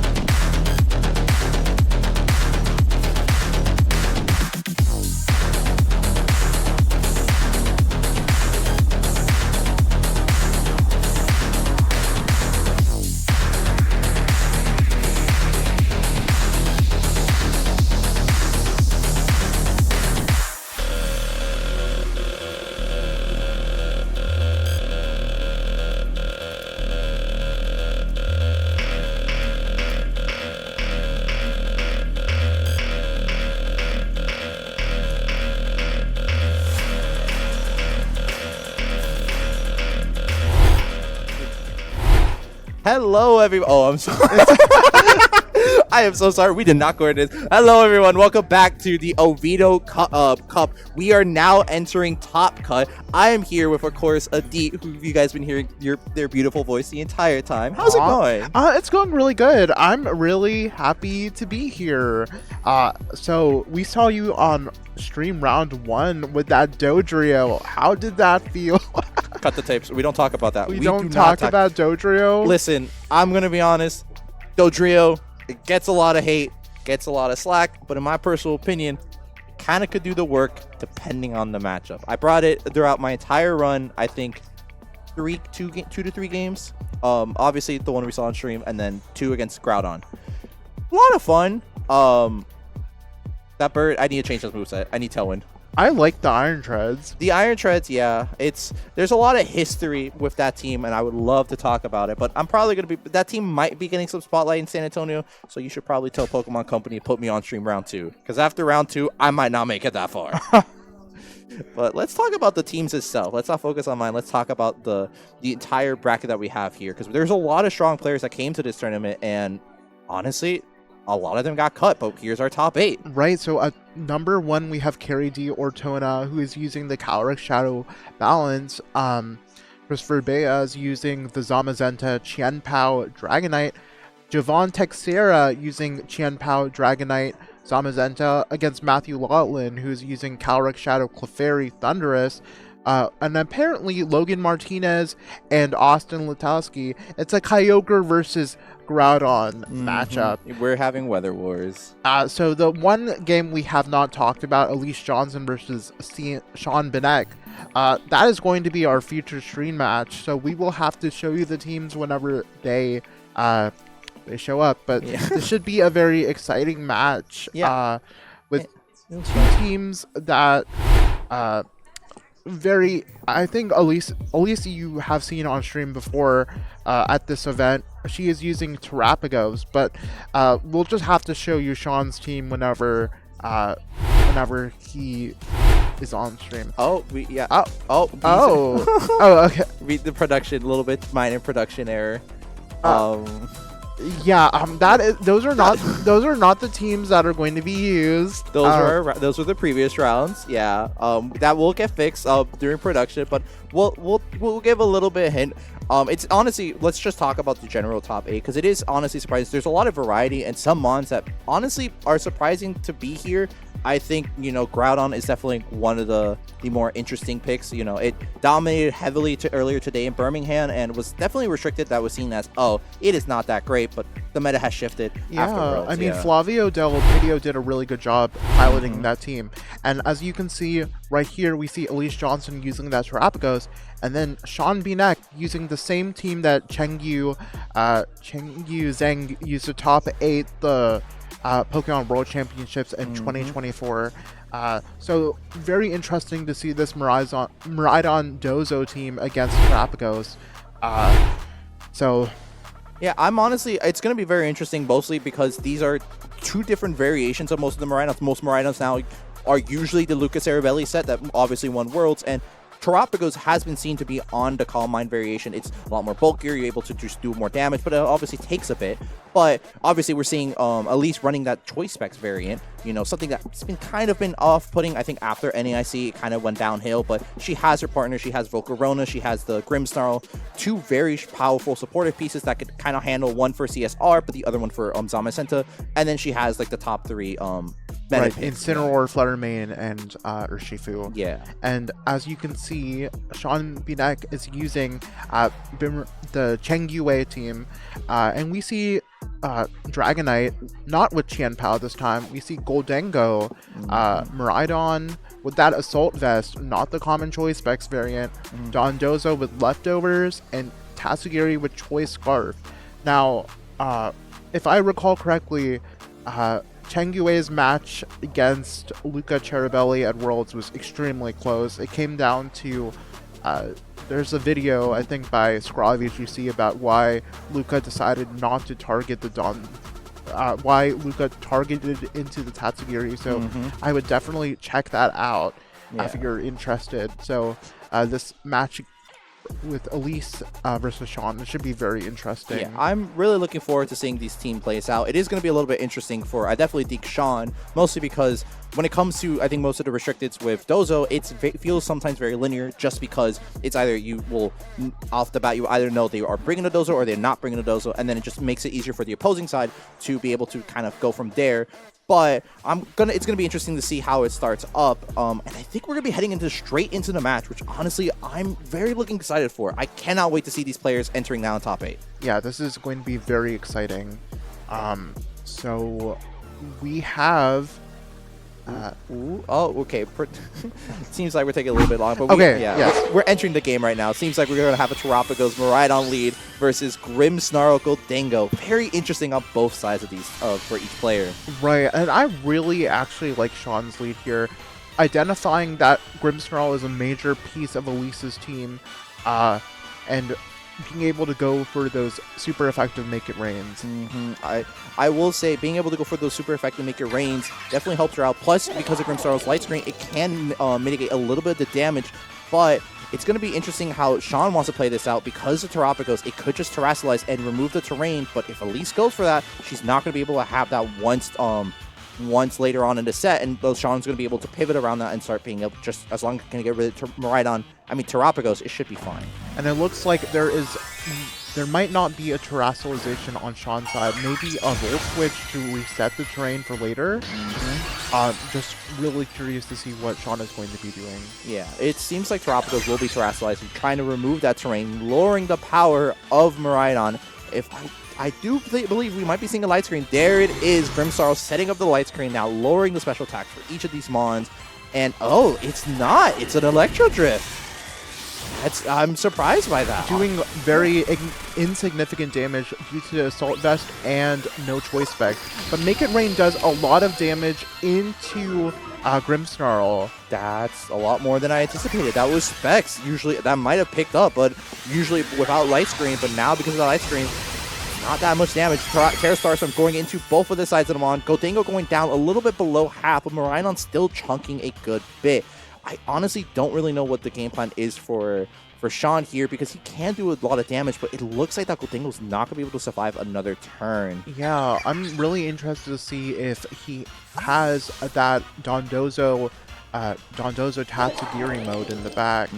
We do see Elise swapping out into that Volcarona, trying to, I guess, take resisted hits from the Make It Rain and just wanting to let that Gholdengo go, not Gholdengo, the Grimmsnarl go down. Draco Meteor goes into the Volcarona. It does take it because of not only not being specs, but also no terrain and the light screen, and it's also able to eat up that Make It Rain, but sadly not for its partner. Grimmsnarl's going away, sadly. Right, and it seems like both Pokemon on Sean's side have reduced stages of special attack, -2 on both sides. So I think this is the time that Sean needs to get them out. Terapagos is looking very good here.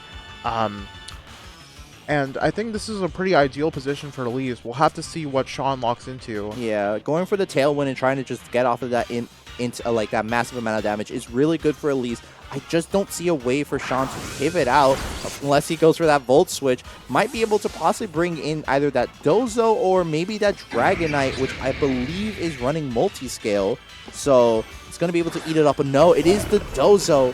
Very good swap on their side, making it rain, trying to do damage, but it is going to pick up the KO onto the Volcarona, but not Terapagos. A critical hit on Volcarona. Oh, that is so unfortunate. That is unfortunate. No Tailwind is gonna get set up this turn. Terra Starstorm is gonna go off, but I think it might only pick up the KO onto Gholdengo if it's lucky. Yeah, that's actually doing major amounts of damage onto Dondozo without its Omni Boost. Choice Specs Terra Starstorm really paying dividends with the Choice Specs. It's going to be really interesting to see if Dondozo has the bulk to be able to survive the rest of the turns. Miraidon's coming out. That's going to be very interesting on Sean's side. No Tatsugiri yet. Maybe possibly trying to keep it till the final end of the Mon. We do see Elise's final Mon, which is Urshifu, which is great for this side. Be able to ignore the Dozo boost once Tatsugiri comes in, assuming it's in the back, but gonna become that. It's gonna be a little bit tricky for Elise to come back on this, because depending on what Miraidon goes for, or if they swap into Tatsugiri, it could just dodge all of the moves that Elise trying to go for. Yeah, this is a really interesting position. I think that, yeah, we see the switch out from Elise into that Tatsugiri. Yeah. So we'll have to see, maybe pulling a page out of Luca's book, Elise trying to KO that Dondozo with that Terra Starstorm. Yeah, the Dozo boosts are coming in. It might be I don't know if this is enough to even survive both a Terra Starstorm and a Surging Strike or Close Combat, assuming it going into that Dozo slot. Close Combat goes, but not into the correct slot. Going on to Tatsugiri, avoiding the hit. Wave Crash comes out from Dozo, going into Terapagos. Will be able to pick up that KO. Reflect was still up, but it does not matter. The boosts are what gets Terapagos down, and I think Elise is not going to be able to come back from this. Urshifu's a powerful mon, but when you put the fish and the sushi together, you get a very strong beast. Right, and I think that Tailwind, that Make It Rain critical hit on Volcarona was just really instrumental in giving Sean a way out. Yeah, and sadly, Elise is locked into that close combat due to Choice Scarf. It's not even enough. It's not enough, and her boot and her defenses are going down every turn, and I think it's just up from here because of the order up. Never mind, that does a little bit less damage than I anticipated. Right, but it's still not looking very good It's- for Sean. I mean, for Elise. Elise, it's a little bit. Miraidon's still in the back, so Elise will still have to deal with that. But since Urshifu is going to be able to go off for another close combat, it might be able to pick up the kill on Dozo, but it's going to just allow Tatsugiri to be free and be able to set up next to Miraidon, and it's going to be a tricky game of what does Sean do? Which mon does he believe that Elise will target, and which mon will be able to pick up the KO? Right, yeah. and it's just very. I think that if Draco Meteor connects from Tatsugiri, it should be enough to knock out this multiple stages lowered Urshifu. It might not even need the Draco Meteor just because of the -3 defenses. Oh, but Terastallization is still there. Okay. Ooh. This might be Terra Fairy Miraidon coming in, trying to resist the close combat, especially because it's AV. It's going to be a little bit more bulkier, not going to have that much power. And I think this actually might be game one for Sean. Close combat does go into the Miraidon slot, does a little bit of 30%. Defenses are down, but I think the Miraidon's just going to be able to just let it rip and go for that. Never mind, Tatsugiri's faster. Still giving that Draco Yes, Meteor. it's holding that Choice Scarf, yes. Yeah, I should have looked at the team sheets a little bit better, but because of that Draco Meteor, Sean is going to be able to pick up game one, and it's going to be interesting on how Elise makes these adaptations going into game two. Yeah, it's very, very neat to see how Sean has taken the Changyue team and really, really trying to make it his own. And we can see that in 2016, Sean actually got top 8 in the Seniors Athens Regional. Funny enough, that was another restricted format back then. Really? Yeah, it was. Oh, I'm new, sadly, because I only joined because of Scarlet Violet. I watched a little bit of VGC, but like it is impressive to see, someone from that used to play during the senior era be still playing in this day. It definitely, the senior players are really strong and threatening when they go into the Masters era, and we're seeing that right here with Sean's gameplay. Yeah, I think it also shows like Pokemon is forever, which is very neat. Yes, as long as they can keep selling that Pikachu, they will keep making those games. Well, I also hope that VGC continues forever. Oh, I also would like VGC to keep on going, especially I think Scarlet and Violet has brought a lot new hope into the game, into the scene, being able to change it up with the terrestrialization, also open team sheets. There's so much varieties, but I think what more important is how it's going to adapt and going into the rest of this game, and what has caused this. I don't know what I'm saying at this point. I'm going to be honest. Yeah, so we're heading into game 2 of Sean versus Elise. Sean was able to win that game 1 pretty dominantly. It was very unfortunate that the critical hit happened, but we see the same leads from both Elise and Sean. That's interesting. You would think you might be able to swap it up a tiny bit, but I think it does make sense for Elise's side. Terapagos does threaten to remove the terrain from Miraidon, so lowering the attack, and you kind of need to set up screens early on, because if not, then you could take massive damage as the set goes on, and if you can't really reposition yourself, it could just be the end for you. Right, and I think that Elise correctly identifies that Goldango is the major threat for special damage on on Sean's team.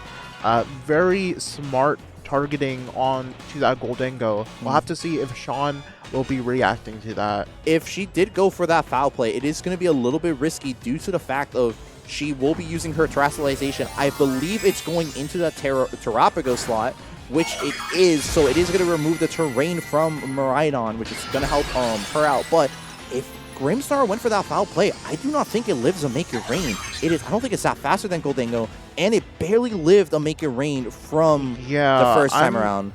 Okay, we see light screen. Yes, it was the light screen. Okay, that's that. Yeah, light screen does make a lot of sense here. We do see Electric Drift coming out from Miraidon, going straight into that Terrapago slot. Seems to be a repeat of Game 1, going into just similar board states. Make It Rain is coming out again, going into the Grimmsnarl. Does pick up the KO. Was that a crit? Yeah, it was. No, no. This is just that Goldango is on a tear today. It is making it rain with not only the damage, but crits for every single mon. We do see Terrapagos go for that Earth Power, going straight into the Goldango, being able to get revenge for the Grimmsnarl, but I don't think it helps her out as much because Goldango did its job. Just do enough damage to the Grimmsnarl to either be dead or just to cause it to swap out. So I don't know what Elise is going to be able to do from this point. Yeah, I'm just really worried about how she's going to be weathering this Dondozo. We do see Dozo comes out, and it looks like the Volcarona again.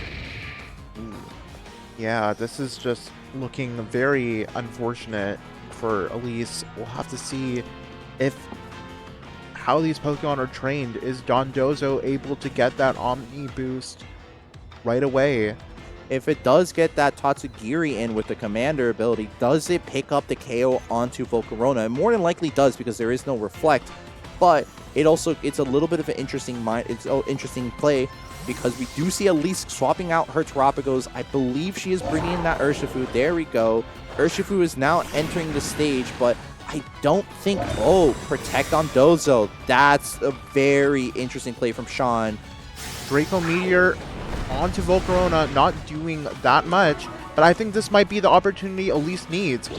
Yeah, being able to set up Tailwind, something that she could not do game 1, so that is something in her favor. But I think because of that passive play from Sean, it might have hurt him detrimentally. We can assume those Tatsugiri is in the back, but I just don't really know what that Urshifu is going to do.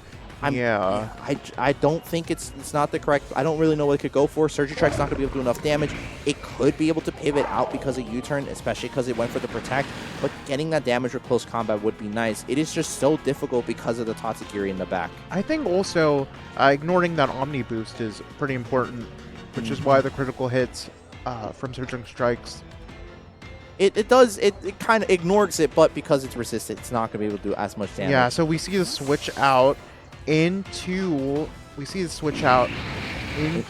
the Tatsugiri, giving Dondozo that Omni boost. Ooh, yeah, it's gonna be interesting. If she had targeted the Miraidon slot, it's not going to land. Dondozo getting the boost for every single stat, so it might be able to take a little bit more damage because of the +2s. But my question is, what did Elise go for that Volcarona? I believe she has Giga Drain, yes. Giga Drain and also Will-O-Wisp, if I'm not mistaken. Oh, there's no Will-O-Wisp. There's no Will-O-Wisp? Yes, but Giga Drain, depending on how this Volcarona is trained, it might be able to do some significant damage. She does go for the Giga Drain, being able to recover a tiny bit of HP, and because it's Tailwind, she is always going to go first. I don't really know what, oh, that's an Earthquake going on to both of these mons. I don't know if Volcarona can live it. It does. The bulkiness of that Moth is incredible here. Right, but now it's in a precarious situation where I think Elise wanted that Volcarona to go down. I would think so as well. Being able to not only have Urshifu next, being able to have Urshifu possibly able to pick up the KO and also next to Tatsugiri, assuming Miraidon can do the damage. But at least I think right now she's able to do a little bit more damage, possibly put Dozo in a rage that it will be able to pick that Miraidon will be able to come in and pick up that KO, and then Urshifu could just maybe go for either Surging Strikes or close combat. And we see the Terastallization onto the Dondozo, Terastallizing into that Terra Grass. Yeah, that's actually a really good play on his side, knowing that Elise is stuck into that Surging Strikes, and she's more than likely going for that Giga Drain. Both of the hits are going to be resisted. Yeah, that damage output from Surging Strikes, even ignoring the boost, is not doing that much because it's a resisted hit. Right. Yeah. That was just a very good terrestrialization from Sean, and unfortunately, Elise did not call it. That Giga Drain doing minuscule damage. It's a very unfortunate. She still could go for Heat Wave, but I don't know how long she has with the Tailwind turns. Order Up does go into the Volcarona, and it does pick up the KO. But does it get the burn? Ooh, I don't think it does. It ignores the burn. Not the burn. It gets the +1. I think the fish is going to go ham and just obliterate this board state. Tailwind is still up on the field, but Terrapagos is coming back onto the plate. Still be able to do a massive amount of damage because it's terrestrialized, but I do not know how it's going to play out. Oh, and we actually don't see the Protect?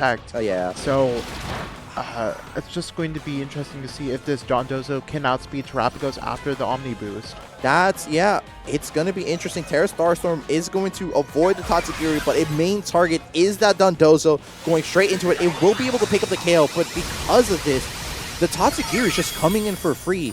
And with Miraidon still in the back, I just don't see a way for Elise to come back from this. Yeah, it's really going to be dependent on the targeting.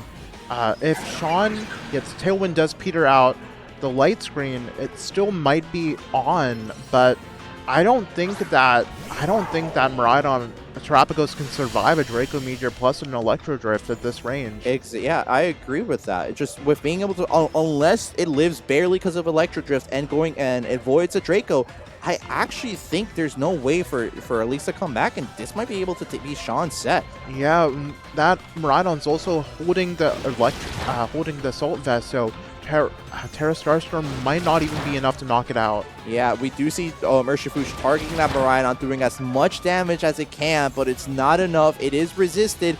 We are going to see, I think, Miraidon go in first. Icy Wind. Oh, Icy Wind. It Urshifu misses. avoiding the attack.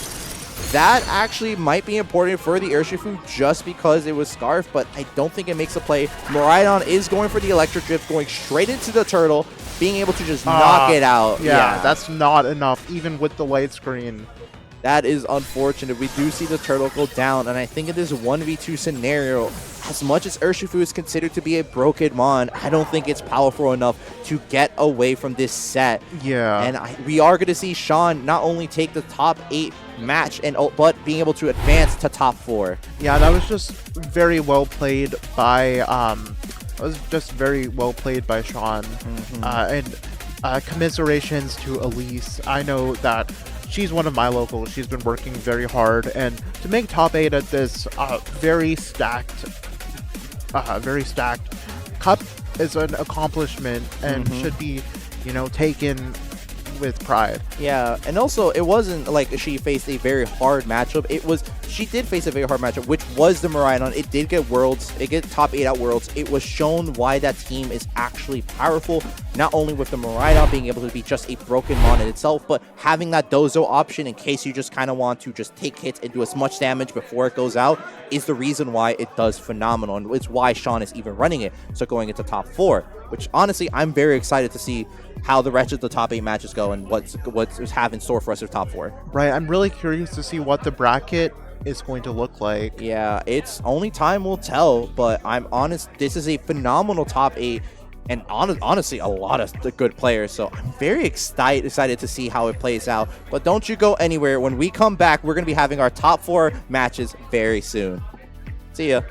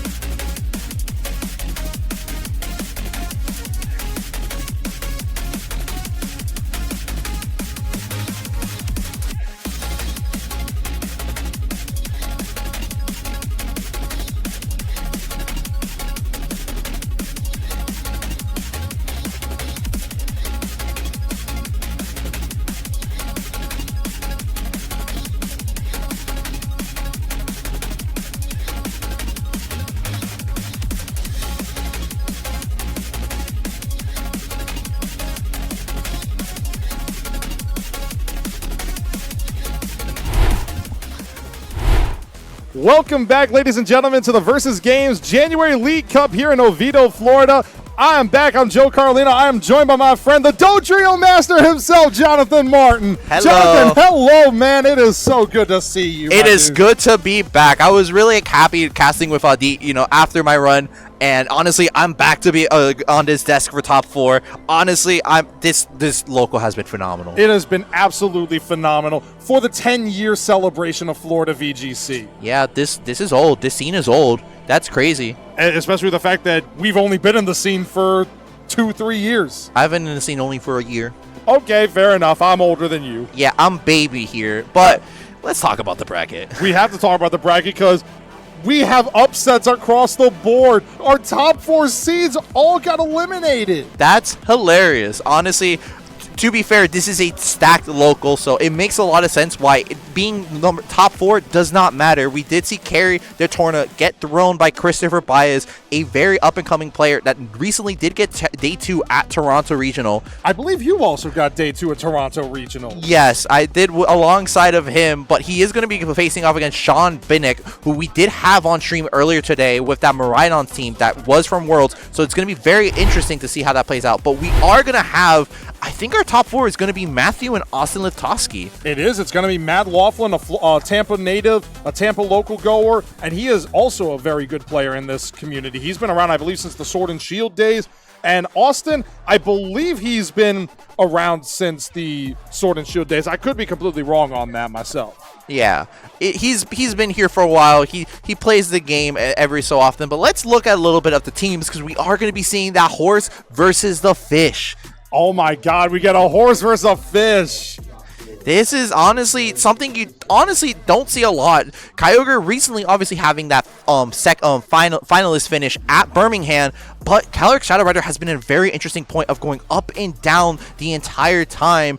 And let's take a look at what Matthew is running, because this is not only your very similar balanced CSR, but CSR is running that Citrus Berry, Terra Fairy, and that's a Thundurus. Yeah, that's a Thundurus. That is a Taunt, Eerie Impulse, Thunder Wave Thundurus with Thunderbolt. Honestly, that's actually going to be very important going into the Kyogre, the Mon that wants to not only land it and moves, but also not lose a lot of HP or its special attack. And this is Austin's Kyogre's team. Chen Pao Dragonite onto the fish is honestly impressive. It is, and also we have seen a couple of multi-scaled Choice Band Dragonites next to Chen Pao in this tournament, most notably ran by Christopher Baez against Carrie Detorna. But Austin Litowski, he's got the Inner Focus Choice Band Terra Normal Dragonite next to Chen Pao. Jonathan, are we on Regulation C again? No, we are not. And the fact that Pao Knight is coming up and down, could be partially my fault, because fun fact, I kind of helped him out a little bit with the team. Oh my God, you helped him? Yeah, I'm Mr. Strategy. Oh man, this is crazy. Oh, but this is going to be great because we have a 6 seed versus a 7 seed. We have the 5 seed versus the 8 seed. 2 of our seeds are going to be moving on. Is it going to be Matthew Laughlin or is it going to be Austin Latovsky? Honestly, this is going to be very interesting to see both of these players out. Austin has been using this fish for quite a bit, getting him that day 2 in Indianapolis last season, and Matthew's been a little bit out of the scene, but he's been coming back and being able to get this top 4 is impressive, and I cannot wait to see this gameplay. And we see Austin leading with that Chen Pao and Dragonite versus an Incineroar and an Urshifu Rapid Strike here. Now, what's important to note here is the Sword of Ruin does activate and lower the defense by 25%, but this Intimidate will not work on the Dragonite due to that Inner Focus. Yes, because of Inner Focus's recent changes, its immune to the Intimidates, but being able to just have that fake out pressure and Urshifu next to the field is actually very good for him, because he's able to, because now Matthew's able to kind of make Austin question if he's going to go into the Chen Pao, and if so, is he going to Terra? And if not, then that Urshifu could just strike away and be able to pick up that knockout. Exactly, and also the Chen Pao on Austin's side is Terra Ghost, so in theory, Matthew could potentially go for a fake out into the Chen Pao, but it could go Terra Ghost, but we do see a switch out on the Chen Pao into the Urshifu Rapid Strike here, and also a switch out on the Dragonite too. Double switch out? Into Lil Guppy. That is going to be the Kyogre. The Kyogre is on the field. That is the GOAT Kyogre. I feel like I'm a little bit biased right now because, yeah, but besides the... well, I mean, it's a fish. It's a nice big fish. Yeah, you're right. Little Guppy is a great name for the fish, but we do see the instant Terrasilize into that Terra Ghost. Very good for him, being able to not only dodge the extreme speeds from the Dragonite, but also be able to not be taking that super effective damage from the Kyogre. We do see Urshifu protect on a turn of just no damage being out. But more importantly, the Will-O-Wisp at 85% accurate move. It hits the Kyogre. Now, while Kyogre is normally a special attacker, getting that burn damage is very important because it just whittles away at your health. It will be whittling away at the health of Kyogre, making the water spout a little bit weaker, but I don't think Austin's gonna care, especially with this position of having that Urshifu next to it, and I believe it is Scarf, which it is, so it's gonna be able to go first and do massive amount of damage. And I just don't think, I think Austin's in the front foot. He could just press the gas and start like doing a massive amount of damage. And we get to see that with the Surging Strikes into the Incineroar. Because it's Terra Ghost, it's not going to be able to knock out, but it's going to do more than half. It's going to do more than half here, bringing it down to 65 HP. That's just over 70%, but just below 75. And we see a Surging Strikes go into Austin's Urshifu in exchange. So both bears are just taking advantage of this rain-boosted Surging Strike. Yep, exactly. Hits. They just love being able to kick and do that massive amount of damage. But I'm surprised Matthew did not go into the Kyogre slot. But it's going for Origin Pulse, that's why. And it hit both. It hit both on the Origin Pulse. That is important to note, that it hit both. But more importantly, Incineroar is down, so not only do you lose your Intimidate, you lost your Fake Out, and you lost your Will-O-Wisp. Yeah, it's not looking good for Matthew. He's gonna have to adapt, but we do get to see that he has the Clefairy and the CSR, so thankfully he's able to do a little bit of damage just because of the ranges they are in, and Calyrex is coming out to the field, and honestly, I think it might be going for a Nasty Plot, or at least trying to just do an Astral Barrage to just possibly pick up the KO. It could, but the other thing we have to note here is that if it goes for any attack right now, especially with Chen Pao in the back, Chen Pao has that Sucker Punch because Incineroar used the Terra Ghost. Calyrex is now 4 times weak to that Dark move on the Chen Pao. You're right, and if Austin's able to position that well and be able to just pressure the CSR before Clefairy comes out to the field, I just think he's going to be able to take advantage of that. We do see the Kyogre backing out, returning to its trainer, and we get to see, I believe that's Dragon. No, it's a Chen Pao being able to add a Swords of Ruin, and because Urshifu is faster, it's get to do a massive amount of damage. And I think that's dead. This might be close here to 51. It is not going to be close. Oh, Oh, the wait, there's a berry. Citrus. The Citrus Berry is going to allow the Calyrex to survive. It's going to be able to live, I think, on possibly 20 HP. 17! That is close enough. This CSR is living. Jonathan, you need to go get yourself a lottery ticket. Go play the Poke Lotto ID. You might get a Master Ball for that. Yeah. But now, Urshifu is down. The Choice Scarf is down. Dragonite is still in the back, as is the Kyogre. But Austin still has that Terastallization left. Oh, and with Urshifu going into that Chen Pao, he's just going to be up to that Dragonite and that Kyogre, which are both slower than CSR. And with CSR being +1, I just don't know what Austin could do. Possibly go for that E-Speed with Dragonite, but if he's not able to knock out that CSR, that E-Speed's not going to be able to do any damage to CSR. But what's also important to note here is that if Dragonite Terrastallizes into the Terra Normal here, Dragonite will be immune to Astral Barrage. You're right. Austin has not used his Terrastallization. That is something up his sleeve. And honestly, if he loses either one of these pieces before Clefairy comes in, I don't know what Matthew's going to be able to do. I don't either, but we also have to note that Dragonite is still weak to the Draining Kisses right now from Calyrex, and Dragonite could take massive amounts of damage here from a Draining Kiss. We do see that Terrastallization coming in from Austin's side, and it is going to be that Terra Normal Dragonite being able to be immune to the Astral Barrage, but if Matthew click Close Combat into that slot, that Dragonite is going to go bye-bye. We do see a Protect come out on the side of Calyrex here on Matthew Laughlin's side, and it is just an Extreme Speed into this Urshifu Rapid Strike. But more importantly, the Dragonite is locked in to that Choice Banded Extreme Speed. Yeah. So Calyrex, in theory, can go after the Kyogre here potentially and work its magic around. However, the Rain, I believe there's still a couple more turns left of the Rain, and that could be the difference with this Origin Pulse. Yeah. However, in comes Clefairy, and Clefairy's ability, Friend Guard, will negate damage by 25%.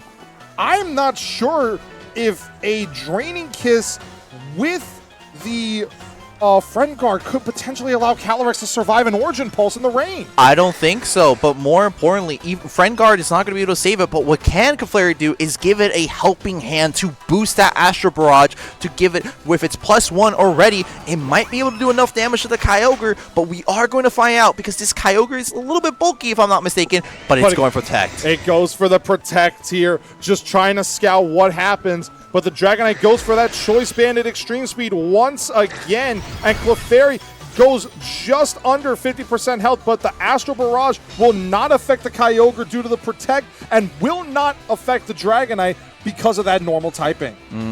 It looks like the Rain is going to stop as well, and honestly, I'm looking at this positioning a bit more. I think the only way for Matthew to be able to come back from this would be a mess up on Austin's side.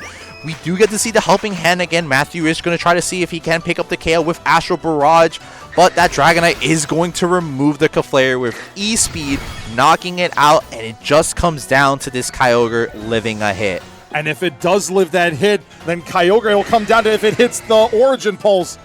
It might not even need the Origin Pulse because of Calyrex Shadow Rider being low, but Astral Barrage going in, and the fish Kyogre goes is down. That helping hand adds the extra power that Matthew needed to get that KO on the Kyogre, and now this Dragonite with Choice Banded Extreme Speed is locked into a move it cannot use on Calyrex. I think the only win con for Austin, besides would be struggling, but I don't think he's going to try that route, and we are going to see Matthew take game 1. That was incredible right there. Matthew was in...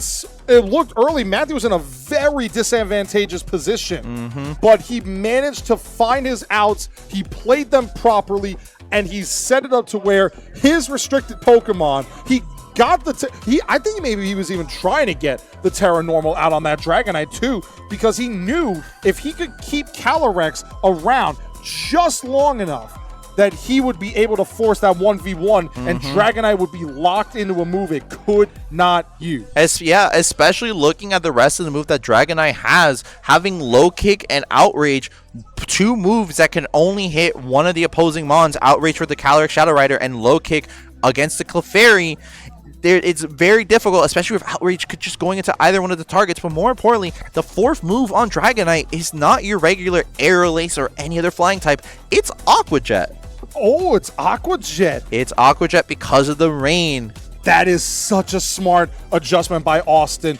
I mean, yes, you're sacrificing a flying type move, but at the same time, you're keeping the outrage power. And we saw how powerful outrage can be when it wants to hit the target you want it to hit. Yeah, exactly. And outrage would be perfect for that scenario, except if it wasn't Clefairy on the final piece of the board. But it's going to be very interesting to see how these players make any changes to it, because Matthew understands his team very well and what he needs to do, but I don't know what Austin could bring in that could definitely disrupt Matthew's game plan. Maybe the Amoonguss, maybe the Archaludon. It's going to be interesting to see. It will be, but we're going to see. Will Matthew Laughlin punch his ticket to the finals, or will Austin Latovsky force the first game 3 of this top cut bracket? Honestly, I'm excited to see, and we do get to see an adjustment off of Austin's side. It is the Kyogre and the Amoonguss, but Matthew is also making the adjustment, bringing in his own restricted as well, with Calyrex Shadow Rider next to the beautiful cat known as Incineroar. I believe that's also Wolf Glick's favorite Pokemon, Jonathan. I believe so. I've heard many tales of such things, but at the end of the day, that Incineroar having that fake out pressure is gonna be what's more important, and why he likes the cat.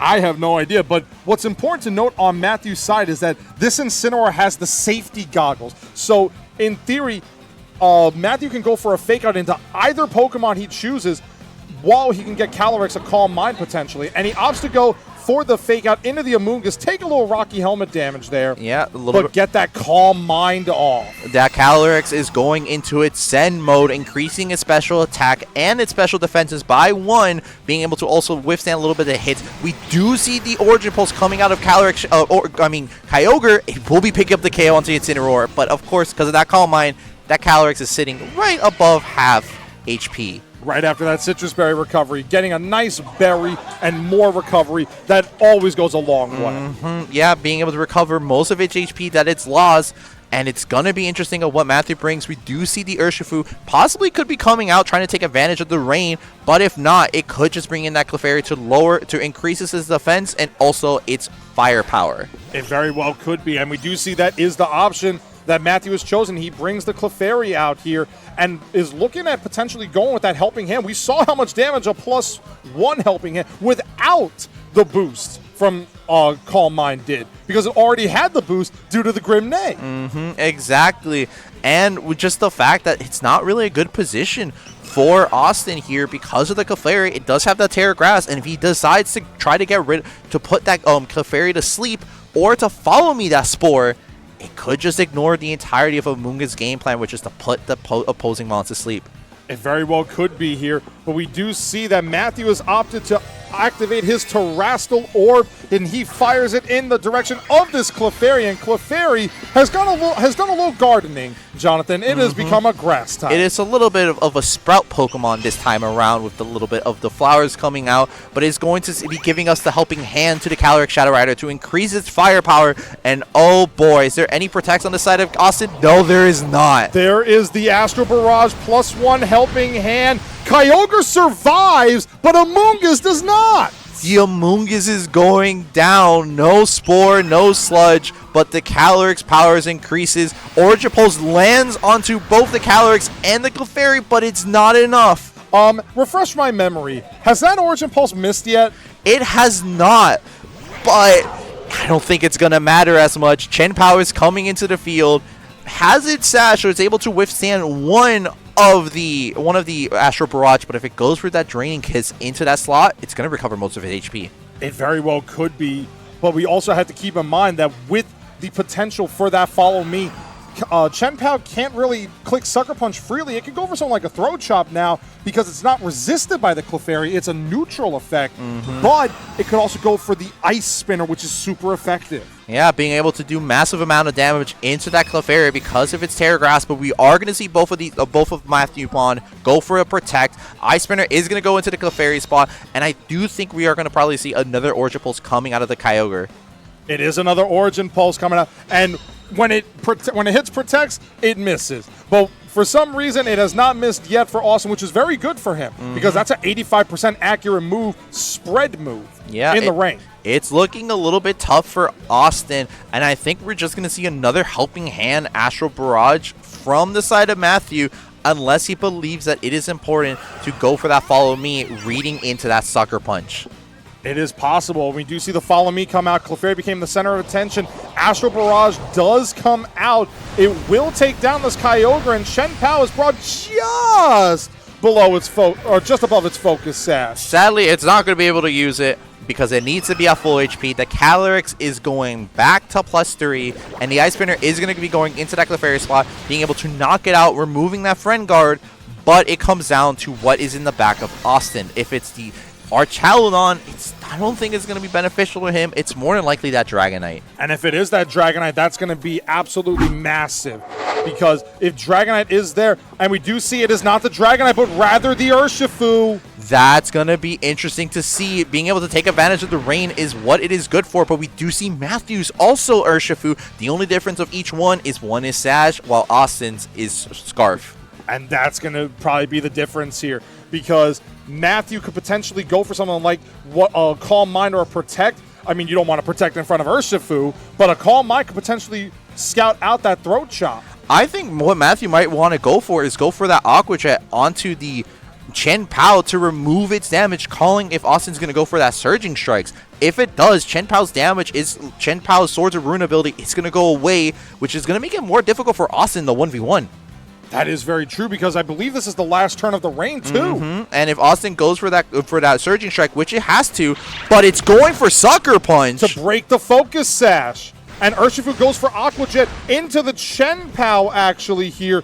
So now it remains to be seen, what did Austin click into Matthew's, and it's the Surging Strikes into the Calyrex, a critical hit guaranteed, and knocks out the Calyrex, and now it's a battle of the bears. This is going to be very interesting, but I think looking at each turn, how it's playing out, I don't think there's a chance for Matthew to come back unless it gets a crit. You can't really go for close combat because it's just going to lower the defenses, and your only choice is go for Surging Strikes and hope to put in a range that you can live Austin's Surging Strikes and then be able to go for a close combat and hope for a crit.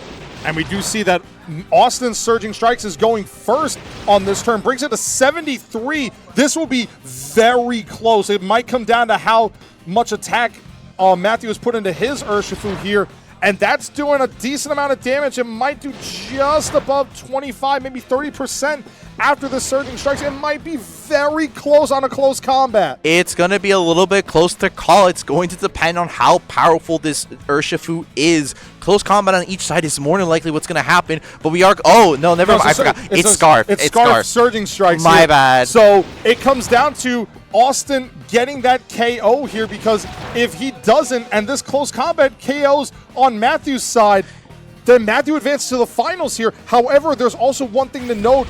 Let's see what happens here. It's gonna pick up. Out. Urshifu is down. Our 7 seed, Matthew Laughlin, has made it to the final. He's been away from the scene for a little bit, and now he is coming back and showing what he is made. Being able to lock himself into finals is extremely impressive. That was an absolute masterclass in top 4 between Matthew and Austin. And Matthew just played incredible all throughout. And Urshifu getting the KO with Surging Strikes, with close combat there. What I was going to say was, if close combat didn't knock out Urshifu afterwards, that's where Matthew's Urshifu had the advantage with that Aqua Jet in the end game. You're right. Being able to just pick any move compared to being locked into just because of the choice item is what saved the Matthew in this set. And honestly, it's impressive to see how this team's gone, but it's also showed the reason why Calyrex Shadow Rider is seen as the top dog, or more likely the top horse. Yeah, give or take. And also, it just keeps on proving why Calyrex both forms, mostly the Shadow Rider, but in the case of Patrick Connors, we love Patrick Connors.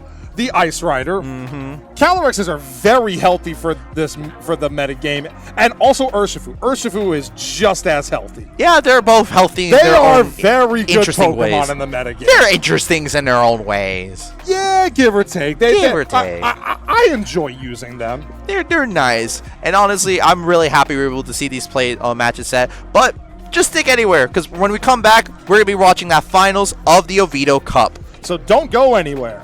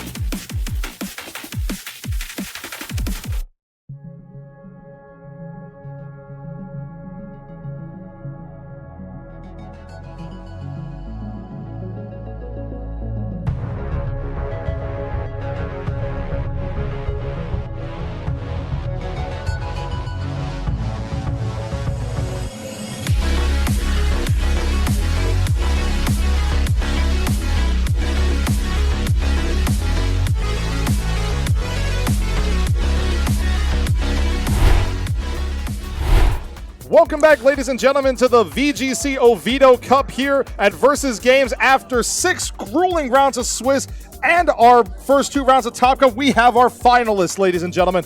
I am Joe Carlino. I am once again joined by my friend Adit Selvaraj. Adit, this has been an incredible stream. Yeah, it's been a very incredible stream. We also had some very incredible matches on stream. It's been a long day, but we're here finally. We're at our finals. And in all fairness, we went through the first 5 rounds of this tournament. Every game went 3 games on stream. Then we get to round 6 and we have a 2-0. Then we go to top 8, we have a 2-0 stream. Then we have a top 4, it's a 2-0 stream. And now we're here at the finals. And ladies and gentlemen, your eyes do not deceive you. We are going to talk about this bracket. The number 8 seed, Christopher Bias, defeated the number 1 seed, Kerry D'Ortona. Then he defeated the number 5 seed in Sean Binnick, a 2-0, who had beaten Elise Johnson 2-0, our 4 seed. Then in the lower half of the bracket, our number 7 seed, Matthew Laughlin, beat our number 2 seed, Jovan Teixeira, while our number 6 seed, Austin Latovsky, beat our number 3 seed, Logan Martinez. So all 4 of the lower seeds won in the top 8 of this top cut. Then in top 4, Your number 8 seed, Christopher Baez, wins. Your number 7 seed, Matthew Laughlin, wins. We have a number 7 versus number 8 seed in the finals. Yeah, I think this is a real underdog bracket. The lowest seeds on top. So a very huge upset. I think that, I personally was thinking that Kerry was going to win the whole thing, but it seems like Christopher Baez really showing some tenacity there from that 8 seed.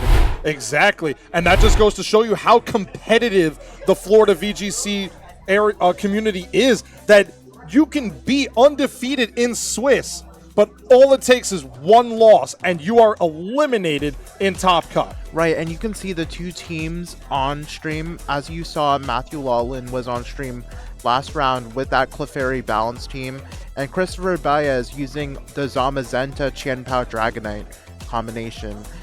So here are some of the accomplishments of the players. As you can see, both trainers are 4-2 going into this, meaning that they might have had a chance to bubble. They came very close to bubbling. We did see Christopher Baez. He won that win and in against Landon Moorhall to make it to Top Cut in the first place. And Matthew Laughlin has just been absolutely incredible with his just working behind the scenes, getting that tenacity, and now he's sitting one win away from a League Cup victory.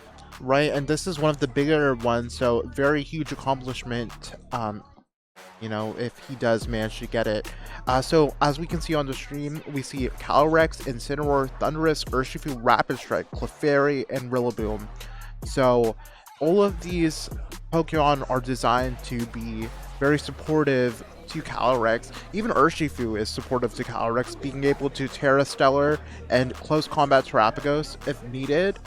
And on Christopher's side, we have the Zamazenta, Fluttermane, Qianpao, Dragonite, Urshifu, Rapid Strike, and Amoonguss. And as we did see, Adid, in that top 4 matchup between Matt and Austin Latovsky, Christopher Baez has a Choice Scarf Urshifu.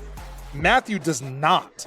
That did the difference in that game because it allowed Matthew to have an opportunity to switch up his moves. Urshifu was locked in. Yes, it was to its signature move, which is a guaranteed critical hit 3 straight times, but the ability to change your moves from a resistant to a neutrality can do so much. Right, and I think that Matthew played that endgame very nicely, going for certain strikes and saving the defense drop from close combat for a turn he knew that Urshifu was able to knock out Austin's Urshifu. Exactly. And Christopher Baez with this Zamazenta, I mean, we are going to see Zamazenta again, so that bodes well for you as well, Adid, and me, because I'll be honest, I don't know how you were in Generation 8 with Sword and Shield, but I played Shield. I didn't play Sword. I actually got Shield too because I wanted Galarian Ponyta. Okay, that's fair. Honestly, and don't get me started on that one. I remember I was sitting doing work, and I had a second computer up just with that live stream for 24 hours. I'm like, did I hear a Gallop or something like that? And then right at the end, you see Galarian Ponyta, and you're like, oh my god, what is that? That was so adorable. Yeah, it's really a huge shame that Pokemon is not good in VGC. Its evolved form. Maybe one day they'll give it a buff, but I don't know if it will be soon. We don't know yet, but what we do know is one of these trainers is going to be our League Cup champion. Will it be our number 7 seed Matthew Laughlin or our number 8 seed Christopher Baez? Game number 1 is about to begin, and we're going to see Zamazenta and Urshifu Rapid Strike versus the Incineroar and the Calyrex Shadow Rider. So the restricted Pokemon are on the field to start this battle. Yeah, this is a really interesting position. Both of Christopher's Pokemon can get faked out, and Matthew can go for that nasty plot if needed to. Very interesting that Christopher's Urshifu is not Terra Ghost. It is the Terra Water, so it can be faked out. Also interesting to note is that Matthew's Incineroar is Terra Ghost, meaning it will be immune to any body press if it chooses to do that. It very well will be, but we do see that Incineroar is opting to get that Terastallization from Matthew's side, but beforehand, we're going to see a Terastallization on Christopher's side as that Urshifu, because it is faster due to that Choice Scarf, it gets the Terastallization first, and it really has mastered the way of the water. Oh yes, and whatever it hits will be doing massive damage. That Terra Water Surgical Strike, always critical hitting. This will be a very impactful turn. And we do see the Terra Ghost on the Incineroar here to basically negate anything that Zamazenta can do damage-wise on Incineroar. But we do see a Wide Guard is the call. Christopher Baez is trying to call that Astro Barrage on Calyrex here. In comes the Terra Water Choice Scarf, Surging Strikes into this Calyrex, and it's doing big damage with those guaranteed critical hits. Yeah, this Calyrex is looking very bulky though, with that Citrus Berry healing it up to almost near full health. Third hit of Surging Strikes takes it down to 88.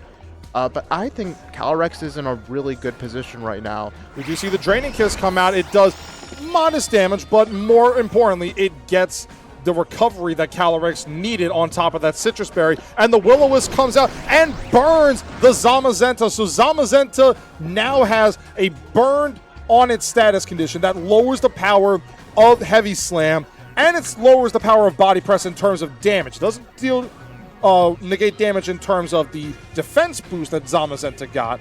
It just lowers the base power of the move. Yeah, this is just a really unfortunate board position for Christopher. Having two Pokemon Zamazenta cannot hit very well right now. And switching out Zamazenta means its Dauntless Shield will be turned off, meaning when it switches back out, it will be at neutral defense. And we do see Zamazenta switches out here into the Chen Pao. So Chen Pao activates the Sword of Ruin and lowers the defense by 25%. However, Incineroar is switching out here, and in comes the Clefairy. So Friend Guard negates Sword of Ruin. Yeah, this is going to be very interesting to see if that Urshifu knocks out Calyrex. Oh, it might actually. It very well might. We do see the critical hits come out here, and the Calyrex goes down. Yeah, this is actually turning around for Christopher, getting that Qian Pao and Urshifu on the board at the same time. Essentially, yes. Like, you're watching the Clefairy come out to negate the Sword of Ruin, but at the same time, it allows Christopher to get that Choice Scarf Surging Strikes off. Right. I think this is just a very advantageous position for Christopher. This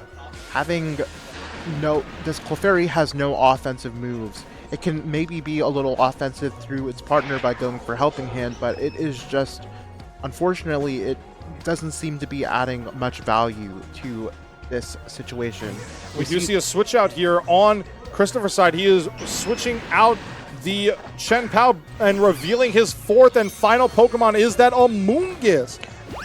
And in comes a Helping Hand on this Clefairy, and Urshifu is getting a boost here after Christopher's Urshifu Surging Strikes. Right, and that was a beautiful switch out from Christopher, believing that Surging Strikes would target the Qian Pao into Amoonguss. And Amoonguss is holding that Rocky Helmet item, so Urshifu is in a world of hurt. It is, because we do see the critical hit come out. There's one Rocky Helmet damage, and here comes the second Surging Strikes, the second Rocky Helmet damage, and then the third and final Rocky Helmet damage. Yeah, this was a beautiful turn for Chris. Just absolute masterclass right there. Chris has positioned himself perfectly against this Calyrex Shadow Rider and the Urshifu and Clefairy currently out on the field by Matthew Laughlin. Yeah, after that turn one, I was a bit worried, but it seems like Christopher realizing that what he needed to do is take out that Calyrex Shadow Rider, and the rest of the team would fall apart. And honestly, that feels like a good call on Christopher's side. Making sure that the restricted Pokemon went down while keeping your restricted, he was willing to take that burn on Zamazenta as long as he got the Ghost Terra off on Incineroar. Right, and we see the Surging Strikes go into Urshifu. Very interesting here that Urshifu is attacking Urshifu with the Friend Guard up instead of the Sword of Ruin, negating that buff and making more damage happen here. But it really comes down to where Urshifu attacks. If it went into the Urshifu itself, and it is the close combat which knocks out the Urshifu, and while Urshifu is now -1 defense and special defense, this Amoonguss has an opportunity to click a Spore into that Urshifu. Yeah, I think that is what Christopher is going to lock into. Going for the... Oh, Sludge Bomb. Actually, rather, he's just going for the damage here to make sure Urshifu is off the field because he has that Incineroar in the back and the Chen Pao. Right, and also, important to note, this Chen Pao does have Throat Chop, meaning it is able to go for massive damage onto Incineroar. This is just a beautiful endgame position for Christopher. It really is, but we do see the attack drops on the Zamazenta, which actually affects it a little bit due to that heavy slam with the burn. Right, yes. But I still think that Christopher is in a great position right now. I believe so as well, because Matthew has a Clefairy with no attacking moves and this Incineroar. Meanwhile, Amoonguss goes for Protect here, and Zamazenta appears to be... Oh, actually, we're going to see Clefairy Protect too. So this is going to be very interesting what Incineroar went for here. After the Heavy Slam comes out into the Clefairy, which is not going to work due to the protection, but a Will-O-Wisp comes out into the Amoonguss, maybe predicting a Chen Pao to come out there. Right, and I think this endgame is really going to come down to Christopher's sequencing. Does he just want to have Zamazenta on the field? Maybe just keep on going for Sludge Bombs. Maybe switching in Chen Pao isn't even worth it until it comes out naturally. Maybe that's the end game that Christopher is trying to play for. It's definitely a possibility here because we do see Clefairy go down. The Friend Guard is off the field for the remainder of the battle. Meanwhile, here comes a Will-O-Wisp into that Amoonguss slot here. Right, I think now it's just chipping down that Incineroar. And we see the Sludge Bomb come out. It's not very effective, but it does get the 30% poison by Sludge Bomb, and now this Incineroar is on a timer. Yeah, if it wasn't on a timer already, it's already on a timer due to poison. So excellent that it got poisoned. It'll only accelerate the game even further. It really does, and now Matthew Laughlin, realizing that the writing is on the wall there, he has opted to lock in that forfeit for game number 1. Christopher Baez, our 8th seed, is 1 win away from the cup. Yeah, this is very exciting. Very, very clinical performance by Christopher.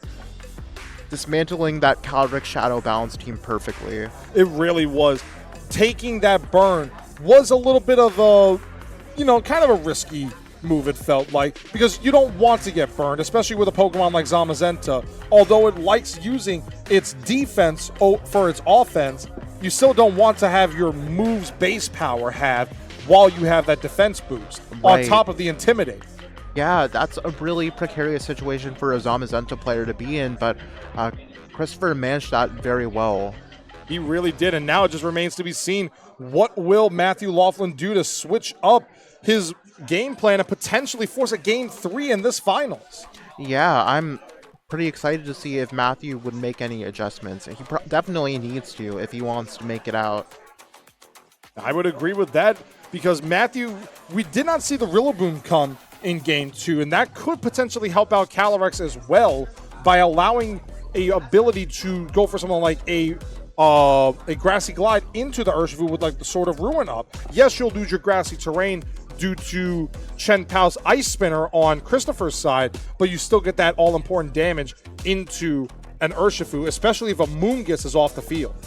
Yes, and I think this is really showing off why this Rocky Helmet Amoonguss is amazing on these Zamazenta teams. The new adaptation. I know a Japanese player won the first victory, or I believe placed very highly in the Victory Road tournament. Tomoyuki Yukimura, also known as Snow, who got top 4 of 2017 Worlds, really popularizing this Amoonguss Zamazenta core that is really picking up. And Christopher's take on it is very interesting, supplementing that with the Chen Pao Dragonite. It's obviously working out very well for him. Well, we're going to find out. Will Christopher Baez earn that title of League Cup champion, or will Matthew Laughlin force a Game 3? We do see it is the Zamazenta Urshifu again versus the Calyrex Shadow Rider and Incineroar once again for Matthew Laughlin. Yeah, these are the same leads. Interesting to see if Matthew will choose different attacks. Maybe go for a fake out. So, yeah. And it appears that is the option that Matthew is opting to go for here, potentially even risking a wide guard on the Zamazenta into the Calyrex Shadow Rider, who just locked in Astral Barrage. Yeah, I'm curious to see if Christopher calls that. And if he does, that would be an incredible play. Because when Incineroar terastallizes here, it turns off its weakness to body press, and most Incineroars go down to a body press at +1. Oh, yes, for sure. But we see the terastallization from Christopher's side, that water terastallization on the Urshifu. And it is once again mastering the way of the water. Yes, it's ready to do so much damage with Surging Strikes. And we do see the terastallization once again on the side of Matthew going into that Incineroar, turning off its water weakness and its fighting weakness in exchange for a Ghost and Dark weakness. Yeah, it's just ignoring that body press damage if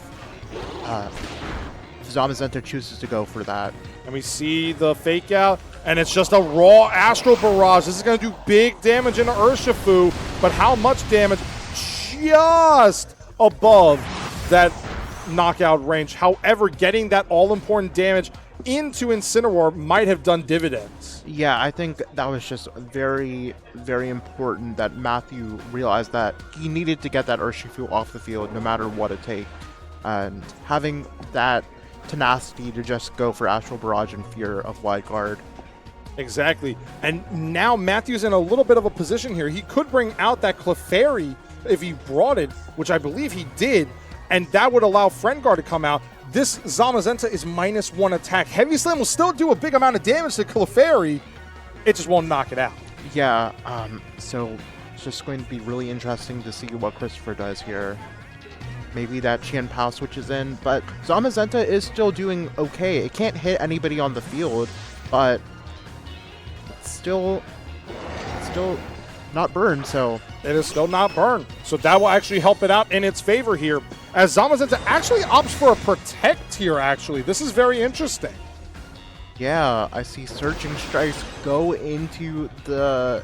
Clefairy, actually. Okay, this is actually really good here on Christopher's side. Getting that all-inclusive damage into Clefairy and making the ability to lower the power of any attacks go away while you still have your Chen Pao in the back. Right, and then Matthew making that excellent play of just going for Draining Kiss on that low health Urshifu, ignoring any potential wide guards, and getting a Grimnay boost. Exactly here. So now this Calyrex, it's at +1, and it still has its Citrus Berry intact. But in comes that Amoonguss here. And what's important to note about this Amoonguss is while it does have to worry about the Astral Barrage being a +1 on this Astral Barrage, it does not have to worry about the potential for a Psychic move, because this Calyrex does not have a Psychic move. Yeah, it's going to be very interesting to see what Amoonguss decides to go for. It really will be, and if the Zamazenta goes for Wide Guard here, this would be a massive turn for Christopher here. And Zamazenta goes for the Wide Guard! The Wide Guard has been activated, and it will protect the spread moves from this Calyrex Shadow Rider. Astral Barrage is not going to work. Where did that Amoonguss target? I think it's targeting into the... Oh, okay. It might be targeting into the Calyrex. It is the Calyrex. Calyrex is taking a nap. Yes, that's exactly what we needed to see for Christopher to get back into this game. That was a massive turn for Christopher, getting that all-important sleep on the Calyrex here. But now Calyrex will take one guaranteed turn on this next turn of battle.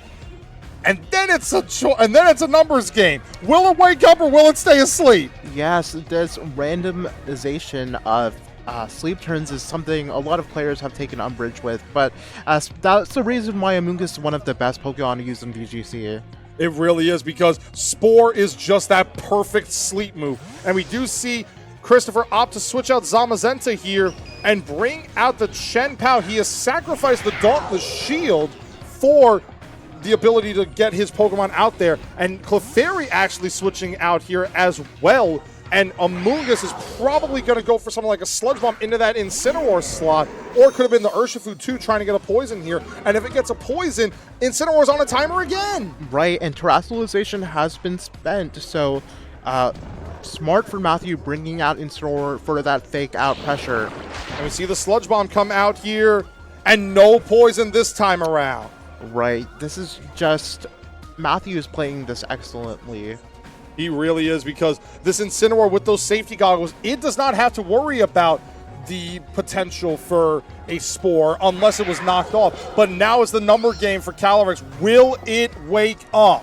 Yeah, this is just going to be very interesting to see what Christopher does. This is looking very bad for Christopher.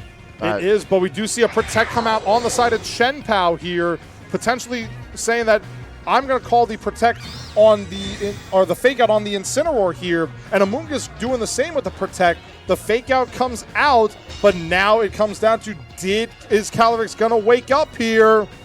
It does not. It takes 2 turns of sleep. Now it can wake up after 2 turns, but if it doesn't wake up, it is a guaranteed wake on the very next turn.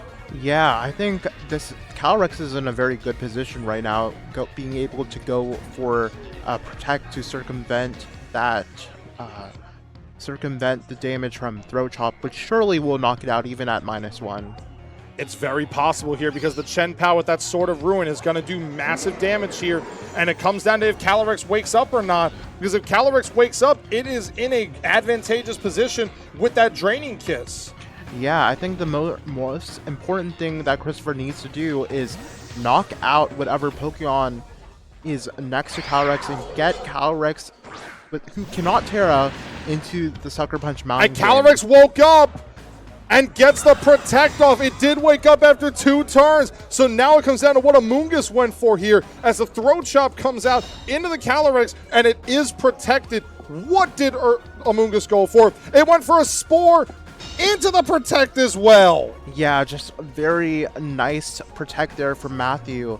Unfortunately, getting Urshifu in for free with its stash still intact. This was a very good turn for Matthew. It was an excellent turn for Matthew, because the Calyrex is still the fastest Pokemon on the field. It is in a perfect position. The only thing that's an issue is that Amoonguss, if Calyrex goes for something like an Astral Barrage, then it's fine.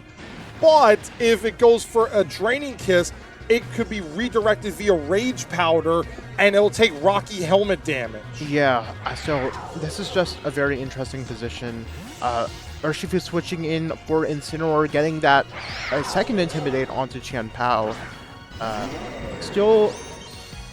think Throat Chop should be able to knock out Calyrex, but it'll be very close with that -2. We do see the Rage Powder come out here, trying to call a Draining Kiss, but what did this Calyrex go for here? Actually the Throat Chop! And it knocks it out! It knocks it out! It's a one-hit knockout of -2! Calyrex is down! Yeah, so this game is looking what seemed to be a very unfortunate turn 1 from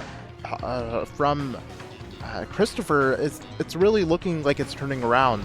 It is looking incredible right now. And also, we didn't even think about that as a possibility, that Chien-Pao would be faster than Calyrex. Yeah, that could be indicative of how this Calyrex is trained, as opposed to Chien-Pao is trained. It very well could be. We do see Zamazenta reappear onto the field, potentially calling a Fake Out into the Chien-Pao slot, but it actually is into the Urshifu, or the Amoonguss slot, but the Surging Strikes go into the Zamazenta. 3 guaranteed critical hits.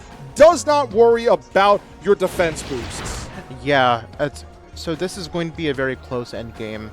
I mean, from this range, it looks like Heavy Slam could take out the Incineroar from this range, and it'll definitely take out the Clefairy. It really comes down to can Matthew position himself properly? Yeah, I think that's going to be the most important thing. If Matthew can position properly to make it through this Urshifu.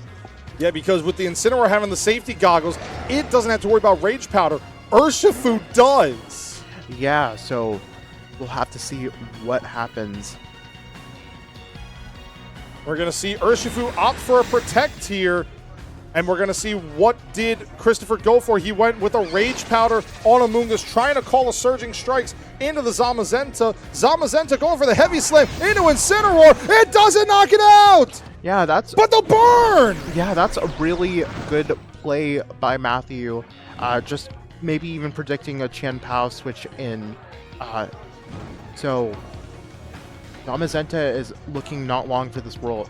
It is not, but now we have to figure out Amoonguss will Rage Powder go before the Aqua Jet potentially. If it goes before the Aqua Jet gets redirected, Zamazenta can knock out this Incineroar, and suddenly it's Zamazenta burn versus an Clefairy, a low HP Incineroar, and an Urshifu. I think that's the situation that we want to see. We want to see Christopher get into to win this game. I think we do. We do see Urshifu actually switches out here potentially as Clefairy comes out onto the field. That'll activate Friend Guard into the Incineroar actually as a Rage Powder comes out once again, and Zamazenta is probably going to go for a Heavy Slam into Incineroar. 24-0. It's enough. It knocks it out. Okay, so this is looking very bad for Matthew. Clefairy versus a Rage Powder, Rocky Helmet, Amoonguss. And Zamazenta might be able to barely live the burn after this. Yeah, this is just looking so dire for Matthew.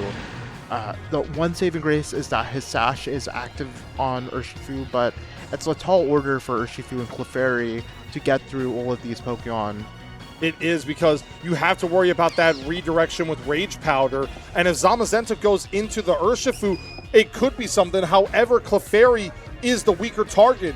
It all comes down to how Christopher positions that Amoonguss. Could he get a Spore into that Urshifu? And if he does, it might be over. Yeah, we see Body Press doing not very much damage, But it does break the Focus Sash. Close Combat comes out. It does nothing to the Amoonguss. Urshifu lowers its defenses, and it'll take Rocky Helmet damage here. What did this Amoonguss go for? It's a Spore into the Urshifu! Yes, that's exactly what we wanted to see. Now, this is looking extremely dire for Matthew. And Zamazenta barely survives the burn damage here. Urshifu has to take a turn of sleep here. Clefairy is in a very disadvantageous position. It needs a double protect to maybe have a shot. And it gets which it! it gets! It gets it! It gets it, but where did Zamazenta attack? It went into the Urshifu! Oh, and critical hit! And a critical hit through the burn. Where did Amoonguss attack? Where did it target? It's a Sludge Bomb into the Urshifu! And Urshifu is down. It's looking like Christopher Baez is going to be our first Elite Cup champion of 2025.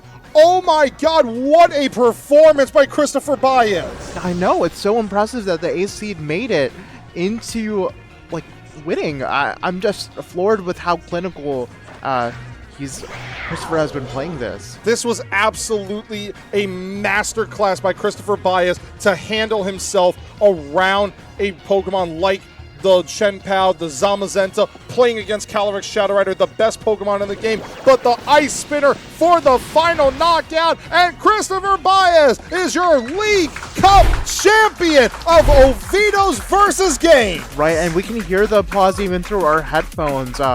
Very impressive victory, and you can see the relief and joy on Christopher's face. Just very excited. We see a huge group of people. We see him cheer. Very great moment for Christopher. This has been a long day of Pokemon. A long day of Pokemon. It has been absolutely incredible for today. Christopher Baez just showcased that Zamazenta might be the restricted to beat going into San Antonio. Oh, definitely. I think it's a very interesting take on Zamazenta, and really shows why Amoonguss is really good on these teams. It really is. We saw and the Rocky helmet too. Just that ability. Amoonguss is just so good right now. A lot of people were trying to cast it off with the Miraidon out there just to avoid Spore. But at the same time, you have to realize Amoonguss is not just click Spore. Yeah, Amoonguss also been using Sludge Bomb. As we can see, it's been very useful in dealing that last bit of damage, just squeezing that last bit of damage, all its potential. Just honestly, this is a great way to start the 10-year anniversary of Florida VGC, indeed. And with San Antonio right around the corner, Christopher Baez is going to be going there. A lot of our players say are going to be there. Honestly, I'd be watching out for him. Oh, I'm really excited to see. I'm really excited to see if some of the Florida trainers will be able to do well in San Antonio. I will be as well, and hopefully we'll see them on stream at San Antonio, ladies and gentlemen. Yeah. But, Adit, where can they find you at, bud? Me? Yeah. They can find me on Wellspring Mask on Twitter. And they guys can find me on Twitch at Talonmaster J. Thank you guys so much, and we will see you guys with our next league event. Yes, and we have... Oh, the final standing. Yes, the final standings. We have Christopher Baez in first with that Zamazenta team, Matthew Laughlin with Clefairy Calyrex Shadow Rider, Sean Binek with Chengyu Wei Zhang's Miraidon Dozo team, Austin Latowski with that Archaludon Kyogre, Kerry D. Ortona, our first seed, with that CSR Balance team, Jovan Texera using the same team as Christopher Baez, Logan Martinez with that Groudon and Jumpluff. Oh man, it's just a shame that we did not get to see Logan on stream. Very strong player that we hope that we can feature next time. And then Elise Johnson, who's been working very hard to get her first cup top cut with that Terapagos team. So very impressive showing from all of these trainers. It's been a long, grueling day of Pokemon. We've been here since 1 o'clock. It's been 7 hours of non-stop Pokemon action. It really has been, and I'm just excited for the future, man. To bigger and better with Florida VGC. Oh, absolutely. I'm so excited to see how Florida VGC will grow. Maybe the next national or even world champion is Among Us here. It's very possible. But ladies and gentlemen, thank you so much for joining us here from Oviedo at Versus Games. For Adit Selvaraj, I'm Joe Carlino. We look forward to seeing you guys next time. Yes, thank you so much.